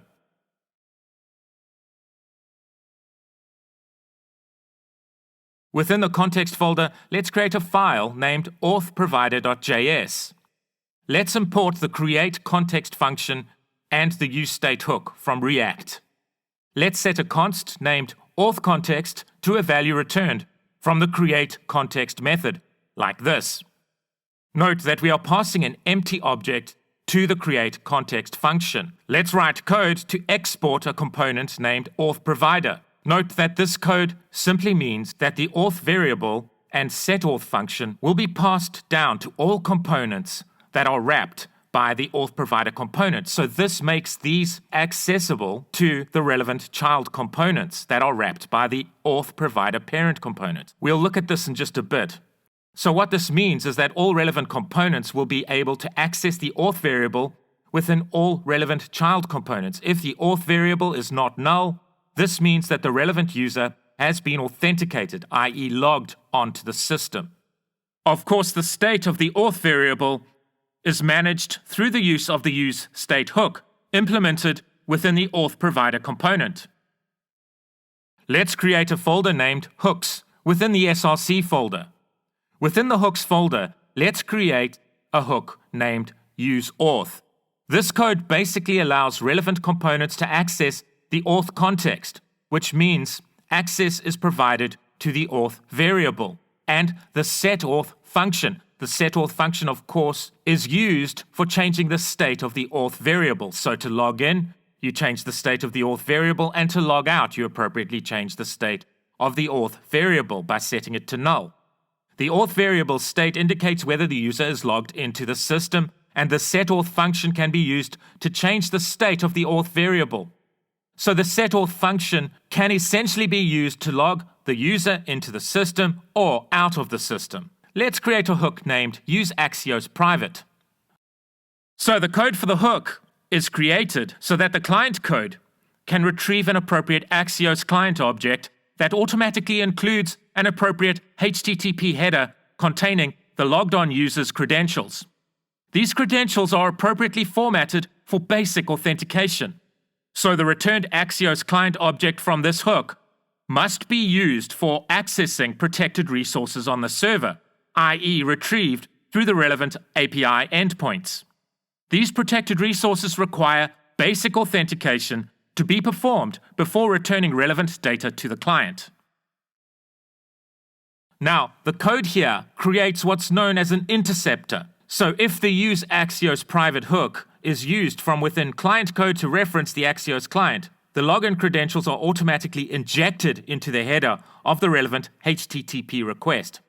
So this means that the client code doesn't need to inject this authentication header information every time a HTTP request is made to an endpoint. This interceptor code does this automatically. Just a reminder, if you get stuck creating this code, please reference the relevant code at this GitHub repository location.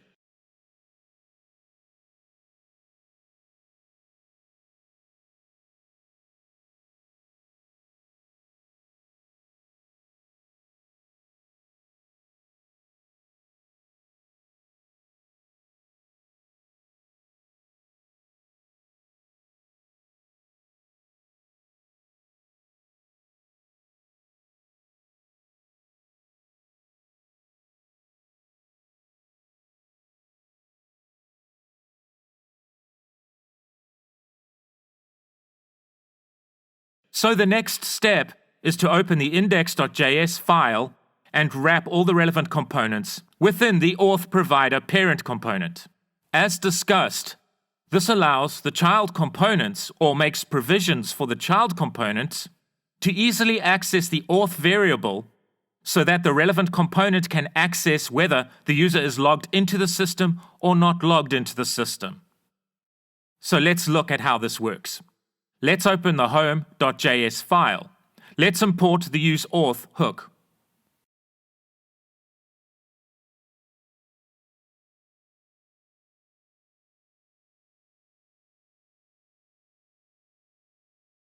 Let's use the useAuth hook to return the auth variable and the setAuth function from the relevant context global store.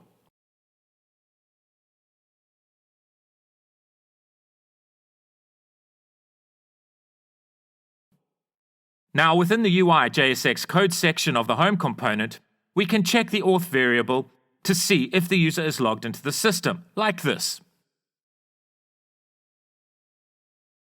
So if the user is logged into the system, the code displays a message on the screen. You are logged in. If the user is not logged into the system, the code displays the hero image to the screen. So let's open the login.js file and use the useAuth hook to return the setAuth function from the context.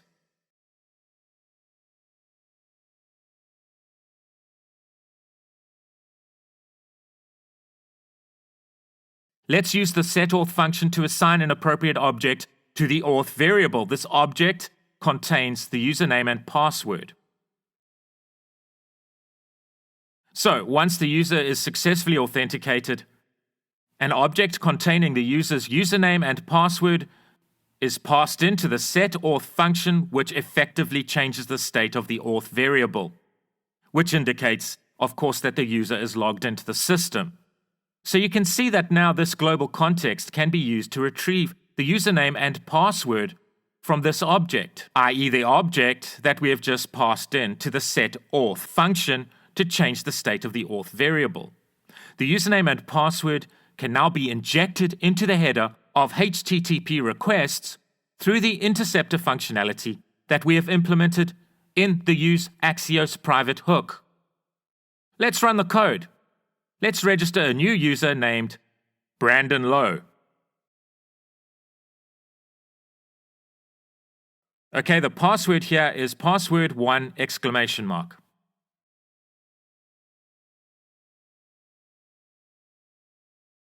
Let's then log into the system.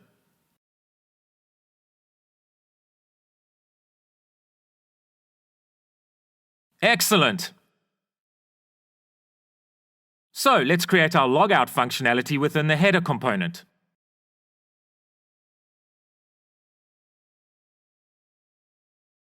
Let's retrieve the auth variable and the setAuth function from the useAuth hook. So if the auth.user property is not null, this means that the user is logged into the system.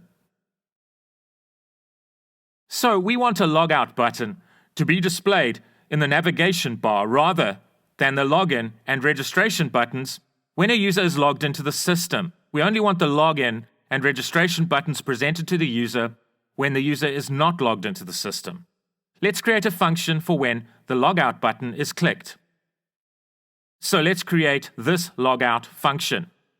Within this function, we can simply set the auth variable to null by using the setAuth function for this purpose. This effectively means that the user is now logged out of the system. Then let's also implement code to navigate the user to the home component. Right, let's log into the system. Great! Let's log out of the system. Excellent.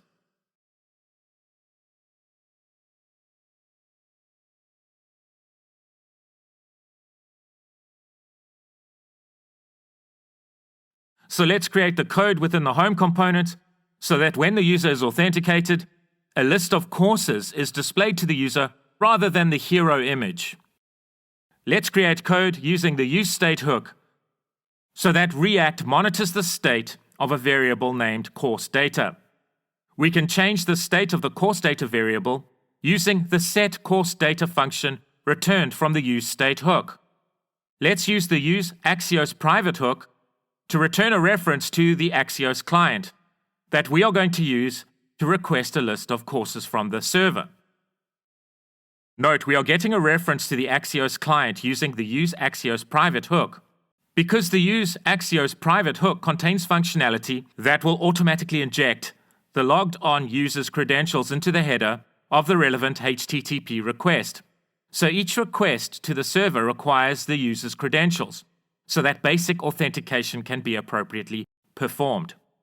This is because the course data is a protected resource, so the user must be authenticated before this course information is passed from server to client.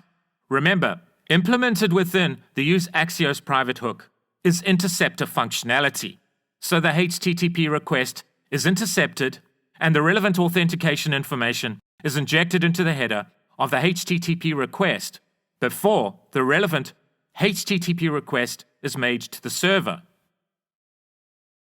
So let's create a JavaScript arrow function named fetchCourses. So here a GET request is made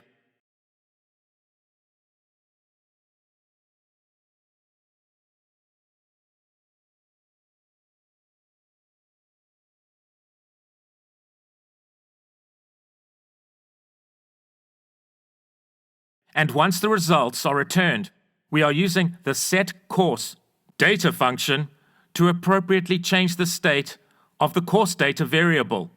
This results in the home component re-rendering, which means a list of courses will be displayed on the UI once the data becomes available, and the setCourseData function is appropriately called to change the state of the course data variable. We'll implement the code for displaying the course data on the UI in just a bit. Let's use the useEffect hook to call the fetchData function when the home component first loads. But we only want the fetchData function to be called if the user is logged into the system.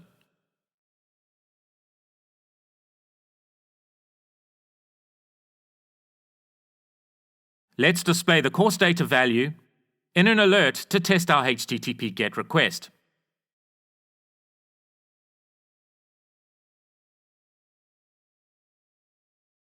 Let's run the code.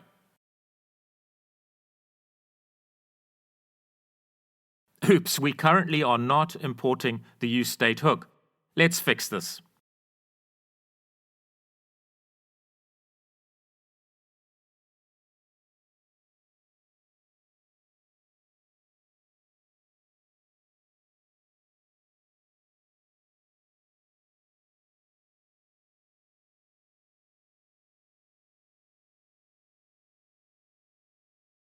We now have a 404 error. This is occurring because we need to include a / at the end of the endpoint path here.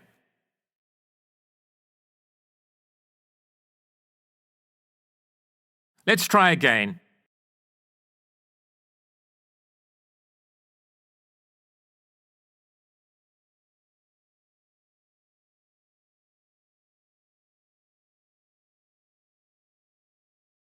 and we are getting the expected JSON results with a now alert.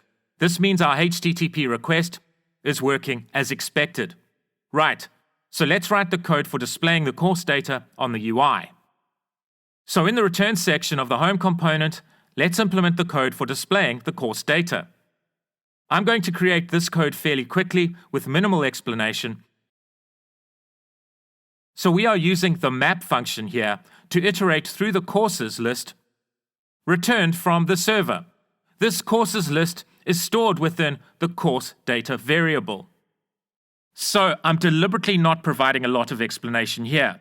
Please note that this part of the course is not a detailed guide on Bootstrap or even React for that matter. This part of the course has been created for the purpose of placing the advantages provided through the use of the Neo4j graph database management system in the context of a web-based application. Please feel free to copy the relevant code from GitHub. The first map function, let's refer to this as the parent map function, traverses the list of courses. Note that we are outputting the title for each course within the parent map function. This title property will be returned from the relevant endpoint. Within the parent map function, another map function is implemented that traverses a list of lessons. The lessons make up the relevant course.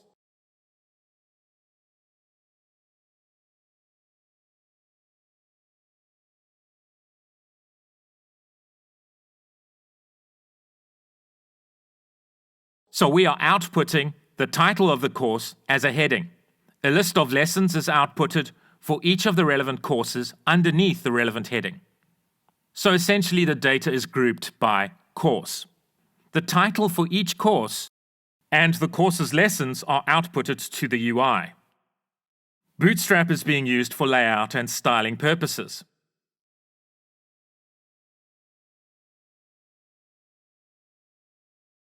Note that we are setting the key property for this element to the identifier property for each course. When using the map function, it is always a good idea to appropriately set the React key property for the relevant element like this. This helps React to be more efficient when considering the component.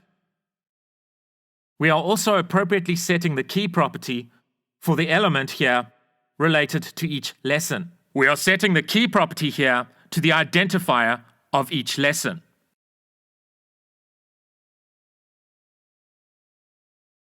Let's test the code.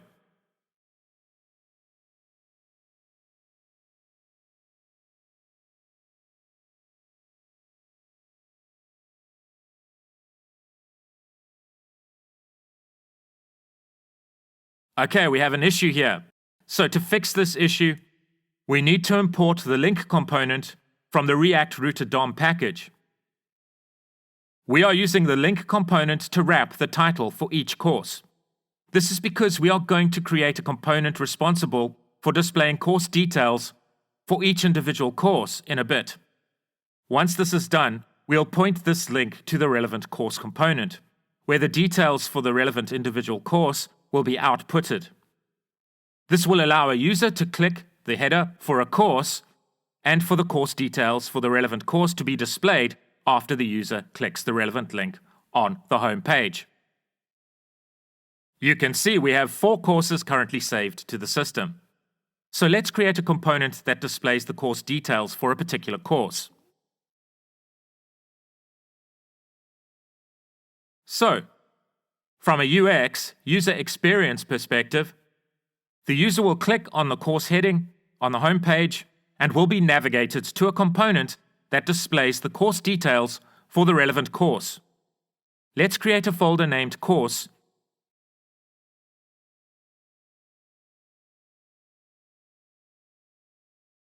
and a file within the course folder named course.js.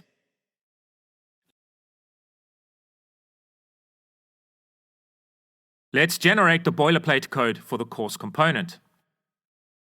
Let's open the App.js file and include an appropriate root for our course component.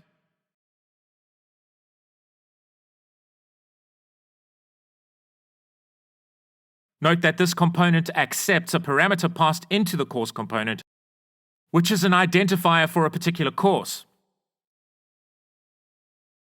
So to tell the React router DOM system, as it were, about the relevant identifier parameter, we can include a colon followed by the name of the parameter, identifier, at the end of the relevant route path, like this.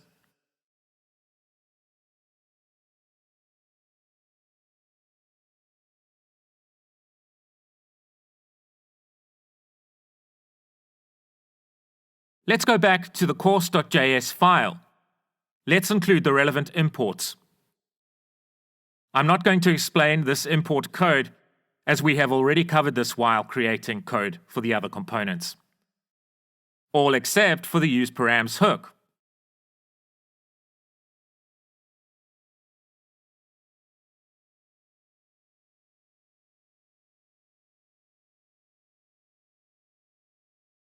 We are going to use the useParams hook to extract a parameter value that will be passed into this component from the home component when a user clicks on a course heading. So let's create a value from the useParams hook. We can then use the params object to retrieve the name of the parameter that we named identifier. Let's create a tracked variable named course data. We can use the setCourseData function to change the state of the course data variable. Of course, when the state of the variable returned from the useState hook is changed, this results in the relevant component being re-rendered.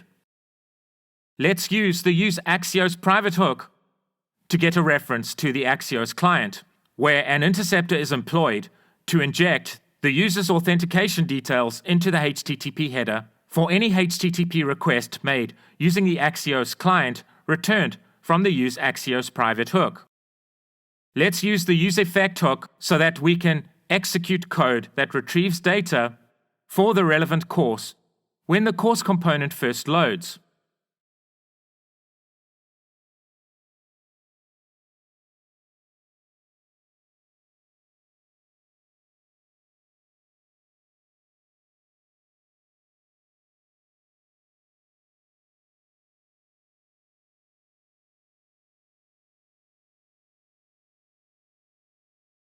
Let's use an alert to output the results returned from the relevant GET request.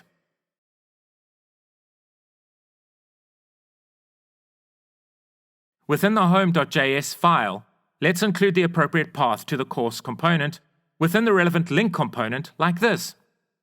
Note we are including the course identifier as part of the path assigned to the to property of the link element.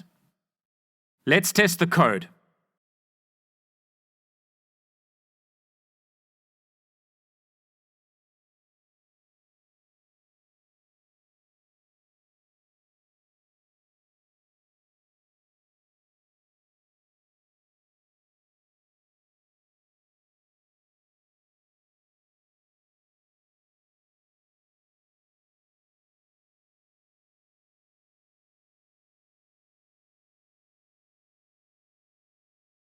Great. The results are outputted through a JavaScript alert. The JavaScript alert is, of course, just used for testing purposes.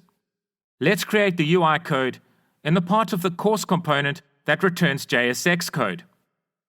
So the code is very similar to the code within the JSX section of the home component. So to speed things up, I'm just going to copy and paste the relevant code from the home component into the course component. Then let's adapt the code appropriately for the course component. So the difference between the relevant code in the home component and the relevant code in the course component is that only one specific course is displayed in the course component, whereas a list of all courses are outputted from the home component. Just a reminder, if you get lost while creating the code for any part of this application, please reference the code that can be found at this location on GitHub. Note that for our course component, we are also including the instructor that teaches the relevant course. This data is returned from the server in the teacher property.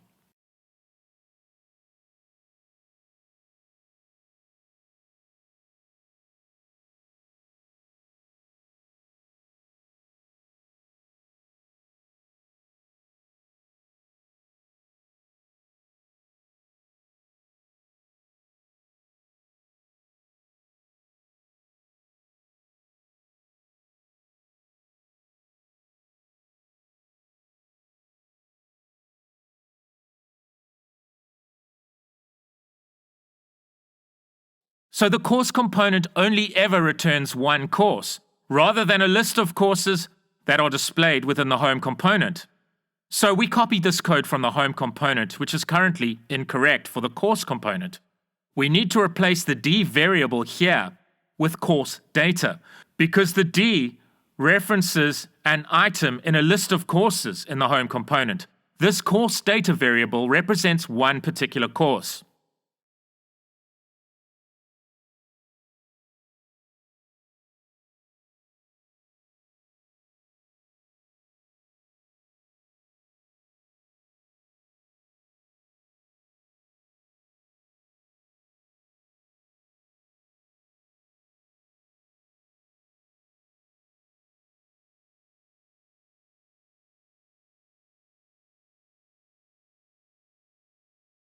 Excellent. The next component that I want to create is used for the purpose of displaying only the list of courses in which the logged on user is enrolled. So let's create a folder within the components folder named Enrolled Courses.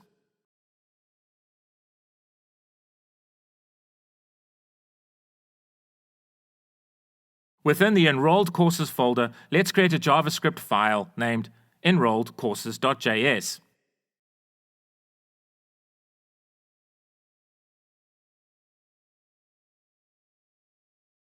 Let's copy and paste the relevant imports from the home component. So for this component, I'm going to copy most of the code from the home component, as the code is very similar. The only difference is that we are calling a different endpoint on the server to get the relevant course data. In this case, only a list of courses in which the logged on user is enrolled will be displayed to the user.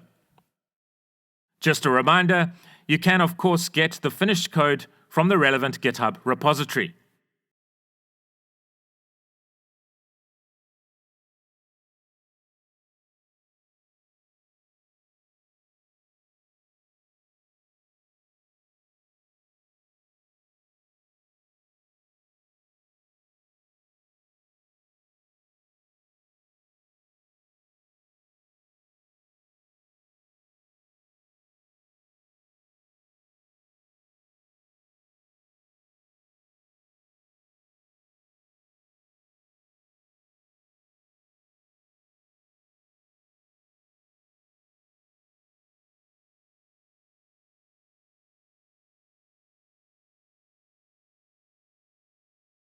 Let's include an appropriate root component for the enrolled courses component within the App.js file, like this.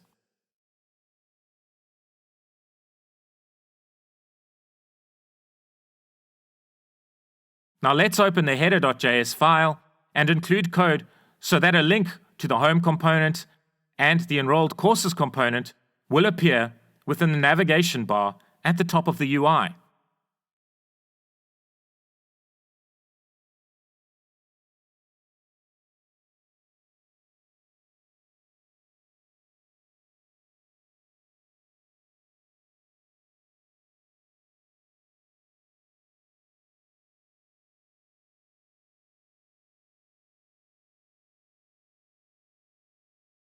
In order for our links to be displayed in white text, let's include the following properties within the navbar element, like this.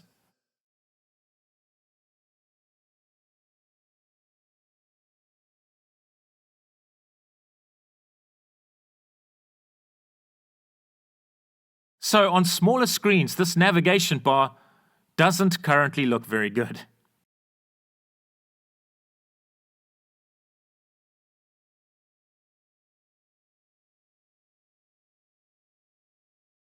So let's wrap the relevant navigation elements within the nav collapse element.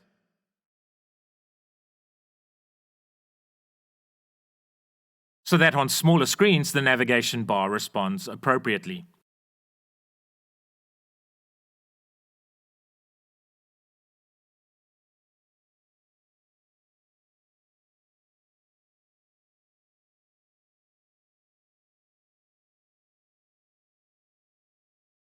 Great!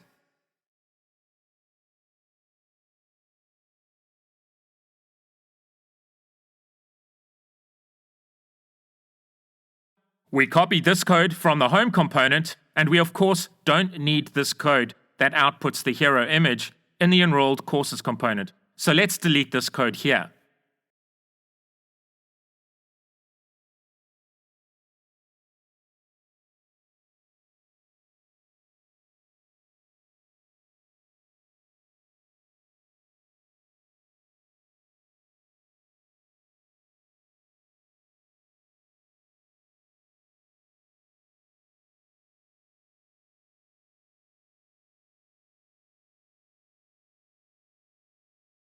Currently, when we click on the Enrolled Courses link, no data is displayed. And this is an expected result because the logged on user has not enrolled in any courses. So let's create the functionality so that a user can enroll in courses. We'll implement this functionality from within the course component. So let's create code that displays a button within the course component that is labeled Enroll. This button must only display if the enrolled property for a particular course object returns false, which denotes that the logged on user is not currently enrolled in the relevant course. So when this button is clicked, we want a function named Enroll to be executed. The code for this enroll function will of course enroll the logged on user into the relevant course. So let's create the enroll function.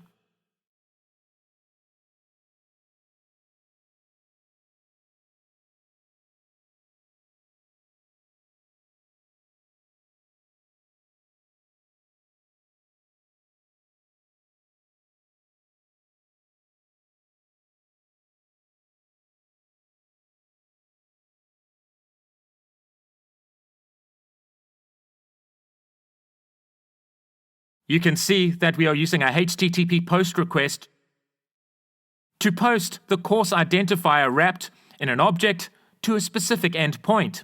The server-side functionality written in Java interacts with the Neo4j database management system appropriately in order to create the appropriate relationship between the user and the relevant course.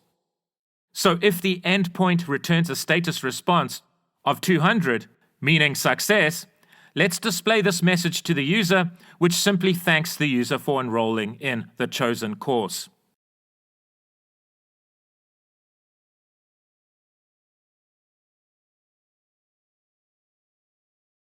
Then let's include code to navigate the user to the enrolled courses component.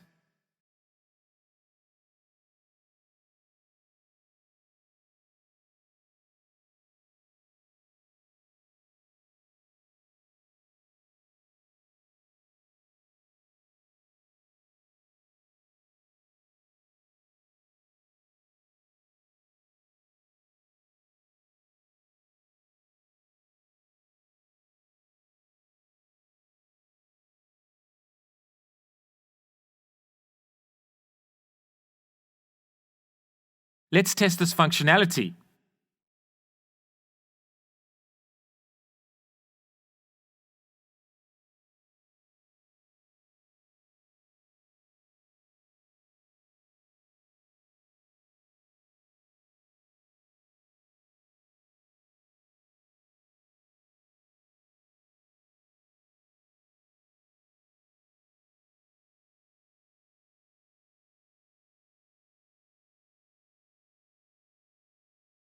So each of the lessons listed for the enrolled courses must have a play button icon next to it.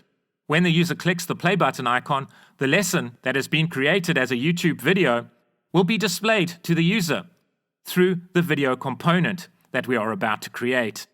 So the play button is implemented using the Font Awesome icon component.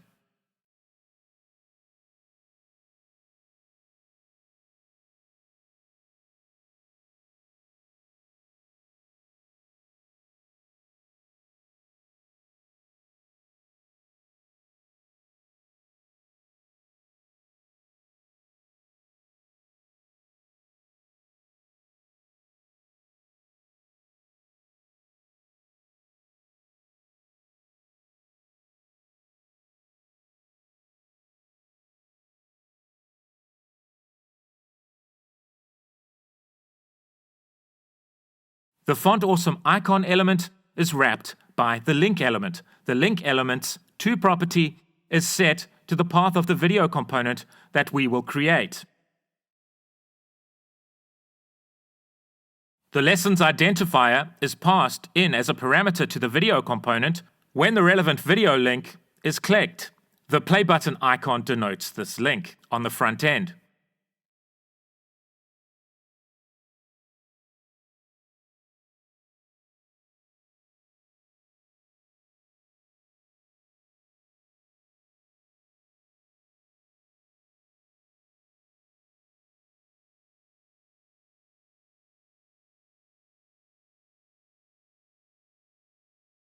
So in the home component, we are currently handling what to output to the screen. The hero image is displayed when the user is not logged into the system, and a list of courses is displayed when the user is logged into the system. When the user clicks the Enrolled Courses link, this is currently not being handled appropriately. We want the login screen presented to the user if the Enrolled Courses link is clicked while the user is not logged into the system. Then when the user logs into the system, we want the user to be navigated to the Enrolled Courses component rather than the home component. So let's implement the code to handle this scenario. Let's first create a component within the Components folder named Required Auth.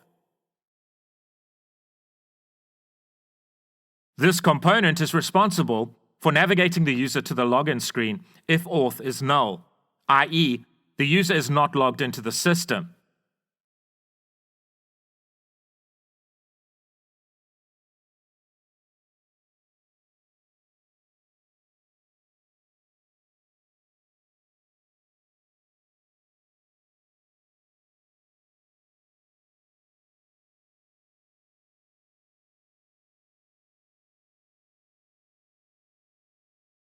Then let's open the App.js file and wrap the enrolled courses route with the required auth element like this.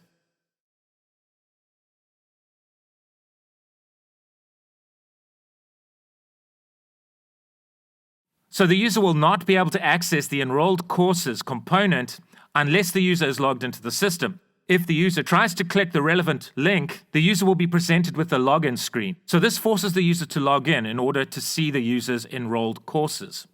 And once the user logs in, the user is navigated directly to the enrolled courses component, which means the user can see the list of courses in which the user has been enrolled. Within the login component, we need to create the navigation code so that when the user logs in, the user is navigated to the component that the user tried to access prior to being redirected to the login screen. In this particular case, this would be the enrolled courses component.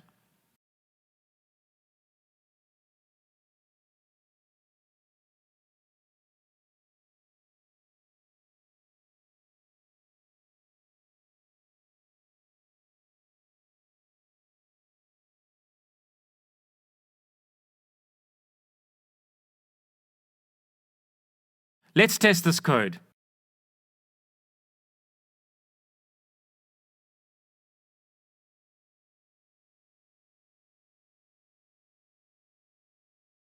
Great!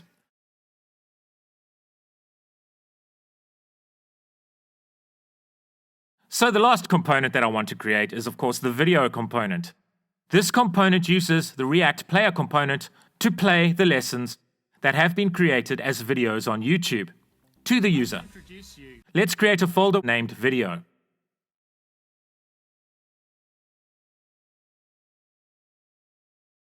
Let's create a file within this folder named video.js. And let's create another file within the video folder named video.css.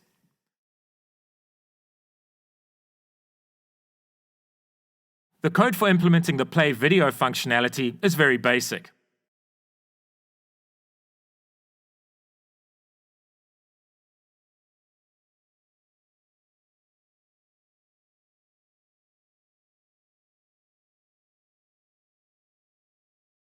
Let's use the useParam hook so that we can retrieve the YouTube video ID that will be passed into the component, like this.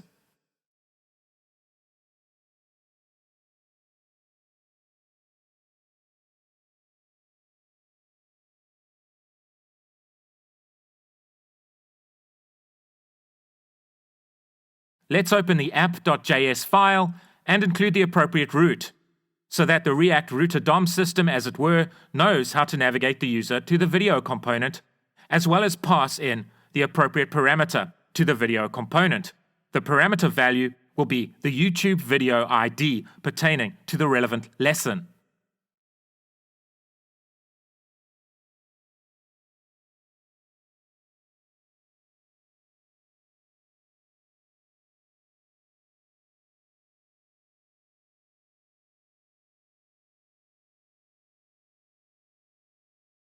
Let's include the React player element appropriately within the video component, so that the relevant YouTube video plays immediately. We are setting the playing property to true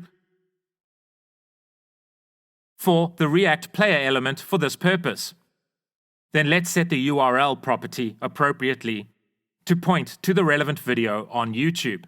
Note that the URL includes the YouTube ID that is passed in as a parameter to this component.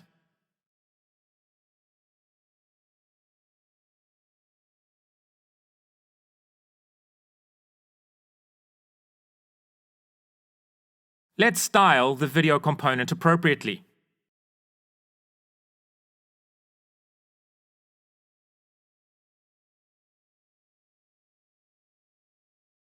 Right, let's test the code.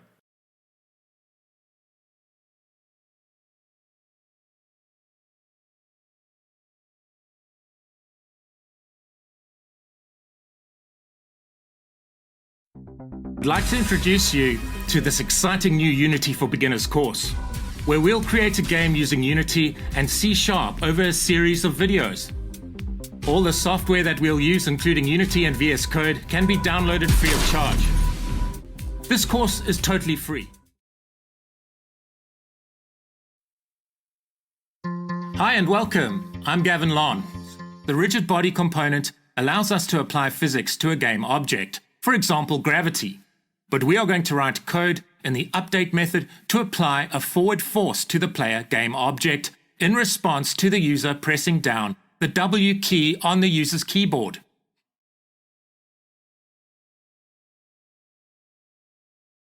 So to improve the user's experience, you can include a spinner that appears to the user while data is being loaded.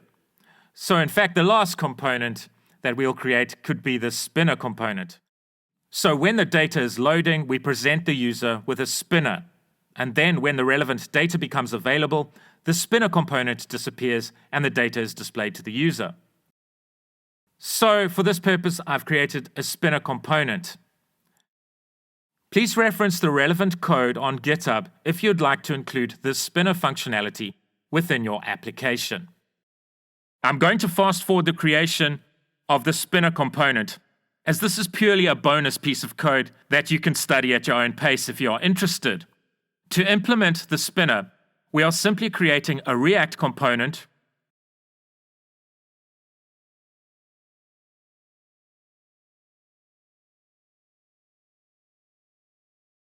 relevant CSS code to style and animate the spinner,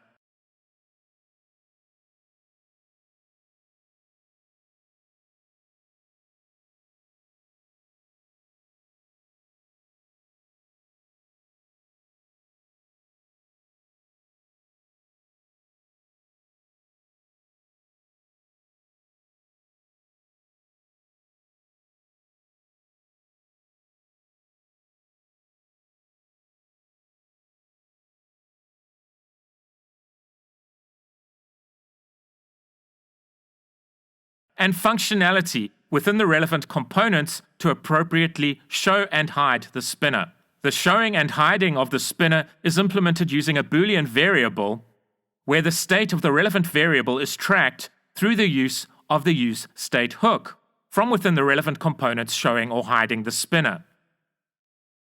Please review the code in detail at the relevant GitHub repository location. The link to the relevant repository is available below in the description of this video. We can pass in the relevant Boolean value as a prop to the spinner component to indicate to the spinner component to be visible or hidden, like this.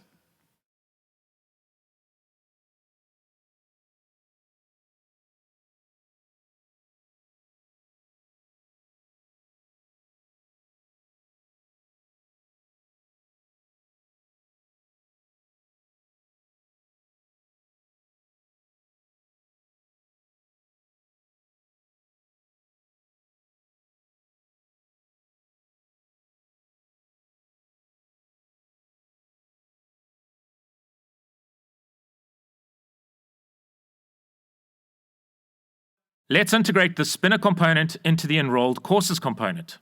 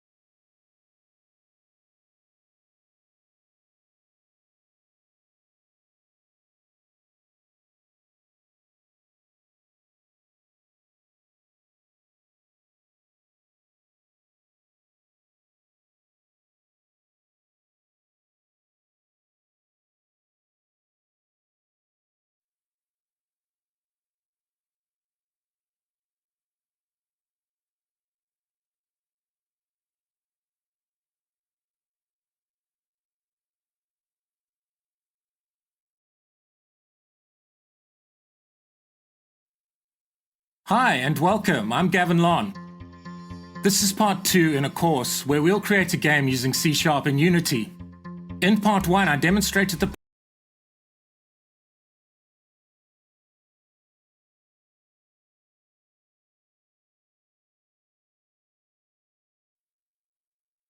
potentially making the game at runtime more robust. For details on C# data types, I've included a link to a C# tutorial on C# data. So I'm going to finish the code for this application by styling the header of the courses displayed in the home component, the course component and the enrolled courses component. I'm including the relevant CSS classes within the App.css file so that the classes affect all of these components.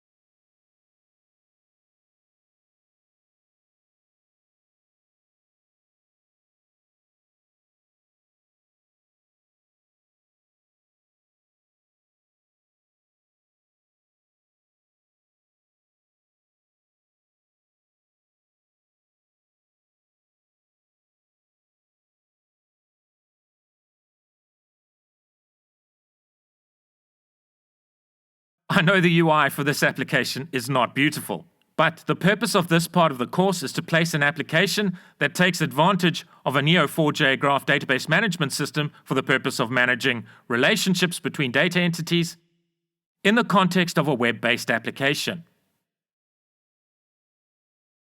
My challenge to you is to fork the GitHub repository that contains the code that I've demonstrated in this part of the course and abstract the common parts of the JSX code contained in the home component, the course component, and the enrolled courses component into relevant child components. One suggestion is to create a reusable child component for an individual course.